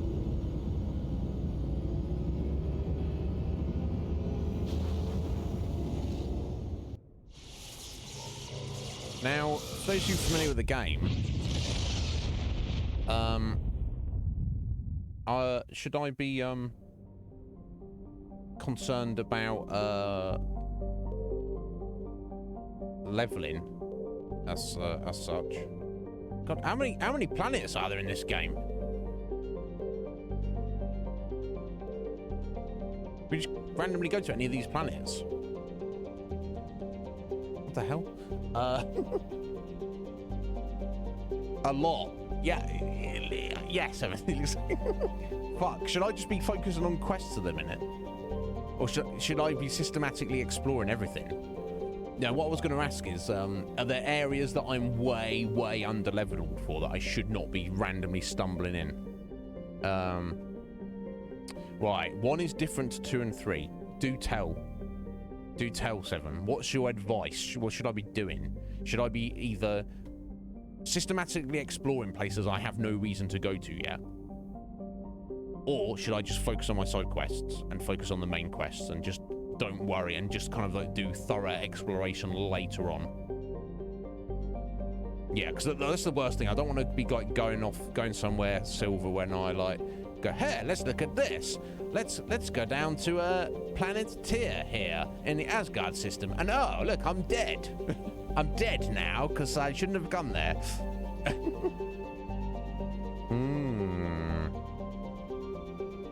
So is there no right or wrong answer, Seven? I guess there's got to be like a side quest that takes you everywhere. Even if it's just like one single side quest that takes you everywhere at some point in the game, right?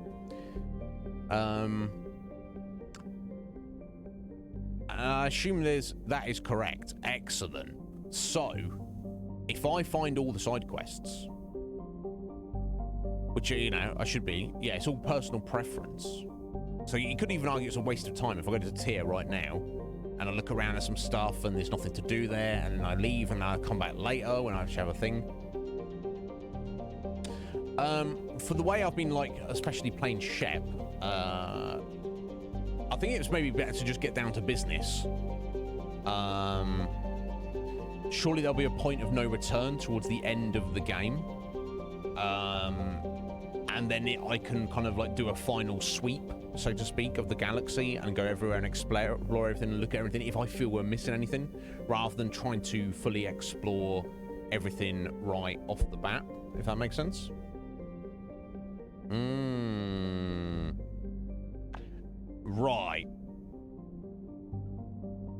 Right, okay, because half of it is not necessary.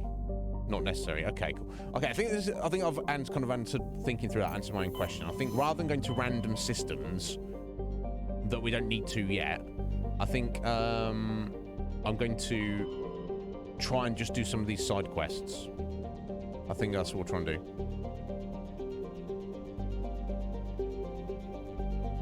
Right, okay, so I could go down to that random planet Tyr and there's like nothing there, and I've literally just kind of wasted my time. Okay, apart from like looking around. Okay. Faranata, Antius, or this. What this? Let's find out what this is. I don't know. Yeah, I need to look at my quest logs, don't I? That's what I need to look at. God, this is fascinating.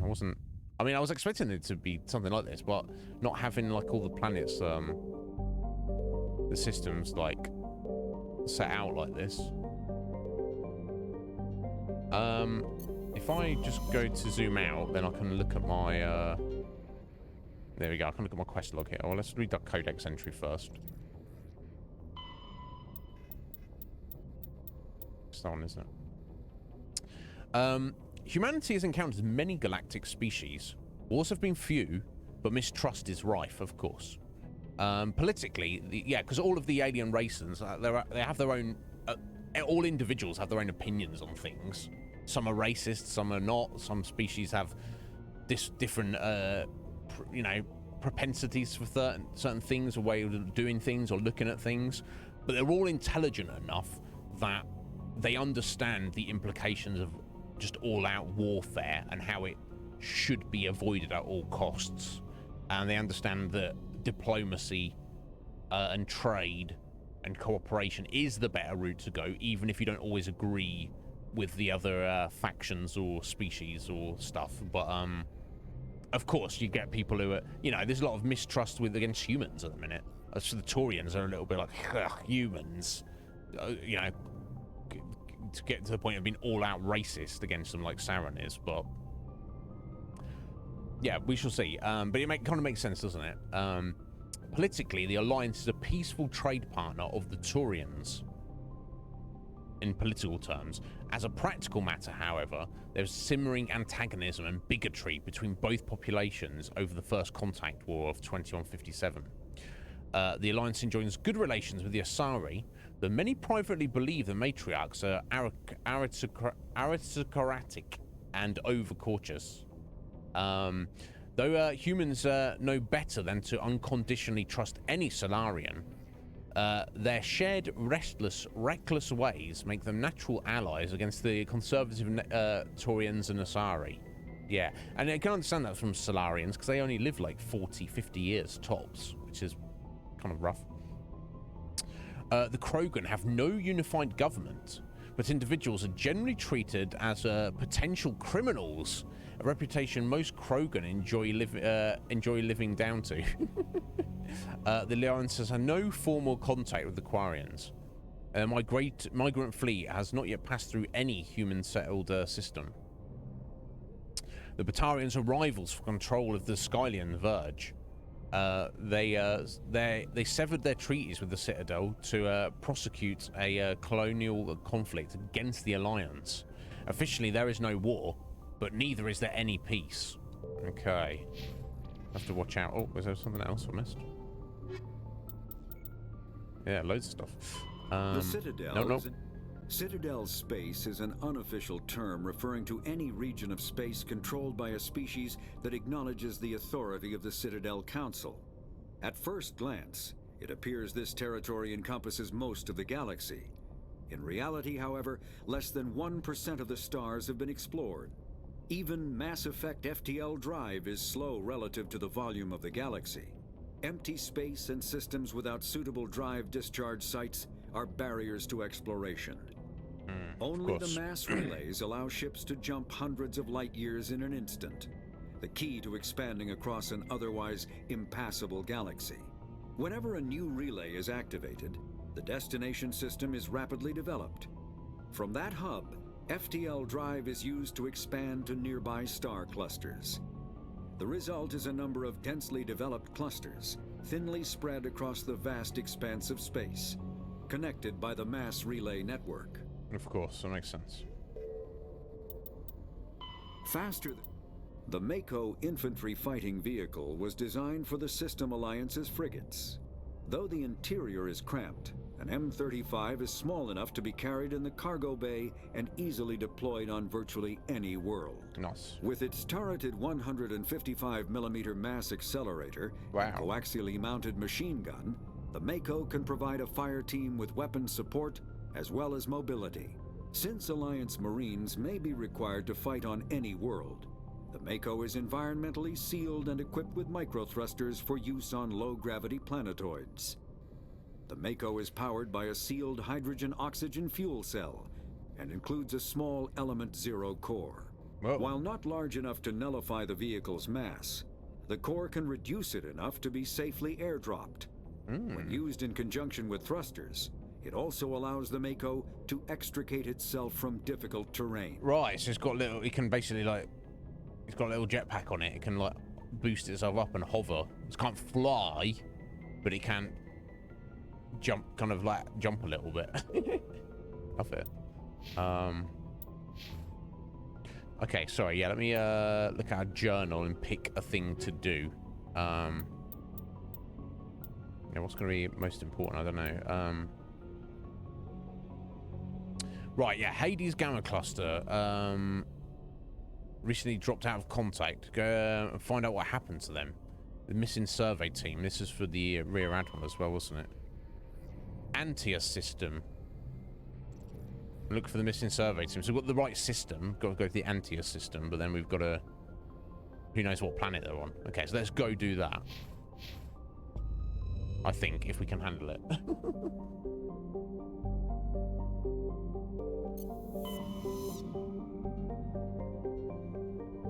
Yeah, here you go. Antia system.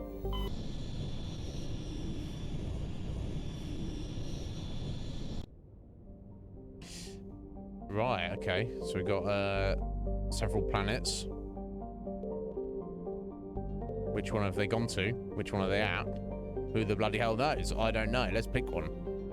Them all. Normal terrestrial world of mixed rock and ice with an atmosphere of methane and ethane. Its frozen surface is mainly composed of calcium with deposits of iron. With noxious surface gases, explorers are warned to use extreme caution. Okay, so it's very, very cold. Has Earth-like gravity. and it has noxious gases.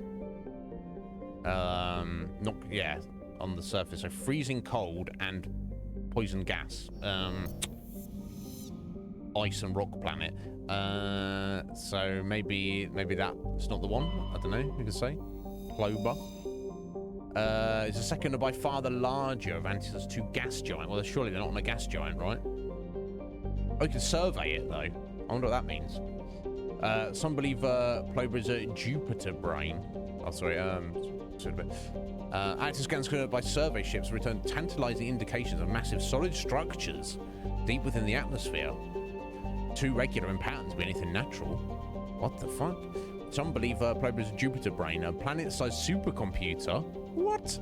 Adherents to this theory have fruitlessly beamed signals towards the sunken megastructures, hoping to get the machine's attention. Others believe that an ancient spacefaring race disposed of their weapons of war by dumping them into the planet. The last attempt to reach and salvage Ploba's deep anomalies went tragically wrong and ended with the crew of 12 being trapped and crushed in the gas giant's lower atmosphere. Let's not do that, but what if we do a survey? Oh. Matriarch's writings recovered. Or just like that. Recovered a strange object orbiting Ploba. Chief Engineer Adams and Tarly tried unsuccessfully to determine its origin.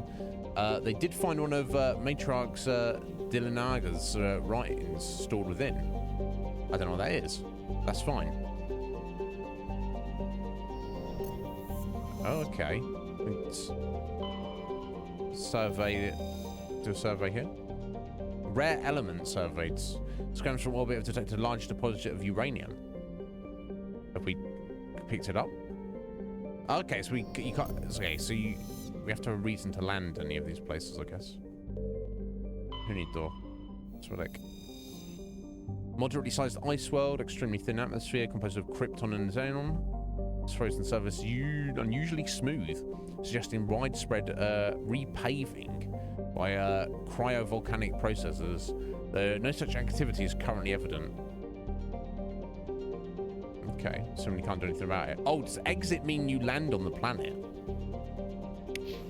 Oh shit, I think it does. No, that just means you go back to the map. Okay, cool. Okay. Edmos. So I guess survey means you're scanning it. So if there's anyone down there, the survey would pick it up, I guess. Standard hydrogen helium gas giant with traces of methane in the atmosphere. If Traben's terraforming is successful, it's expected that the helium-3 fuel refining facility for the system will be set up here. Gas deposit surveyed. Large concentration of hydrogen. Okay.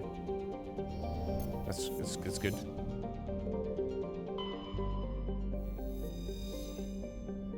Traben. Land. Okay, so most planets you cannot actually land on for various reasons. So we can land down there. Let me just check this one here. Gecko. Right, so some planets you can't survey at all. Some you can survey and you maybe will find something of use or reference for later. So like in this system, it seems there's only one planet you can actually land on. Traben, we're looking at a minute. During the initial survey of the Antaeus system, only a single flyby probe was spared for the small, scorched world of Gecko. It revealed a planet unusually rich in heavier elements given its size. Gecko is a standard terrestrial with a thin atmosphere of krypton and xenon. Its crust is mainly composed of magnesium with deposits of cobalt and other heavy metals. Due to extremely rough cratered terrain, starships are discouraged from landing. Indeed. Is there another planet? No, okay, so we've looked at and surveyed all these planets, and the only one we can land on is Traben here. So this must be where the missing soldiers went, surely. Modest terrestrial world with an atmosphere composed of nitrogen and argon. Surface is mainly composed of nickel with deposits of silver. Traben's environment is relatively mild. The scarcity of water or similar enabling substances have prevented the development of any biosphere.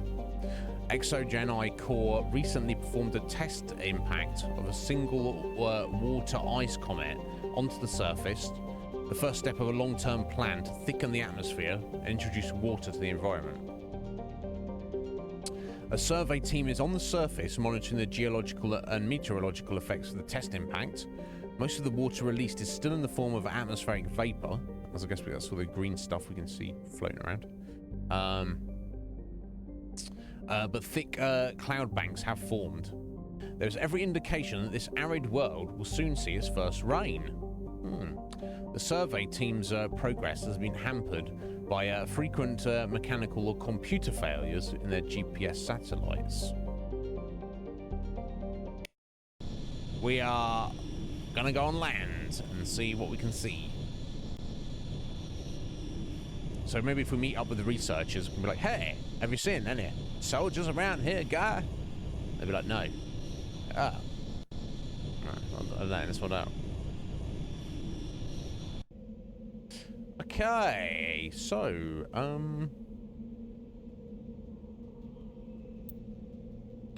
who to take with us? So I guess we'll take Tali, as she's kind of very much got the technical knowledge for like electronics, computer systems, all sorts of stuff. I mean, if you look at their bars, the natural choice then, of course, is to take Rex. Because he's got, you know, his combat skill and his biotic strength. But I'm not really getting any benefit from his biotic strength at the minute. Whereas Garrus, we've kind of been building him into a medic, so maybe he might be a better choice. I don't know. I'm gonna give it a whirl. Let's find out if it works. So just, you know, and should I be mixing up the squad? That's the question. Oh wow! They drop you from all the way up there.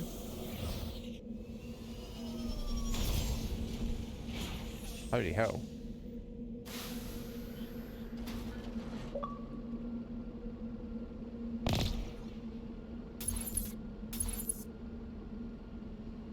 Okay.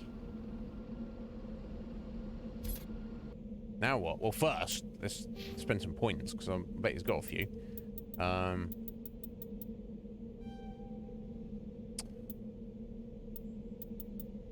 Now, surely Tali has an electronics mastered, so I don't need to worry about that with him.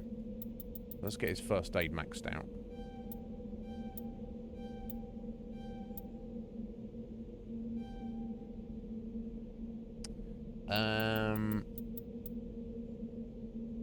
Accuracy with weapons and damage with, okay.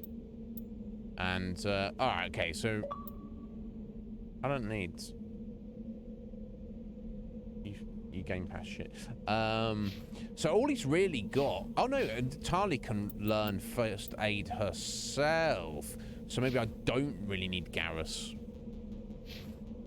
Maybe I should try and, yeah, if I could turn Tali into our electronics expert, decryption expert, which she is already, and then also give her first aid, that means I could have the third person just being like full-on combat crazy person. Yeah, maybe I should be thinking to do that. That makes sense, doesn't it?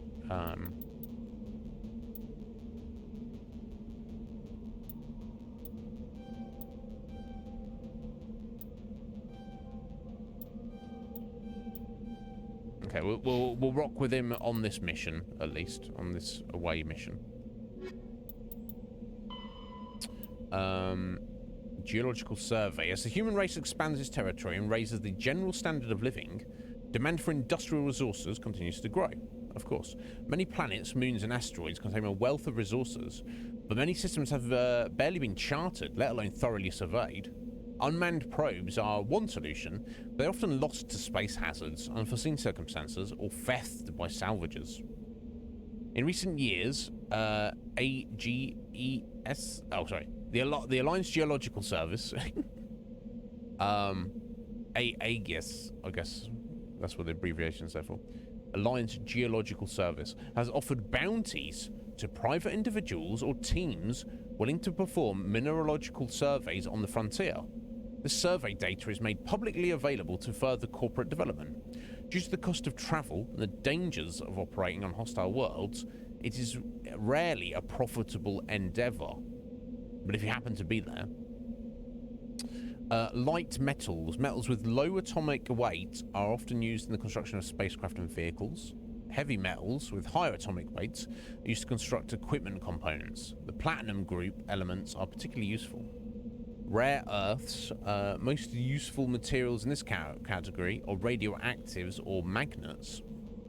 Gases. Very gases are required to support all known forms of sapient life. Some are commonly used as fuel. Okay.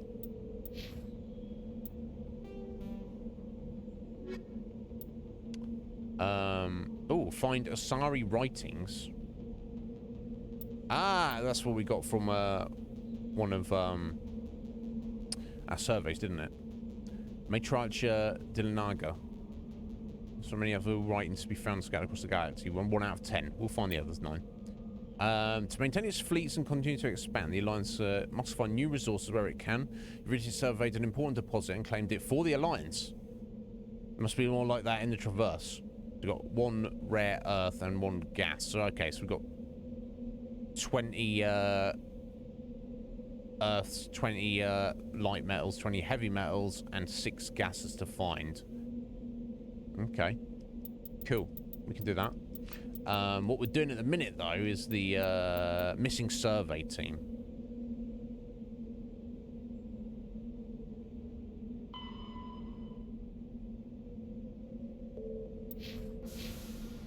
So, do we have a map of this? Oh, is there something else in the journal I've missed?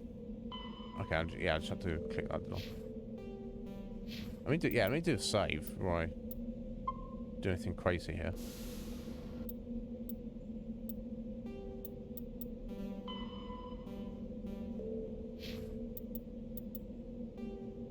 Ah, okay. So I was going to say, do we have a map? We do, because otherwise I'm just driving randomly. Right, can zoom in. Oh my god. Zoom in. It seems a bit excessive. Okay, so you can set a waypoint, and you can just any time return back to the ship. Okay, so we've got a question mark, anomaly, the research base, another anomaly, doesn't necessarily mean bad, and some debris. Okay, let's head over and look at this question mark. Then we can work our way over to the research base.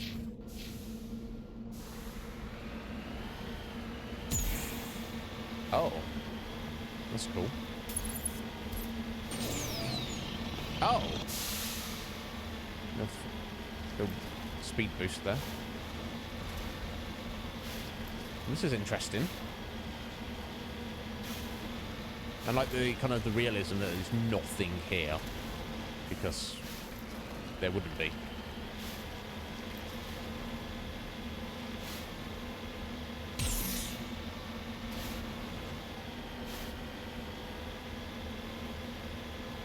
Okay, that's to return at any time.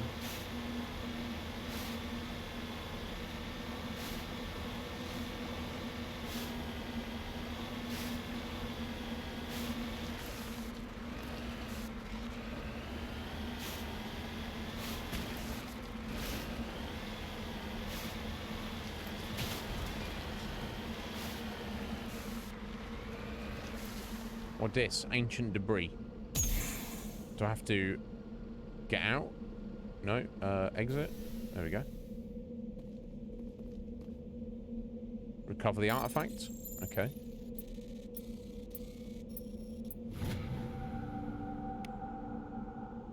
Turian insignia. No signs of any survivors. The pod is empty, except for a small tattered flag marked with the Nimean's colony insignia. Okay. XP and money and codex entry, I guess. Where do we... Okay, and that's something else to collect. So there's various side quests that are just assignments, side quests, that are just kind of like collectible things, but no doubt there'll be some benefit to getting all of these. Turians, Unification War. About the time the Solarians and Asari were forming the Council, the Turians were embroiled in a bitter civil war. The Unification War, as it was later named, began with hostilities between the colonies furthest from the Turian homeworld, Palaven. These colonies were run by local chieftains, many of whom had distanced themselves from the hierarchy. Without the galvanizing influence of the government, the colonists became increasingly isolated and xenophobic. Colonists began wearing emblems or facial markings to differentiate themselves from members of other colonies, and open hostilities became common. When war finally broke out, the hierarchy maintained strict diplomacy and refused to get involved after several years of fighting. Less than a dozen factions remained, and the hierarchy finally intervened. By that time, the chieftains were too weak to resist. They were forced to put an end to fighting and renew their allegiance to the hierarchy. Though peace was restored, it took several decades for animosity between colonists to fade completely.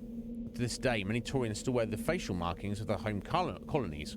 As a point of interest, the Taurians' term barefaced refers to one who is beguiling or not to be trusted. There's also a slang term for politicians. A barefaced motherfucker. Right, I see. I see. Interesting.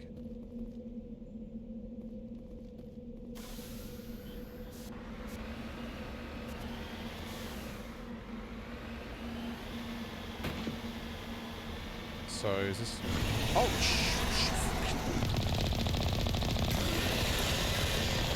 should I be fighting this thing?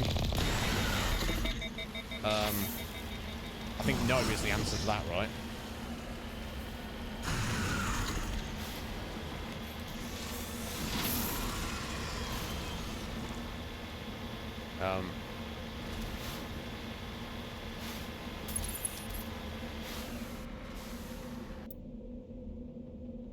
What the fuck was that? Giant worm thing. Okay. Taurian wreckage. So we only got that. So I think that was just guarding it, wasn't it? I don't think I actually need to go and deal with that. What the hell? Just wanted a hug. God damn it, Scotty. Not about that. I'm not after that kind of hug. I did a little bit of damage to it, but it really wasn't much. Didn't I have a cannon or something? Is there... Does it tell you the controls? No. Let me try and figure these out, because that's obviously the menu. Right, so X is if you want to quickly return. B is get out. You don't want to do that. A is your little thruster boost. Okay, I guess Y was the repair thing there. It's obviously your little scope thing.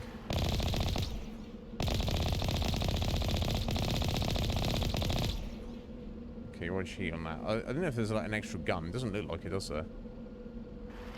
So should I be going back to try and kill that thing?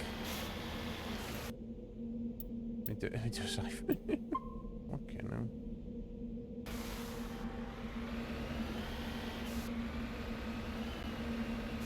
I'm trying to remember what the okay. Left bumpers, the thrusters. Before fleeing rapidly.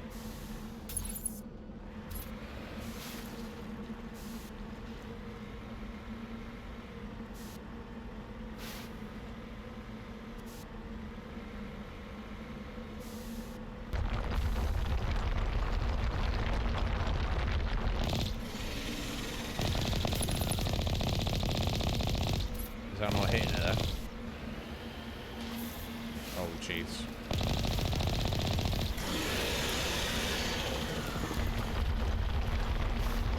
Oh, yeah, I don't think... I don't know if you can upgrade your little vehicle here, or the weapons on it or anything, but...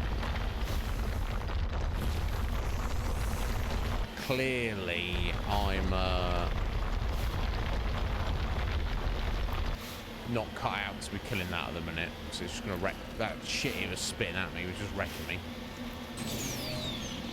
Honestly. Oh, this is wild. I wasn't expecting any of this. Okay, so we're heading just over here. Oh, we're practically already there. So while we're on the planet, I assume you're dropped on the planet, but you've just got like a small square grid to explore for each planet, which is perfectly acceptable, really, for the scope of the game.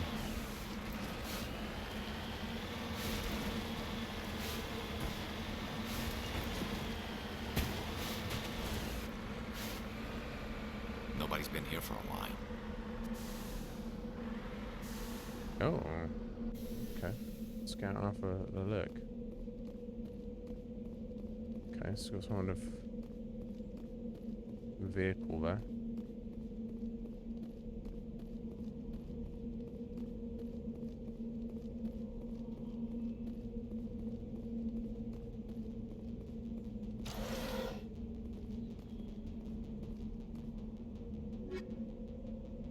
Armor upgrade, toxic seals.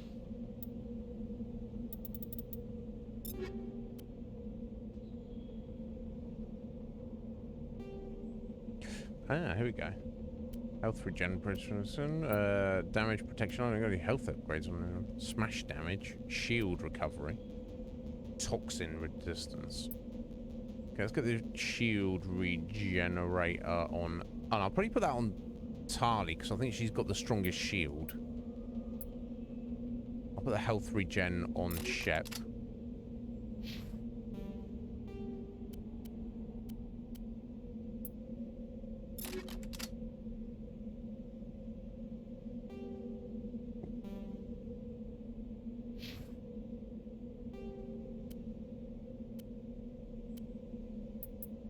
I guess we'll get the armor plating on him. This doesn't really matter, does it?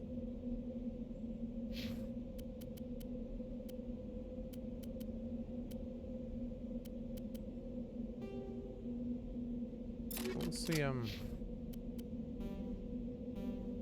Okay, they all have an Omni tool rather than grenades, so I guess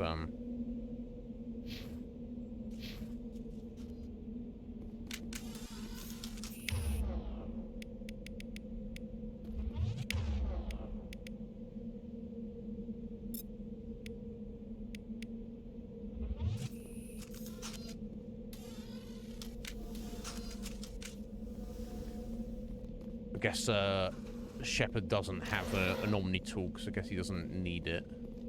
So they carry it around with him, so. Okay, well, imagine living out here. Not so exciting, eh?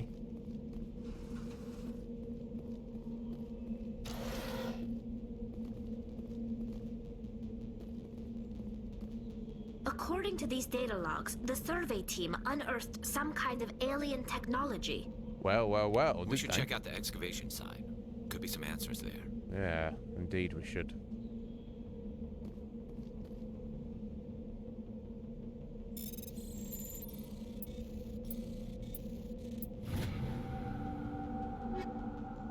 Alright.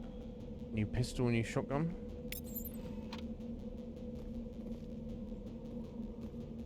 Probably more inclined to check that kind of stuff when I assume that's the excavation site over there, right?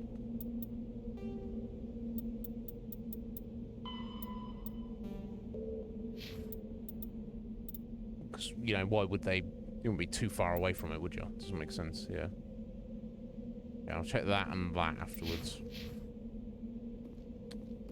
I assume we need to go on in foot anyway, but, guys, obviously the distance is on the planet.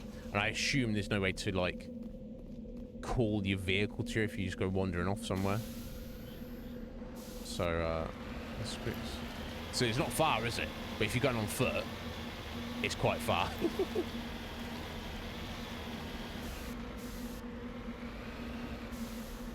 En route. All right, calm yourself, Tali. It's fine. Don't panic. Oh, okay. Let's see what they're doing down here. Only on time, okay. This game is so absorbing. Time's flying by. We're kind of starting to get into the meat of it a bit now. I guess I'll do a save, because I don't know if I'm even like the appropriate level to be doing this, but we'll soon find out. But if they've gone missing, they've probably stumbled on something dangerous, haven't they?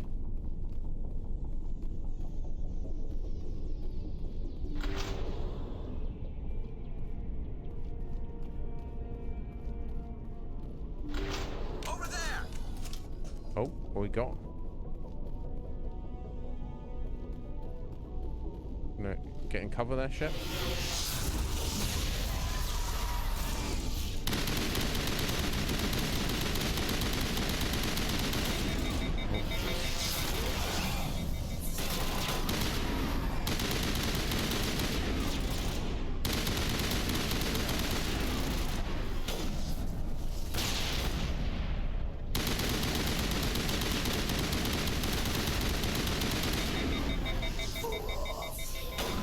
Pull back, guys. Pull back. This.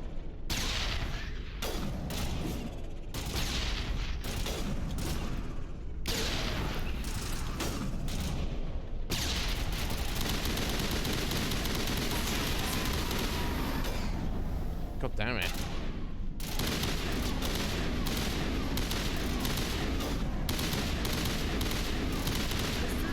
Must have unearthed some alien technology that turned them into mindless fanatics. Whatever they found, it's long gone now. I don't know if in mindless fanatics, these are Geth right here, aren't they? Good as new. These are the Geth husks. They're not random. So surely it means the Geth must have been here at some point. Jeez Louise. Scared the shit out of me. I was like, what are we fighting? What are we doing? What's going on?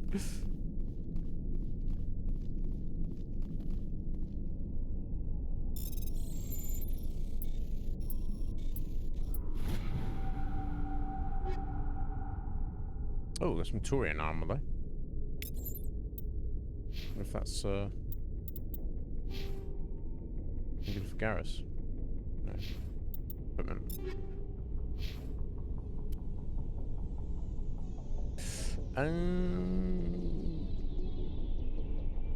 Guess. I mean, overall, it's not especially, is it? Yeah, if you got to do the balancing of, like, do you want more shields or do you want more tech resistance? I guess it depends what you find, doesn't it?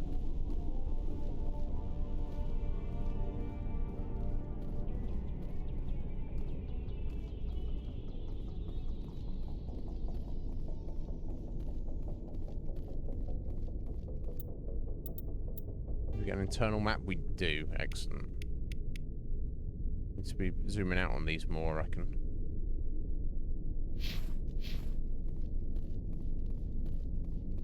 Never mind. No game's perfect. Well, Hades is perfect, but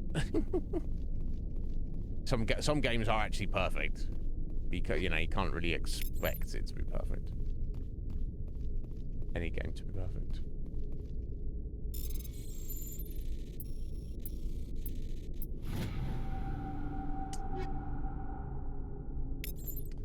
Yeah, I'm more inclined, like, every time we get off planet to, like, look at our gear and then kind of reassess. Because otherwise, if I'm opening up the menu and checking every single character with every single new weapon we find, we just... Oh, shit!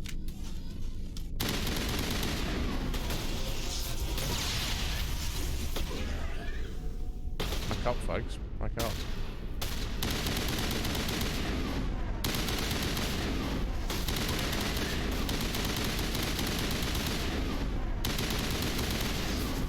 God, they're tough.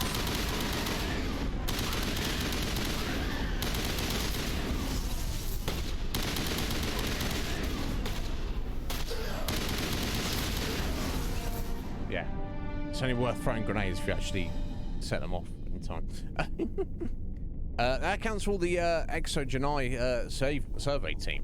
They're converted to cybernetic husks by devices similar to those used by the Geth on Eden Prime. How they came to be buried on a frontier world so far from Geth territory is a mystery.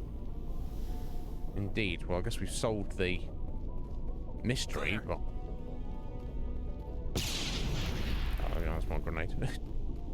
Yeah, we solved the mystery, but, I mean... Kind of. Not really. I guess we can report back. Get some benefit out of it, I assume.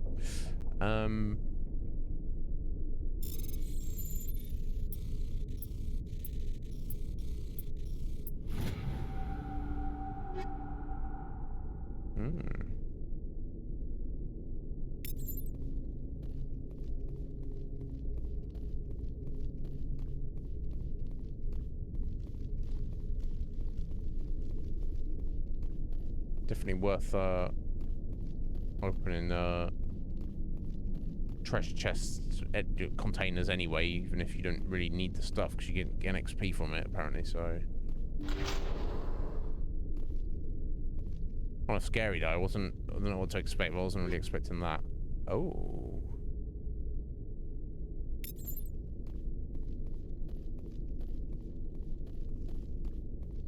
Okay, so I think that's everything here. We've there's a couple of things we need to look at on the planet still, but otherwise we've done our side quest here, and we will have cleared out the not only the planet but the whole system as well. So for get things done. I can clearly see how this game was like a massive influence on things like No Man's Sky, or even like the new what's it called? What's the new Bethesda game coming out? Starfield. Thank you, Red Mage. Literally right there. How you doing, buddy? Yeah, kind of like that. Yeah, this is a game. This game is before its time, isn't it? Era. How you doing, my dear? What's going on? Thank you for the raid. You well, are you, Red Mage? I'm pleased to hear it. Hello, my dear. What's going on? Thank you so much for the raid. You're too generous. I appreciate it. Look, you squeeze on it. Persona 4 Golden. Oh, I've yet to play it, but I've heard good things. And if it's based on my experience with Persona 5, I can only assume it's pretty excellent. No, of course. Look, if you're coming through the raid, the least I can do is sling you a shout out. It doesn't, it doesn't really count for much. So but yeah, how are you doing? Are you looking after yourself? I hope that you are. Yeah, thank you. I hope life is treating you well. Have you played Mass Effect at all? It's my first time playing it. Well, it's a third stream, but I'm very slow to get into new games. But it's fascinating. I can't believe I never played it. It's super immersive, super sci-fi. We just got our ship and we just got into space exploring. You can go all sorts of places. You can't like fly your ship through space, but you just click on a map where you want to go. But it seems quite expensive, to say the least. They want this random planet, and it's just driving around in our little. I say little. It's quite chonky, isn't it? Little space buggy thing. Yeah, fascinating game. Okay, so we've done that. Maybe the little crosses. No, I was gonna say that means we've cleared. That's a point of interest. Okay, but there's no like you have cleared out this point of interest kind of thing. Okay, so let us. I guess I'll try and head over to the debris there. What the benefit of that is. Let's find out.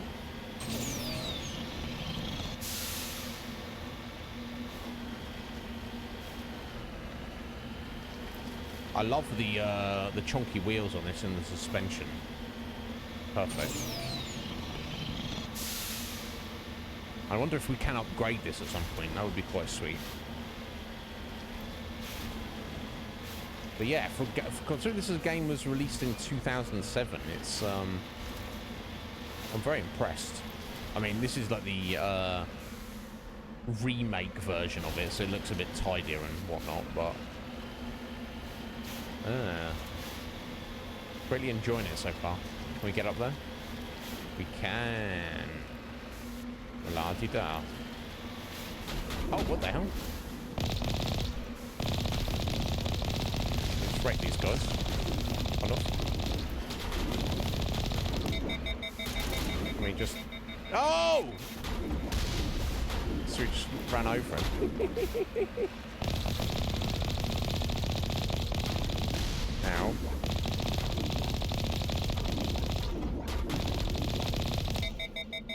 Okay.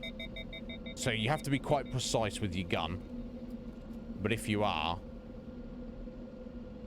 you can, or you just drive into them. Well, that's pretty cool. Who are these guys? I've no idea. Turians, right? I don't know. They're dead now. They started shooting at us.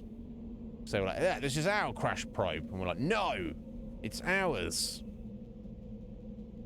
It is very interesting, Era. It is. But anyway, Era, you and your raiders, if you need to head out, it's late. I know you could go to bed, take care of yourself. Don't need to hang around. Anyway, you have to hang around, Red Mage. No, you don't. What the hell? You're playing Final Fantasy 16. What the hell, Red Mage? Why am I not playing Final Fantasy 16? Red Mage. What are you gonna do about it, buddy? You gonna send me your PS5? What a bro. What an absolute bro, Red Mage is. I can't really ask him to do that, but if he's offered, then, you know.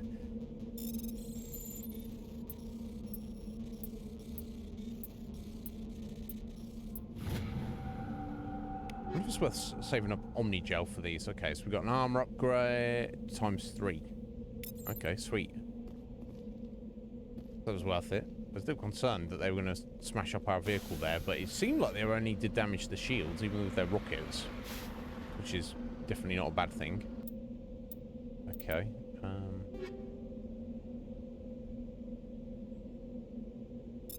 Yeah, we want to take those. I just want to take those, right?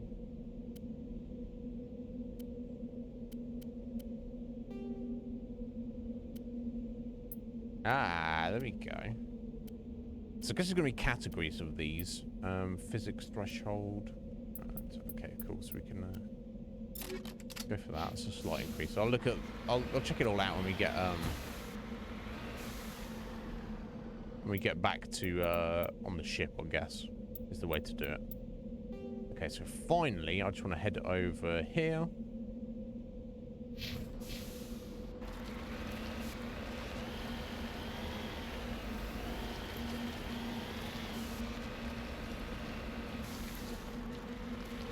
Suspension's good. Oh. I don't think we can turn it over. I don't know if we really want to do that, but... Oh, it's going to be like a worm here, isn't it? Oh, we got a cannon as well. I thought there might be a second weapon system. I wonder if we could take down the worm with that. I don't know. I'm not too concerned. I'm not going out of my way for it.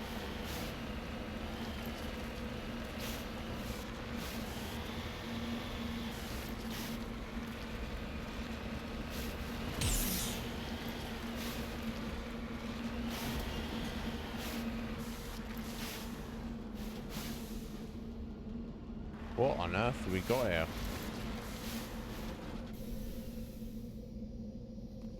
Deactivate it? Why do you want to do that? The device is transmitting tight beam signals into a geosynchronous orbit. This disrupts the survey team's GPS satellites, causing them to crash nearby. Well, let's turn that off then.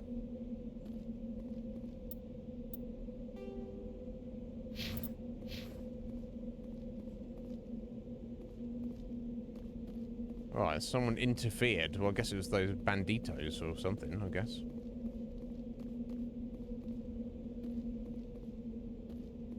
Okay, I guess I can't really do too much with these. Right, okay, so... I guess that's everything on this planet, I assume.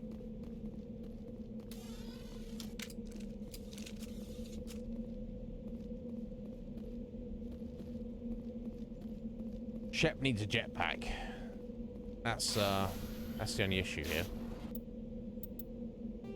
Okay, yeah, there's nothing nothing else to look at. Okay.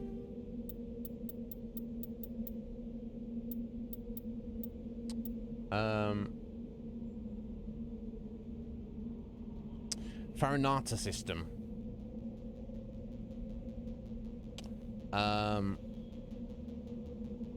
We've got some hostage. Chairman of the Parliament Subcommittee on Transhuman Studies, and a hold up in a derelict freighter. Board the freighter.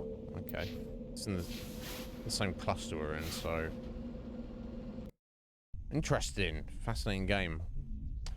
How long we got today? We've only got an hour. What the hell? Where's the thing gone? I guess I'll speed up progress in this game when I kind of get used to it more. There's so much to take in. Now, with your equipment, do you have a limit to what you can carry? I don't think you can do. I don't think you do, rather.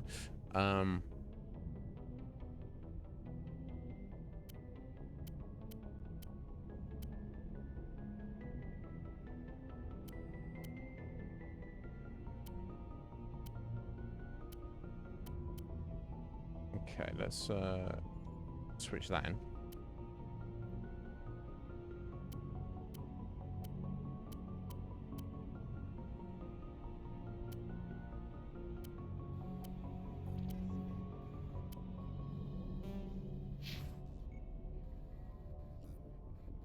I want to say, yeah, I don't think you do, so I think we probably just want to not worry about it too much. Okay, I guess I'll save. Unless we seemingly successfully dealt with that.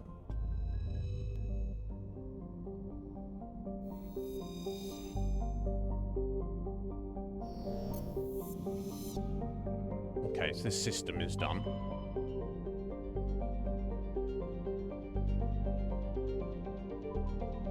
That's fair enough where we need to go.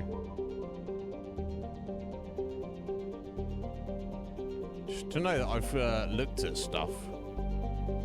I guess maybe it makes sense to do all of the systems in the cluster, so I know in my own head where we've gone and what we've done.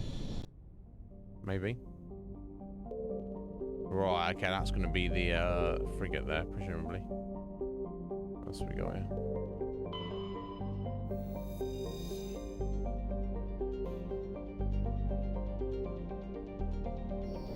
Yeah, I'm not going to read every description of every planet, because, you know, we'll probably be here forever.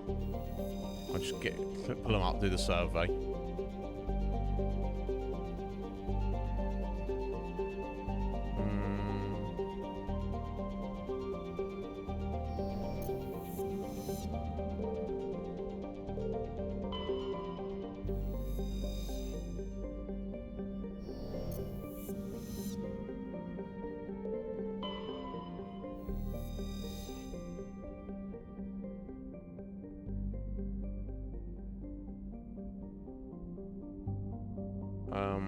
Okay, let's go. Let's board this then.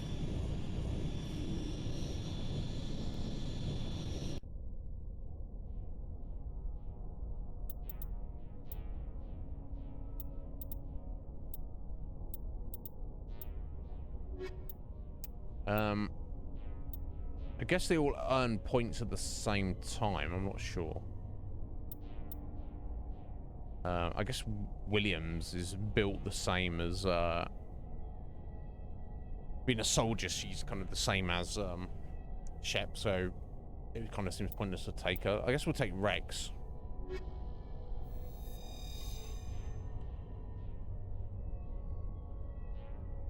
Makes sense, I think.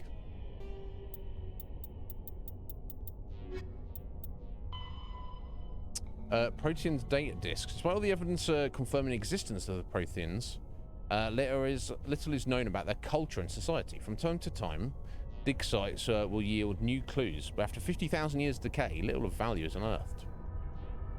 Recent research has focused on the discovery of Prothean data disks. On their own, they are frail and rarely found in one piece.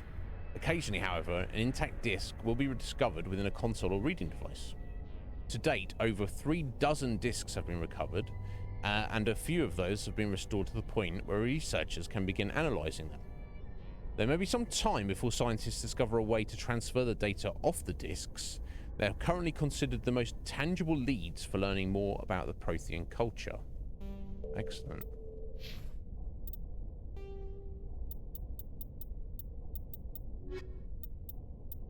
Okay, and there's 7 discs to find somewhere out there. Yes, there's also just random collectibles we need to find. Right, so this is what we're doing about the hostage rescue. So I can already see red dots on the map here, so I assume as soon as we step through here, we're going to be having a little fight.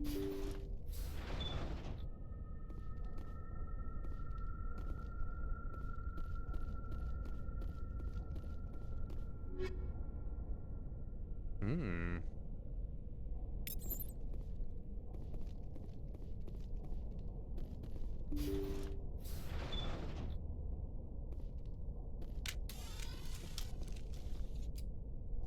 Or we will be shortly.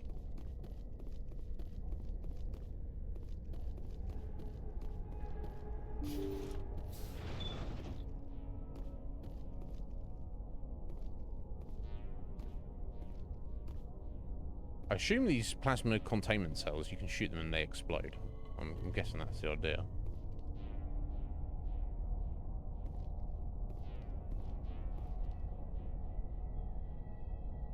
Baltic terrorist. Oh, that's oh, it's me. Okay.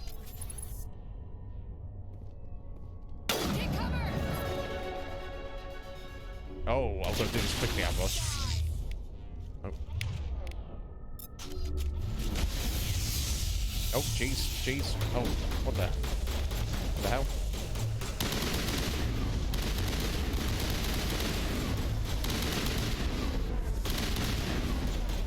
I will destroy you! Knocking us down and all sorts.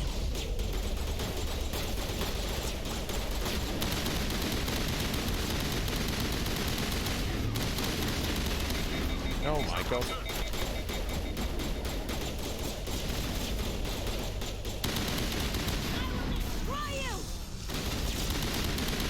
Oh, there we go. Nice.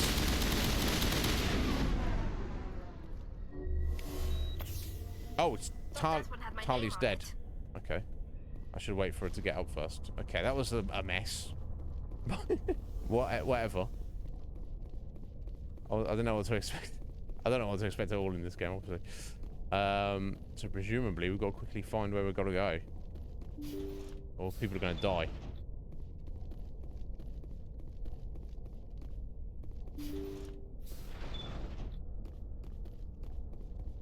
Okay, well obviously not this way. I assume this doesn't take time out of your mission here.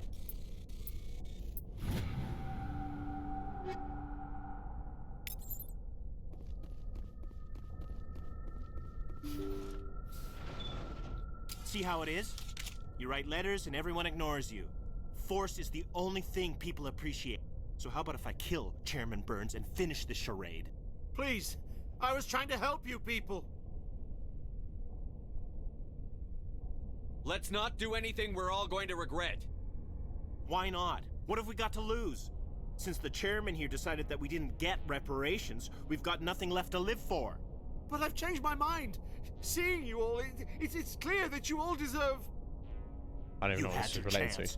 Some L2s are nearly crippled from side effects of the implants, okay. But you voted against reparations. Okay, so I might be able to intimidate or charm here. You don't have to die. This is your last chance to take them down. Yeah. I guess I should go for one of these. Should go hard ass on him. I don't know that he needs them. I don't know. If you die fighting, you'll get a lot of biotics killed as well. What do you mean? Think, you idiots! Don't you get it? You're hurting your cause, buddy. If people think that all L2 biotics are violent extremists, what is that going to accomplish? But people need to hear about what the government has done and what it has failed to do. People have already heard. You don't have to kill me to make your point.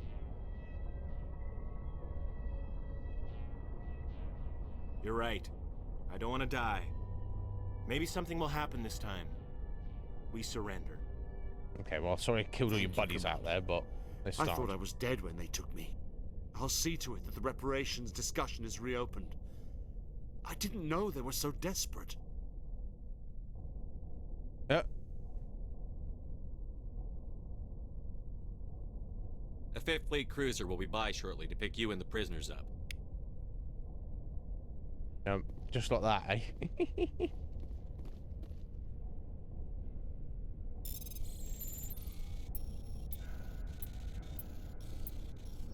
Oh no!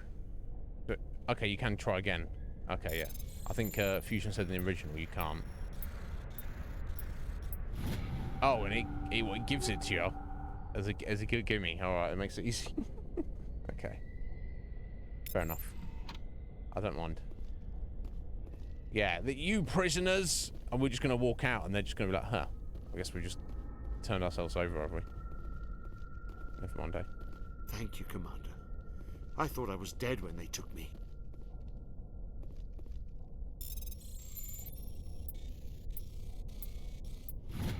Obviously, it's better to get it the first time, because it's actually, you know, it's quicker, I guess. Or is it quicker to fail and then just, I don't know.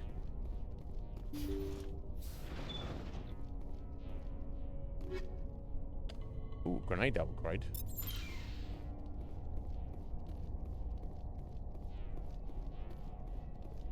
Everything. We're here to save the day and also take all your stuff. Yes, you can't automatically return to the ship from here, I guess.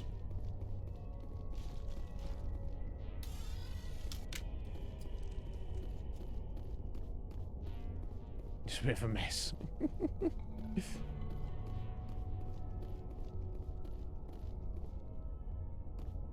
It's all good though.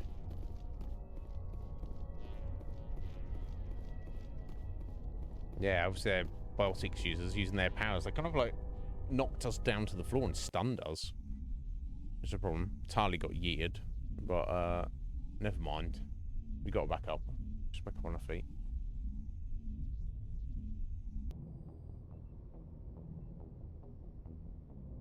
The only real problem is if you get in a situation. Oh, squad members. Got some points here. All right, lad. You got some points, have you? I guess we want to go for the Spectre training, right? It's got the revival ability on it.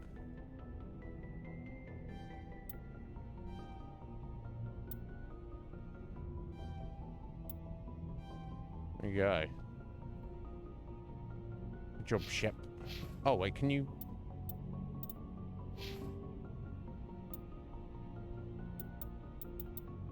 I thought I saw something there to do with squad members, maybe.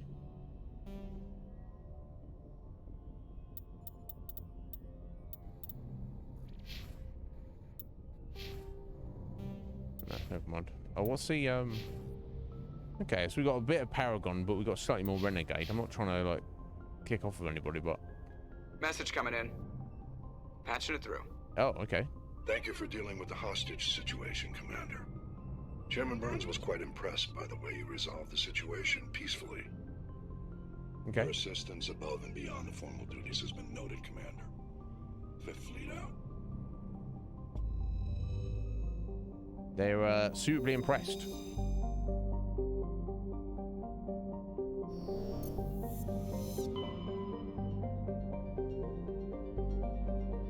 Okay, so I think this is the only place in the only system in the Hades Gamma that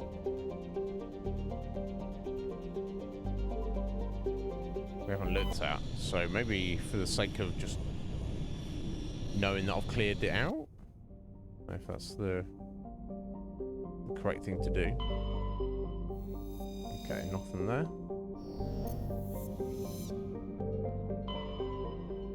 Ah, okay, cleanser.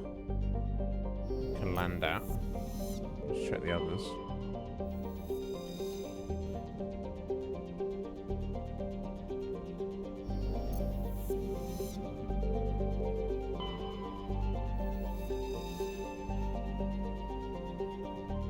Okay, finding some materials and stuff.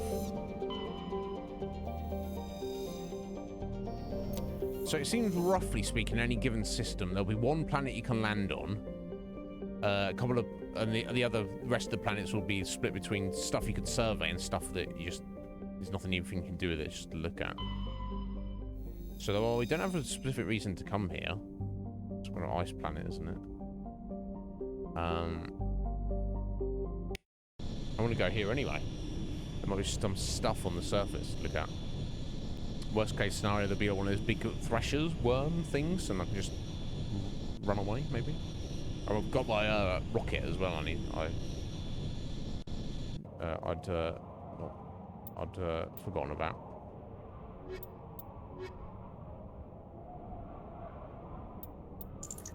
Yeah, I wish you could spend their points from here, but it's all good.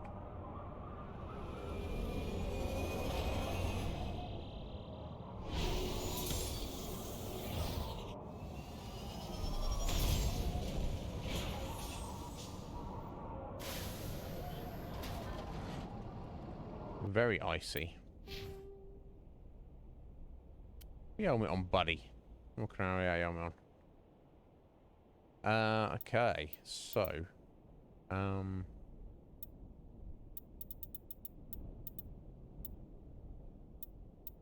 go back on his fitness. Oh, that's blocked off for the minute, but never mind. And then we'll get back on his armor.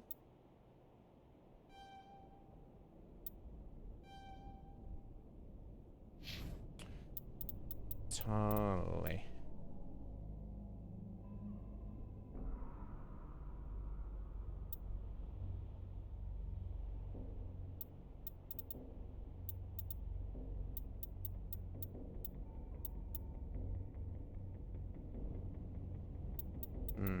Armor reduction. Oh, that just puts a shield right up.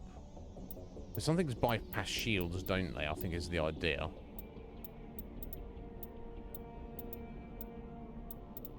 Let's just put a bit into our armor.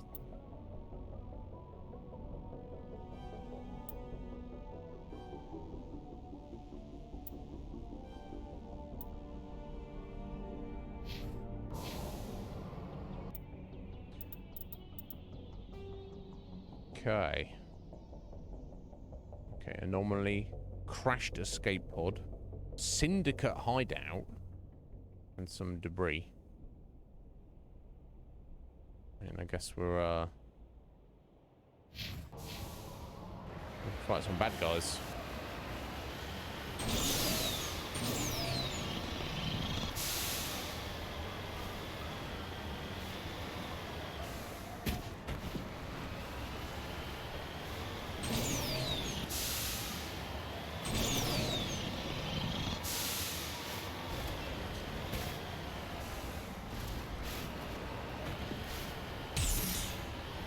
Oh. Okay, cool. You cannot,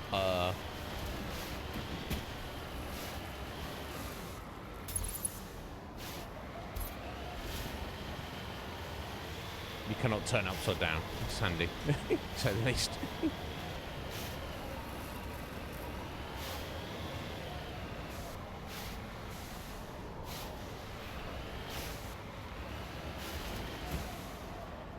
Ooh, platinum deposit.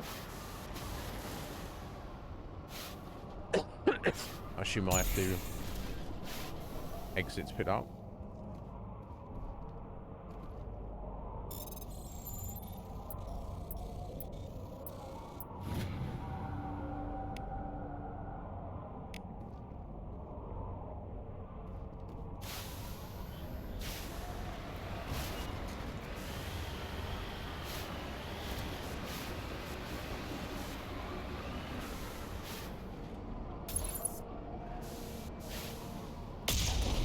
Oh!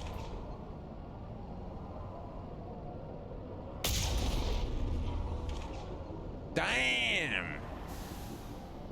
Bruh. What? What? That's rather nice, this cannon, isn't it? Oi, bad guys, we're coming for you.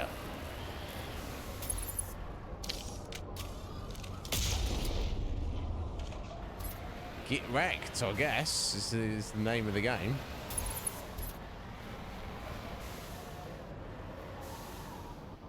Wow, okay.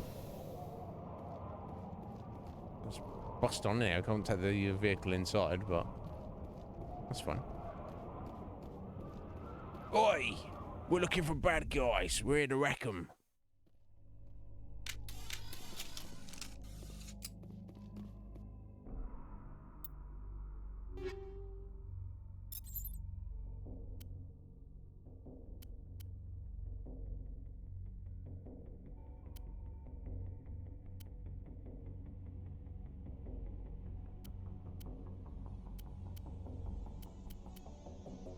Oh, that's some new armor. Oh, hell yeah. Get all that on your ship. You're better in dark, buddy. Honestly, it's not your fault, but...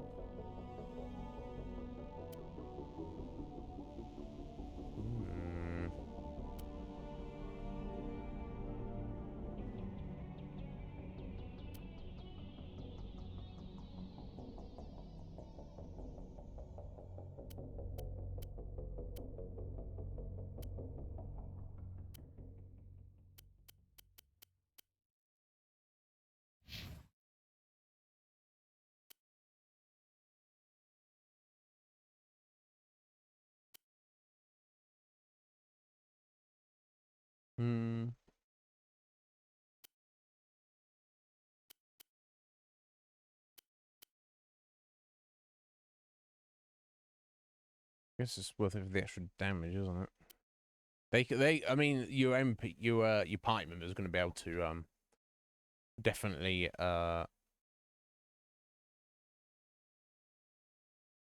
deal with your their cooldown better than you are going to be able to deal with. Oh, chunky old armor for you there, Rex. Get that one, buddy. Oh wow, look at him, looking sleek. Looking sleek, bro.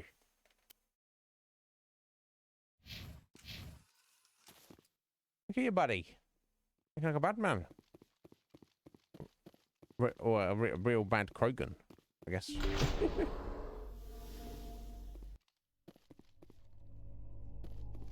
There's going to be more like husks in here.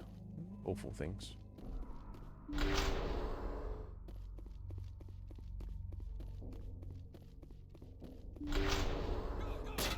Nope. Just random dudes though.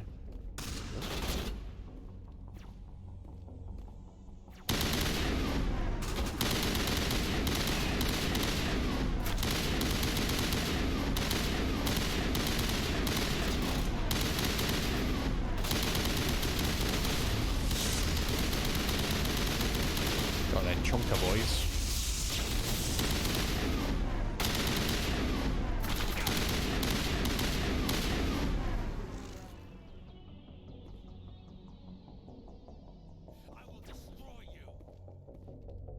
Yeah, we are. Maybe I will destroy you. Think about that.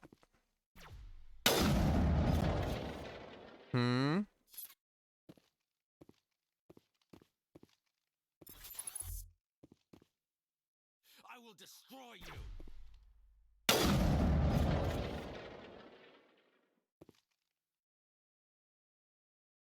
Your buddy said. Didn't really help him out too much.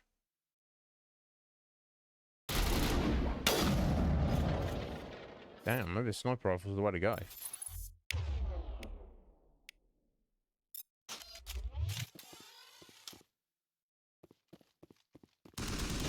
Oh.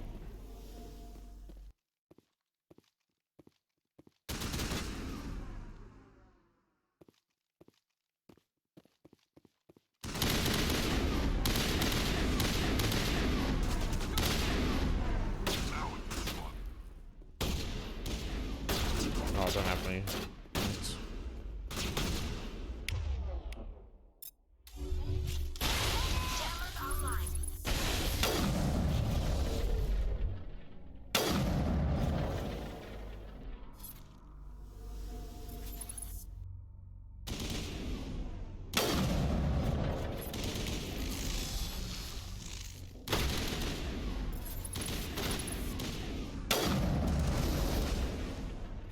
Yeah, it's not working. I need to get up there.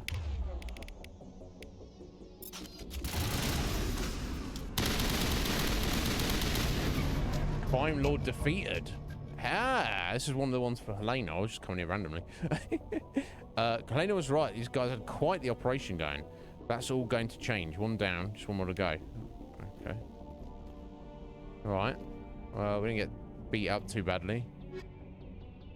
Ammo upgrades. Okay, I'll take those.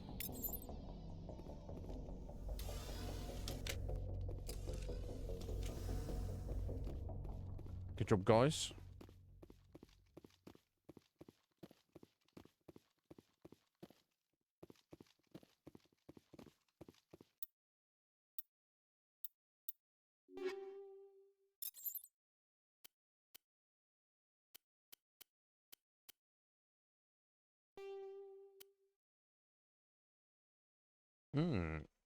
Weapons force.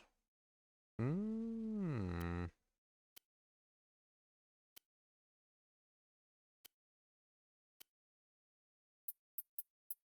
me try putting that on the I want to flatten impact, increase the amount of physical force transferred to the target. Oh, you can put I forgot about this secondary upgrade. Okay. So really you kind of want to actually have all the weapons. You have an assault rifle, you have a sniper rifle, you have a shotgun, and you have a pistol. I guess the idea is you want to kind of put different ammo upgrades on each weapon type so you can adapt on the fly depending on what you're fighting. I guess that's the general idea. I guess.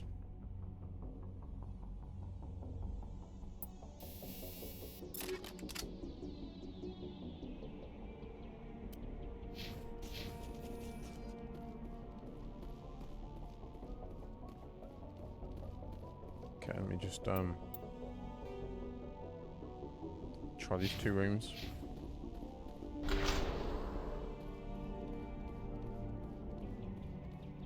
Or not.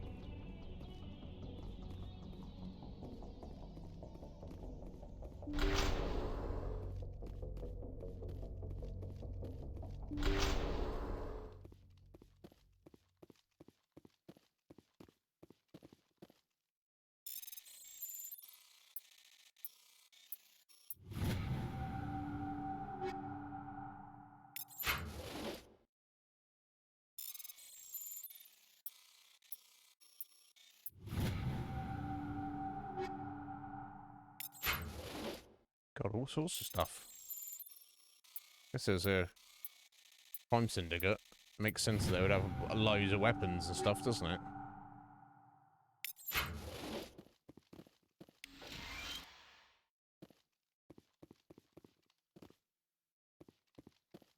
Okay, well, cool. And I was just exploring, but there we go. That's what happens.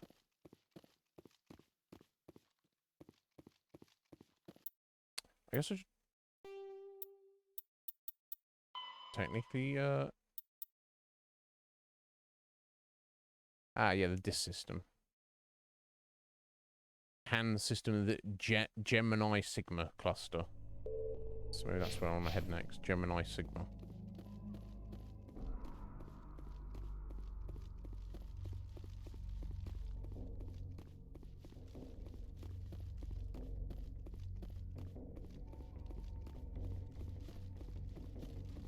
It's Tuesday today, isn't it? Yes, indeed. Sorry, I can't better keep up with what day is.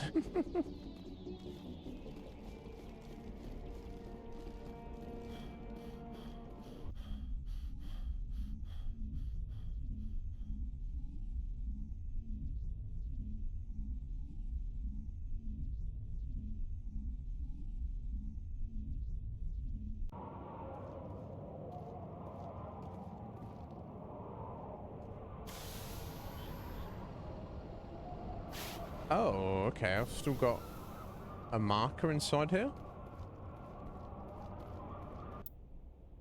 Maybe that's...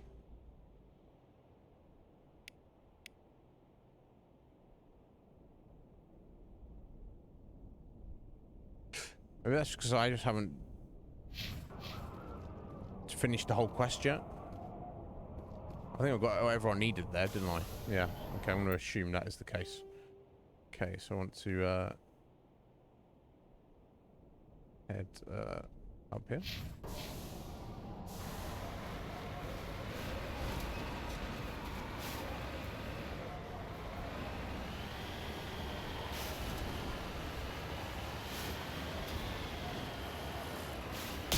Nope.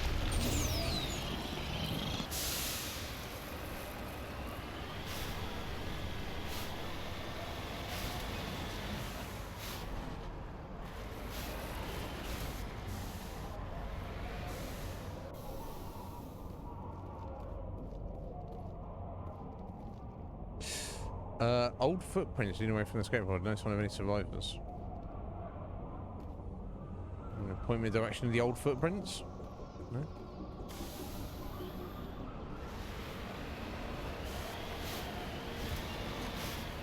Okay, I guess there's some limits. Yeah.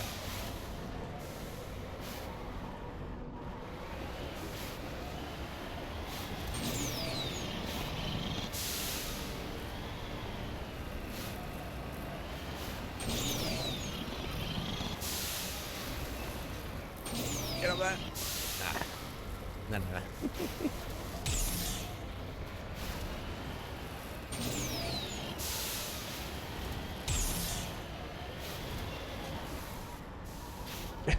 I hope this is going to actually help me get up here. I think it should.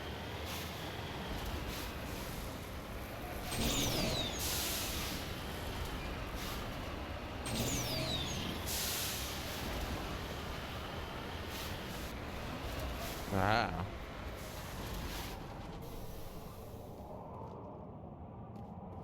Poor fella.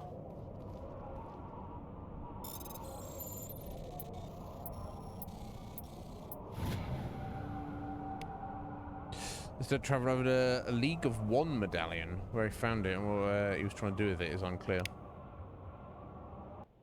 Interesting. The Solarians, League of One. Before they joined the Citadel Council, the Solarians' most potent military tool was a small reconnaissance team known as the League of One. Their primary training was in espionage and assassination. Never more than a dozen strong, the team was adept at infiltrating the tightest defences and eliminating all necessary obstacles. Only a few top members of government and military were privy to the League's identities. They sound kind of like the Spectres, similar to the Spectres, but within the Solarians specifically. League members wore no distinguishing garments and held no particular rank. The only evidence of their participation in the League was a small medallion presented to each member upon induction. This secrecy was maintained until the formation of the Council. In an effort to dispel rumours and appease their new Asari partners, the Solarian Union released all classified documents pertaining to the League. The League of One was suddenly exposed and in danger of being hunted by enemies of the Solarians. Before any harm could be done, the team mysteriously disappeared. Most assumed this was a convenient lie to help hide their identities, but a few months later, the inner cabinet was murdered. There was no incriminating evidence. It was clear who was responsible. Realizing the threat posed by this rogue outfit, so basically they went rogue because they were like, "Hey, you've outed us, you motherfuckers." Rough. The special task group had dispatched a team of hunters. When they didn't return, the special task group dispatched 10 of its brightest operators with broad discretionary powers. Only 2 returned. They reported no evidence of the League. My God. No further incidents reported, and it was assumed the League was wiped out. Some recently declassified documents, however, have suggested there may have been a 13th member who eluded the Solarian government. But surely they'd all have died of old age by now, even if that wasn't the case. But yeah, we'll find ID tags and medallions of them. Okay. No worries. Okay, now I've just got to get to the debris. Just over here. Oh. Get my... Sorry, drive over your corpse there, bud. Yeah, no one can get up there.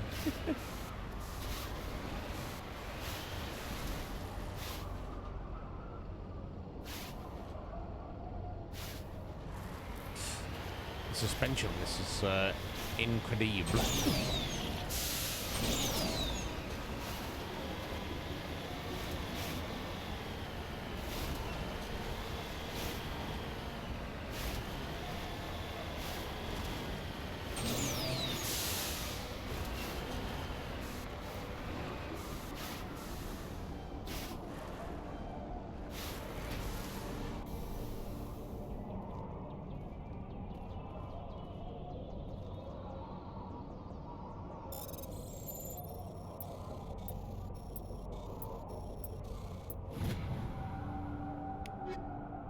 Okay, that's my armor upgrades. Okay, well unless You lead, I'll follow. yeah, I know, Tali, I know. I was just only meant to nudge you there. So unless I'm missing something, that should be everything in this system, I think.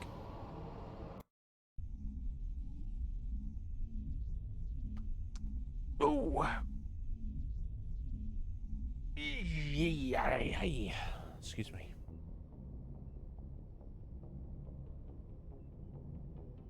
Okay, we've only got half an hour left. I think I'll look at another system at least in that time. I don't get too much more done.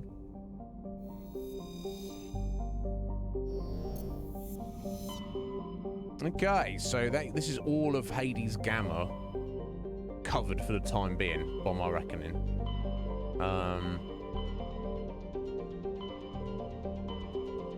Focus Road, Gemini Sigma.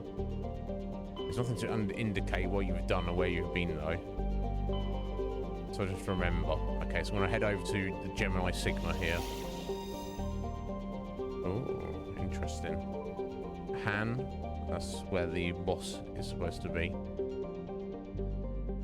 And then we've got Ming there. Okay. Ah, you see why it's Gemini Sigma? Because it's got this green cluster and the red cluster stuck together.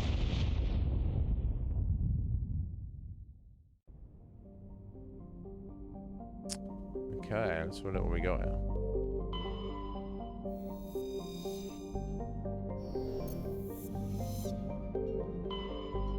Okay, so we can land there.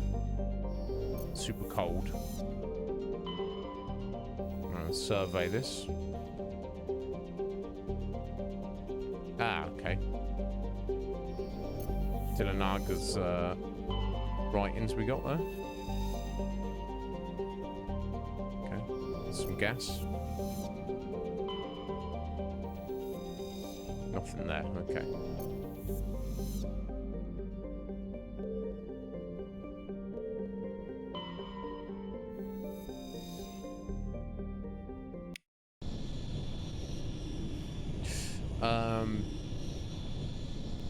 Doesn't I guess it doesn't really matter what order we go to here necessarily, or we do, or planet we land on. This planet could be very cold, which wouldn't bother Caged Wolf because it's over 9,000. I was struggling to segue that there, but I got there in the end. Thank you, Wolf, for the flex there, buddy. Appreciate it. Yeah. You know it.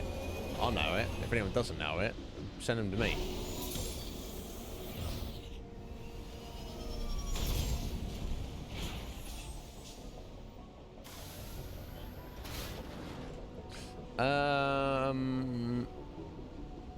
Where you at, buddy? Damn. Had a bit of a back and forth with Root here. 54. Wolf, that is... Bro, that is so impressive. Moving on up. 54. What the hell? Dude, thank you kindly. Get down there, Root. Incredible.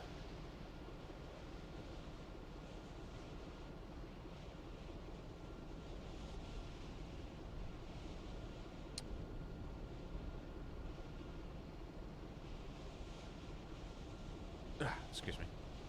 Well, look at this place. I'll wander around here. Level 2 hazard. I don't know what that equates to necessarily, but okay. So we've got much smaller here. We've got debris and presumably the Syndicate's hideout there. Let's go pick up the debris first, I guess. On the way through this mess. This terrain.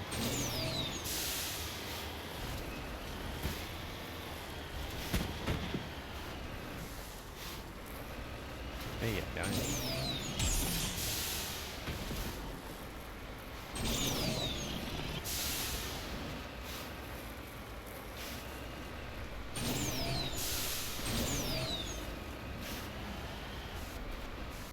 So I guess you could look at the topography of the map, couldn't you? So you just obviously the lighter these areas are, the higher up they are, I guess is the idea.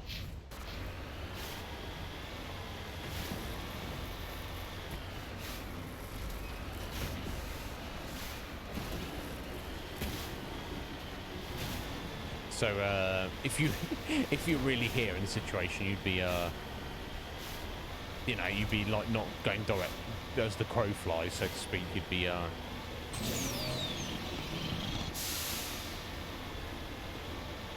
actually kind of you know, being sensible about it, plotting out your course, so to speak. No, I think it's on the around the back of this.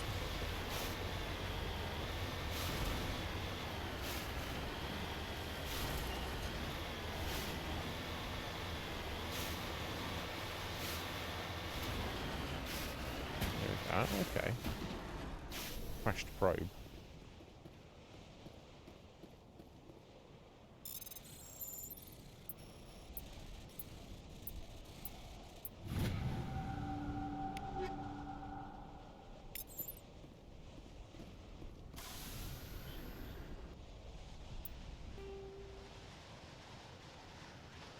Oh, no. Okay, directly east.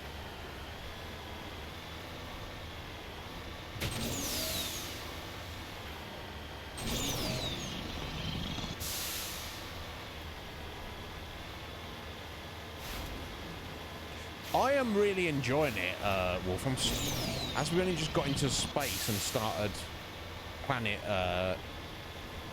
exploration, just like halfway through today's stream, I'm still feel like I'm getting to grips with it. But I'm very greatly enjoying it so far. Very very satisfying. Okay, so are they on top of this? Maybe. I think they might be. We're a bit awkward to get up here.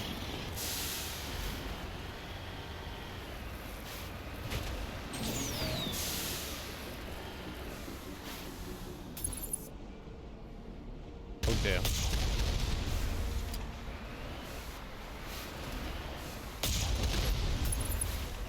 God, their turrets are kind of a bit on the tough side. Oh, did I get both? No.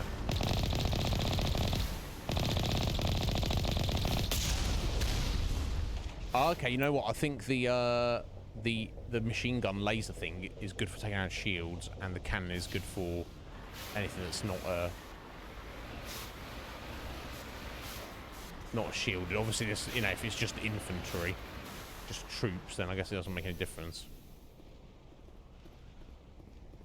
Oh, okay, the hazard level, it's ticking up. You can't be outside for too long, I guess is the idea.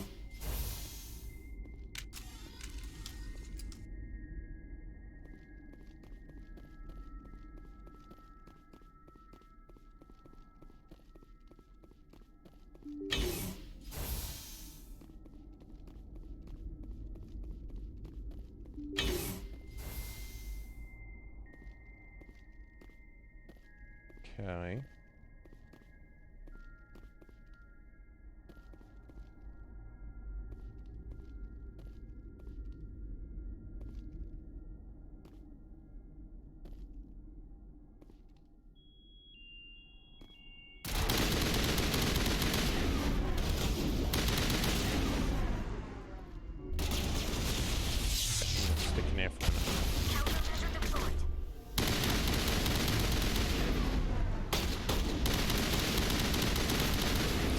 you need to get in cover, do so.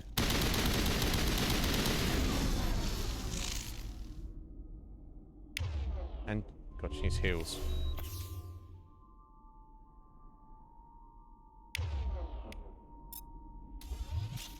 We'll make her a bit tougher later. Wow, that guy takes a bullet to the face and then he's just kind of chilling there. So it's fine. What level ups do we? Well. Guess we got more Spectre training, right? Alright, Shep. Yeah, advanced Unity, buddy.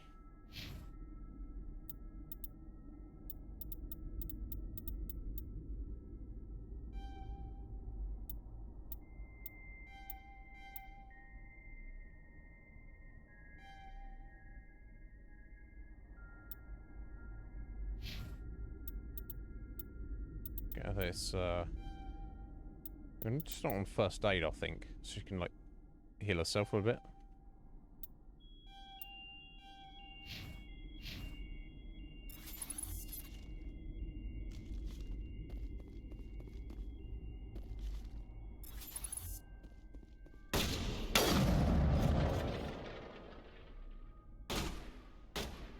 Hey, you're gonna put your head around, buddy. Come on. Show me what you got.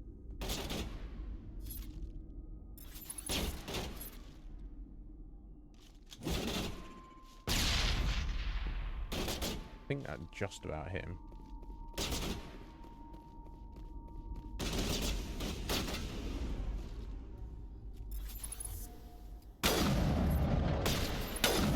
Oh, you probably just want to walk in front of me, guys. They don't know. They don't know. And he can kind of tell them what to do, but I'm just like, just get on with it. Do your own thing.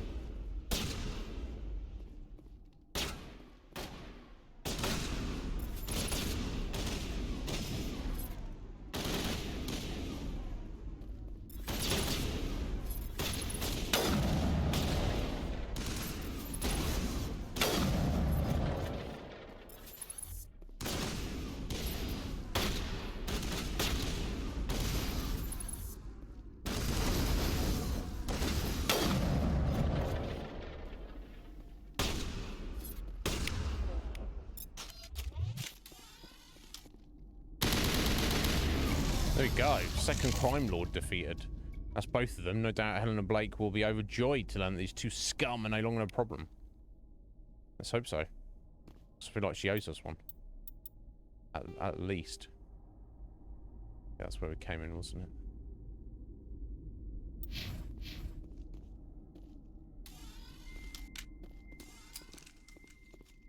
it? Right, okay. Very, pretty and mysterious music in this area. I don't know why necessarily, but never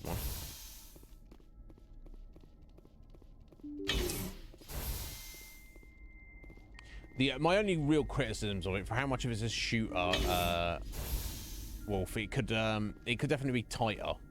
But I guess it's a product of its time. So I'm kind of more looking forward to what the sequels might be like in terms of improved gameplay. But otherwise, this is not a bad game at all. I'm greatly enjoying it.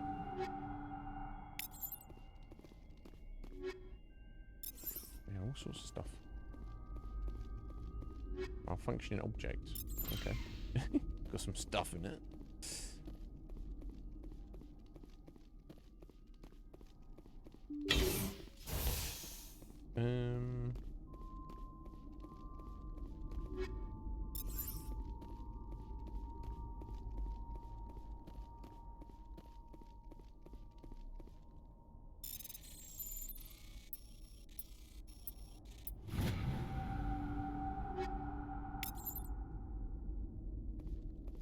Right, okay, I think that's everything here. So I think we can leave this planet. And this system. I guess we could jump over to the sister system. Got a couple of minutes.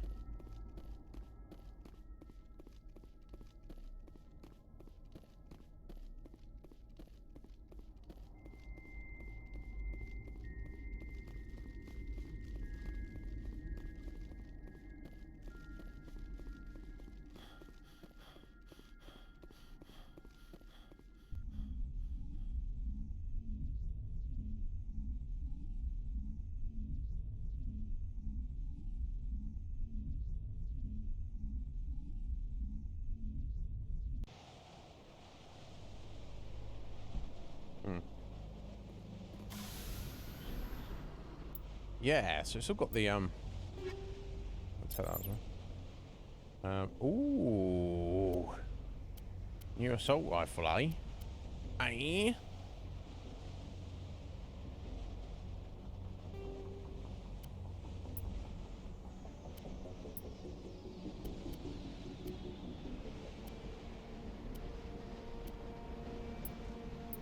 It was good for the plus damage versus organics. Right.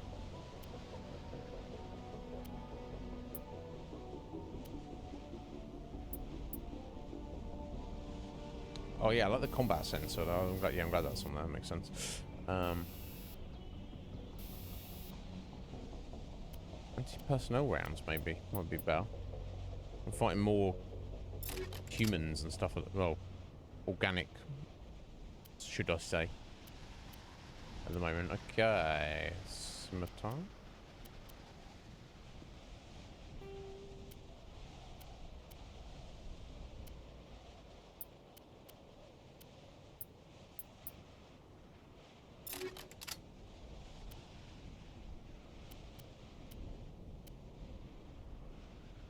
Ooh, a new sniper rifle.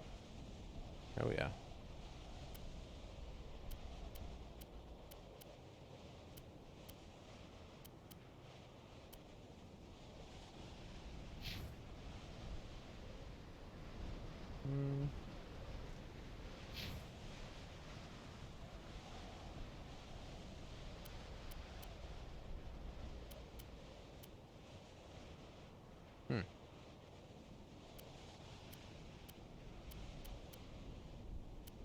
I'll make some money back soon, seemingly.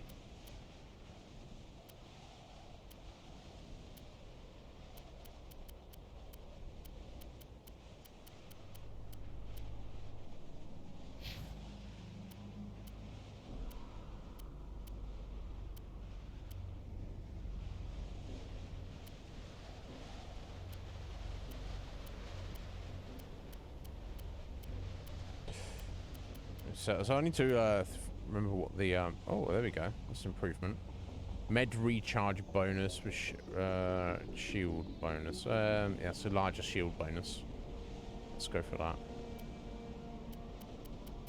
Some better armor for Tali, but I guess we got to get Quarian specific, haven't we? There you go. So that's report back to Helena.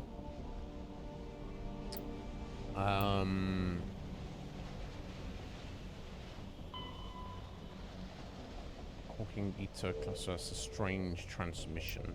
Okay, let's try and do these first. Missing Marines. For Admiral Kahoku. Sparta system. Ah, that's in the Artemis Tau cluster where we've got to go later anyway. And these are all our collectible quests, aren't they? Collectibles. Miss Marines. Back to Helena. Okay, so let me look at these.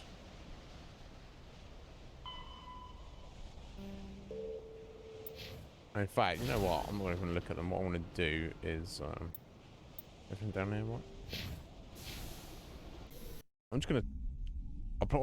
When we started doing this space exploration, I was like, oh, let's just focus on stuff, but... If I know that I've cleared out an area, then I've no reason to go back there unless a quest sends us there. So I'm kind of like tidy up as we go along.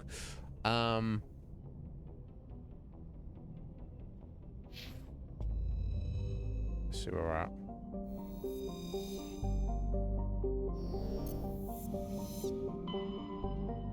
Okay, yeah, so let's head here. The Ming system. I guess we'll leave it here before we finish exploring all this. I'm sure there's not really much here.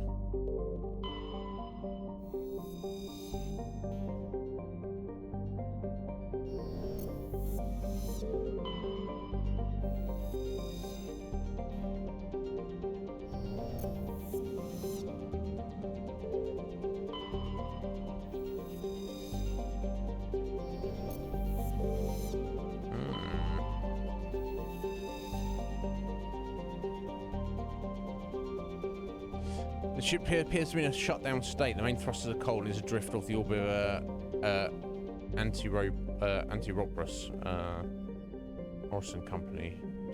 Okay, well, so it's just derelict ship. Okay, we'll have a look. I'm about to do this, and I will finish up this system as well.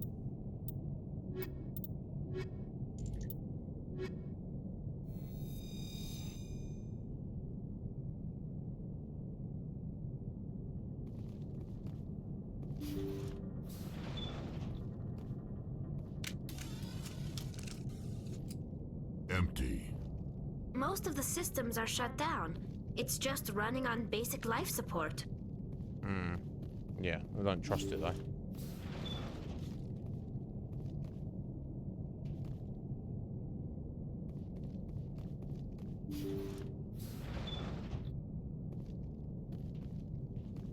Hear that? We're not alone. It's gonna be some husks that maybe. That was no accident. The whole place could be a trap. The whole place probably is a trap. Okay, what's in there?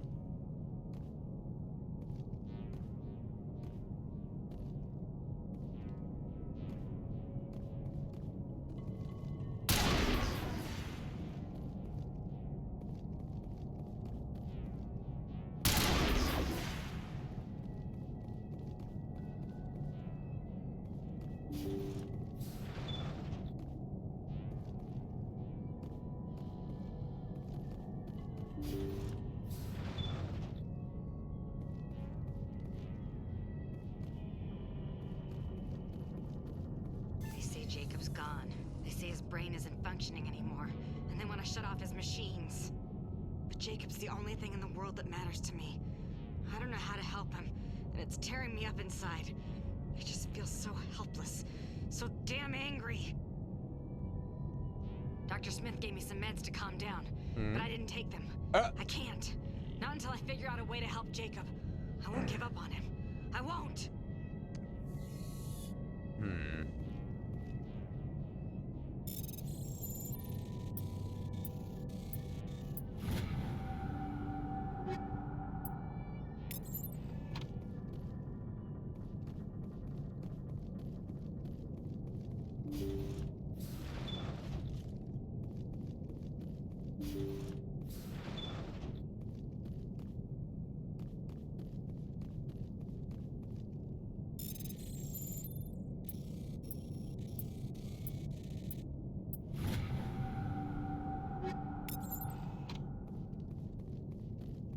Jacob's not going to make it. His brain was deprived of oxygen for too long. There's nothing any of us can do for him now except let him die with dignity. It's what he would want. I'm more worried about Julia now. She's showing signs of severe depression. I gave her some meds that should help, but I better warn the captain. Did Julia go off on one? Because Jacob died. Oh, is this Jacob? That machine's keeping him alive. I'm not seeing any brain activity on the readouts. He's dead. This body is just an empty shell.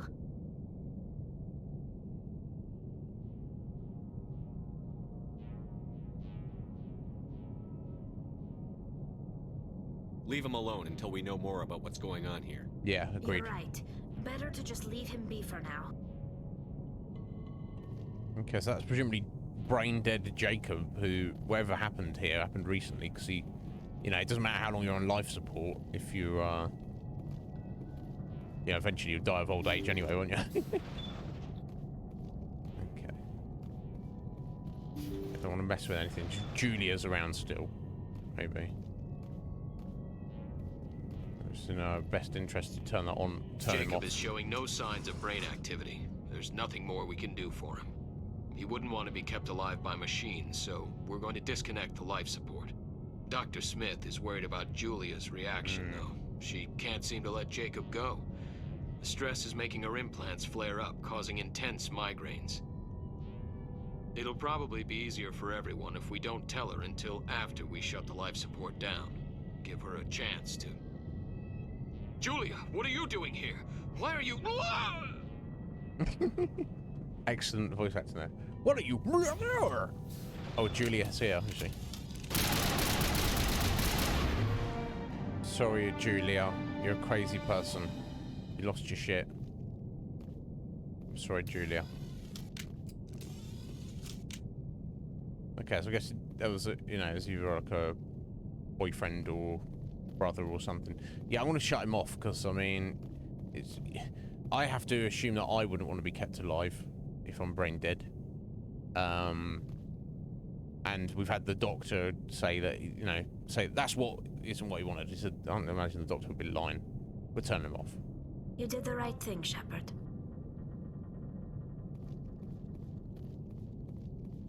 Yeah, I think so. Okay, interesting. Guess we get out of here. So Julie was just like living here with him. Ow. Silly me. Bring it on. No, there's nothing to bring on, Regs. Nothing to bring on, buddy. Lost shields. No, I'm just getting slapped around a bit, but it's fine.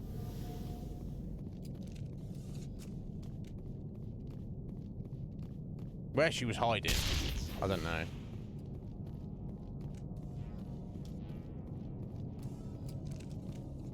Doesn't really matter too much. Interesting. Still little side stories, aren't they?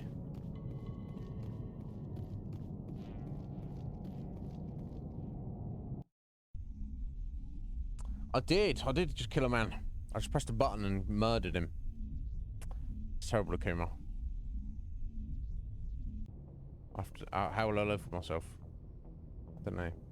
I don't know where we'll go next. I'm just curious. Let's pull out of that then. Pull out of that. Pull back out of that. Okay, so Gemini Sigma and Hades Gamma have basically cleared out both of these systems. Voyager Cluster, I don't know what's there. Argus Row, I know there's definitely stuff there. Like it shows you where you've got to go. Not that it matters the distance, really. Kepler Verge, don't think there's anything there. Hawking 8, I know we need to go for something. But yeah, I guess we'll, I'll think on this tomorrow, basically. See what's what.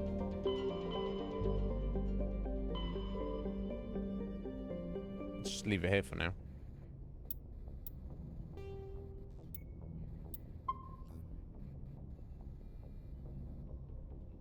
Fascinating.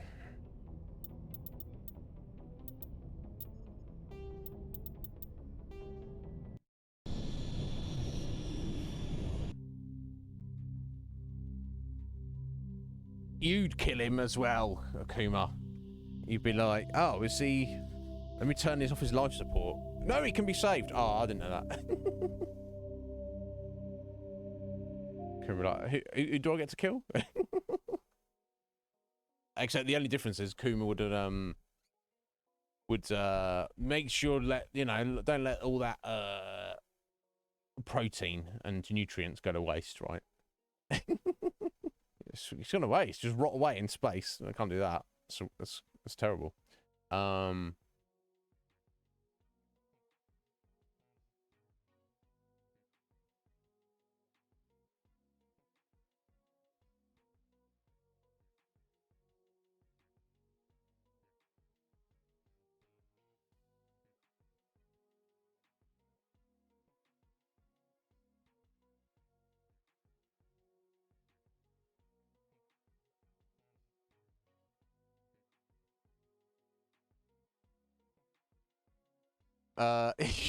Yeah, recycle them. Exactly. That's the thing. If you were living in that universe, if we get to the point of being spacefaring, we'd be so. It'd give us such a sense of like the danger, the actual danger of existence. We're so unaware of it. We're literally on a ball of rock that's got a tiny thin layer of like oxygen keeping us alive on it, hurtling through infinite void, and we don't think about all that's out there. I think if we were spacefaring, like they are in Mass Effect, you'd you'd be like far more. I don't think I'm saying I'll just eat that Jacob's corpse. I'm not saying, oh, here's some meat, guys. Let's not let it go to waste. But it's not like you wouldn't not think about it. It'd be you'd have to think far more in a survival sense than a consumer sense that we think we are in now. I think it could definitely do us all some favors to think a bit more survivalist.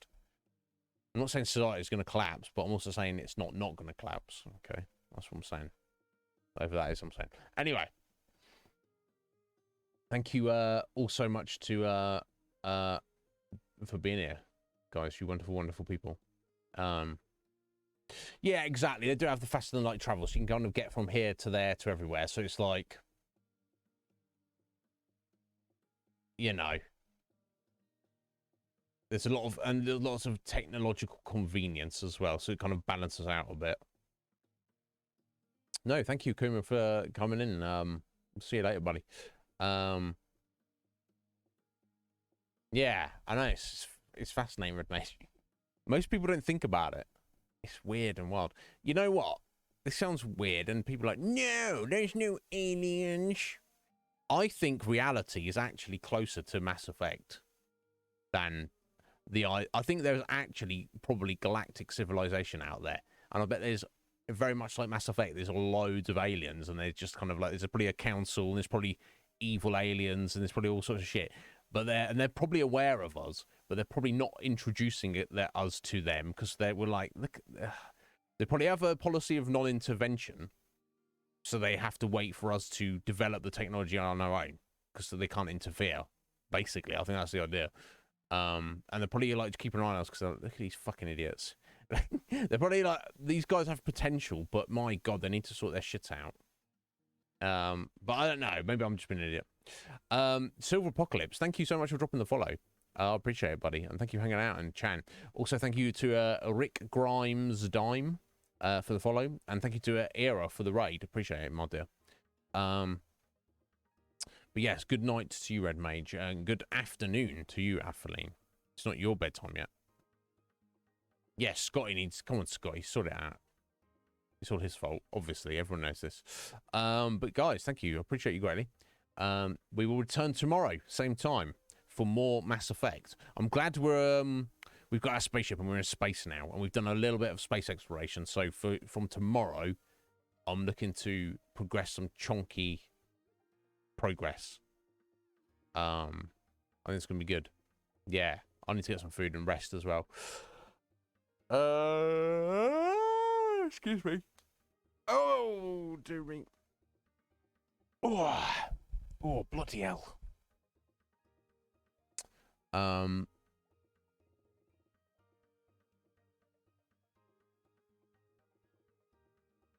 But we shall see.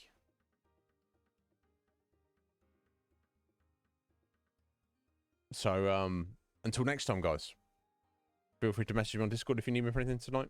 I hope you all have a wonderful evening or afternoon. And feel free to stop in tomorrow for more Mass Effect-ing, massively affecting goodness. What am I even saying? I don't know. Food time. You have a wonderful evening, guys. Take care.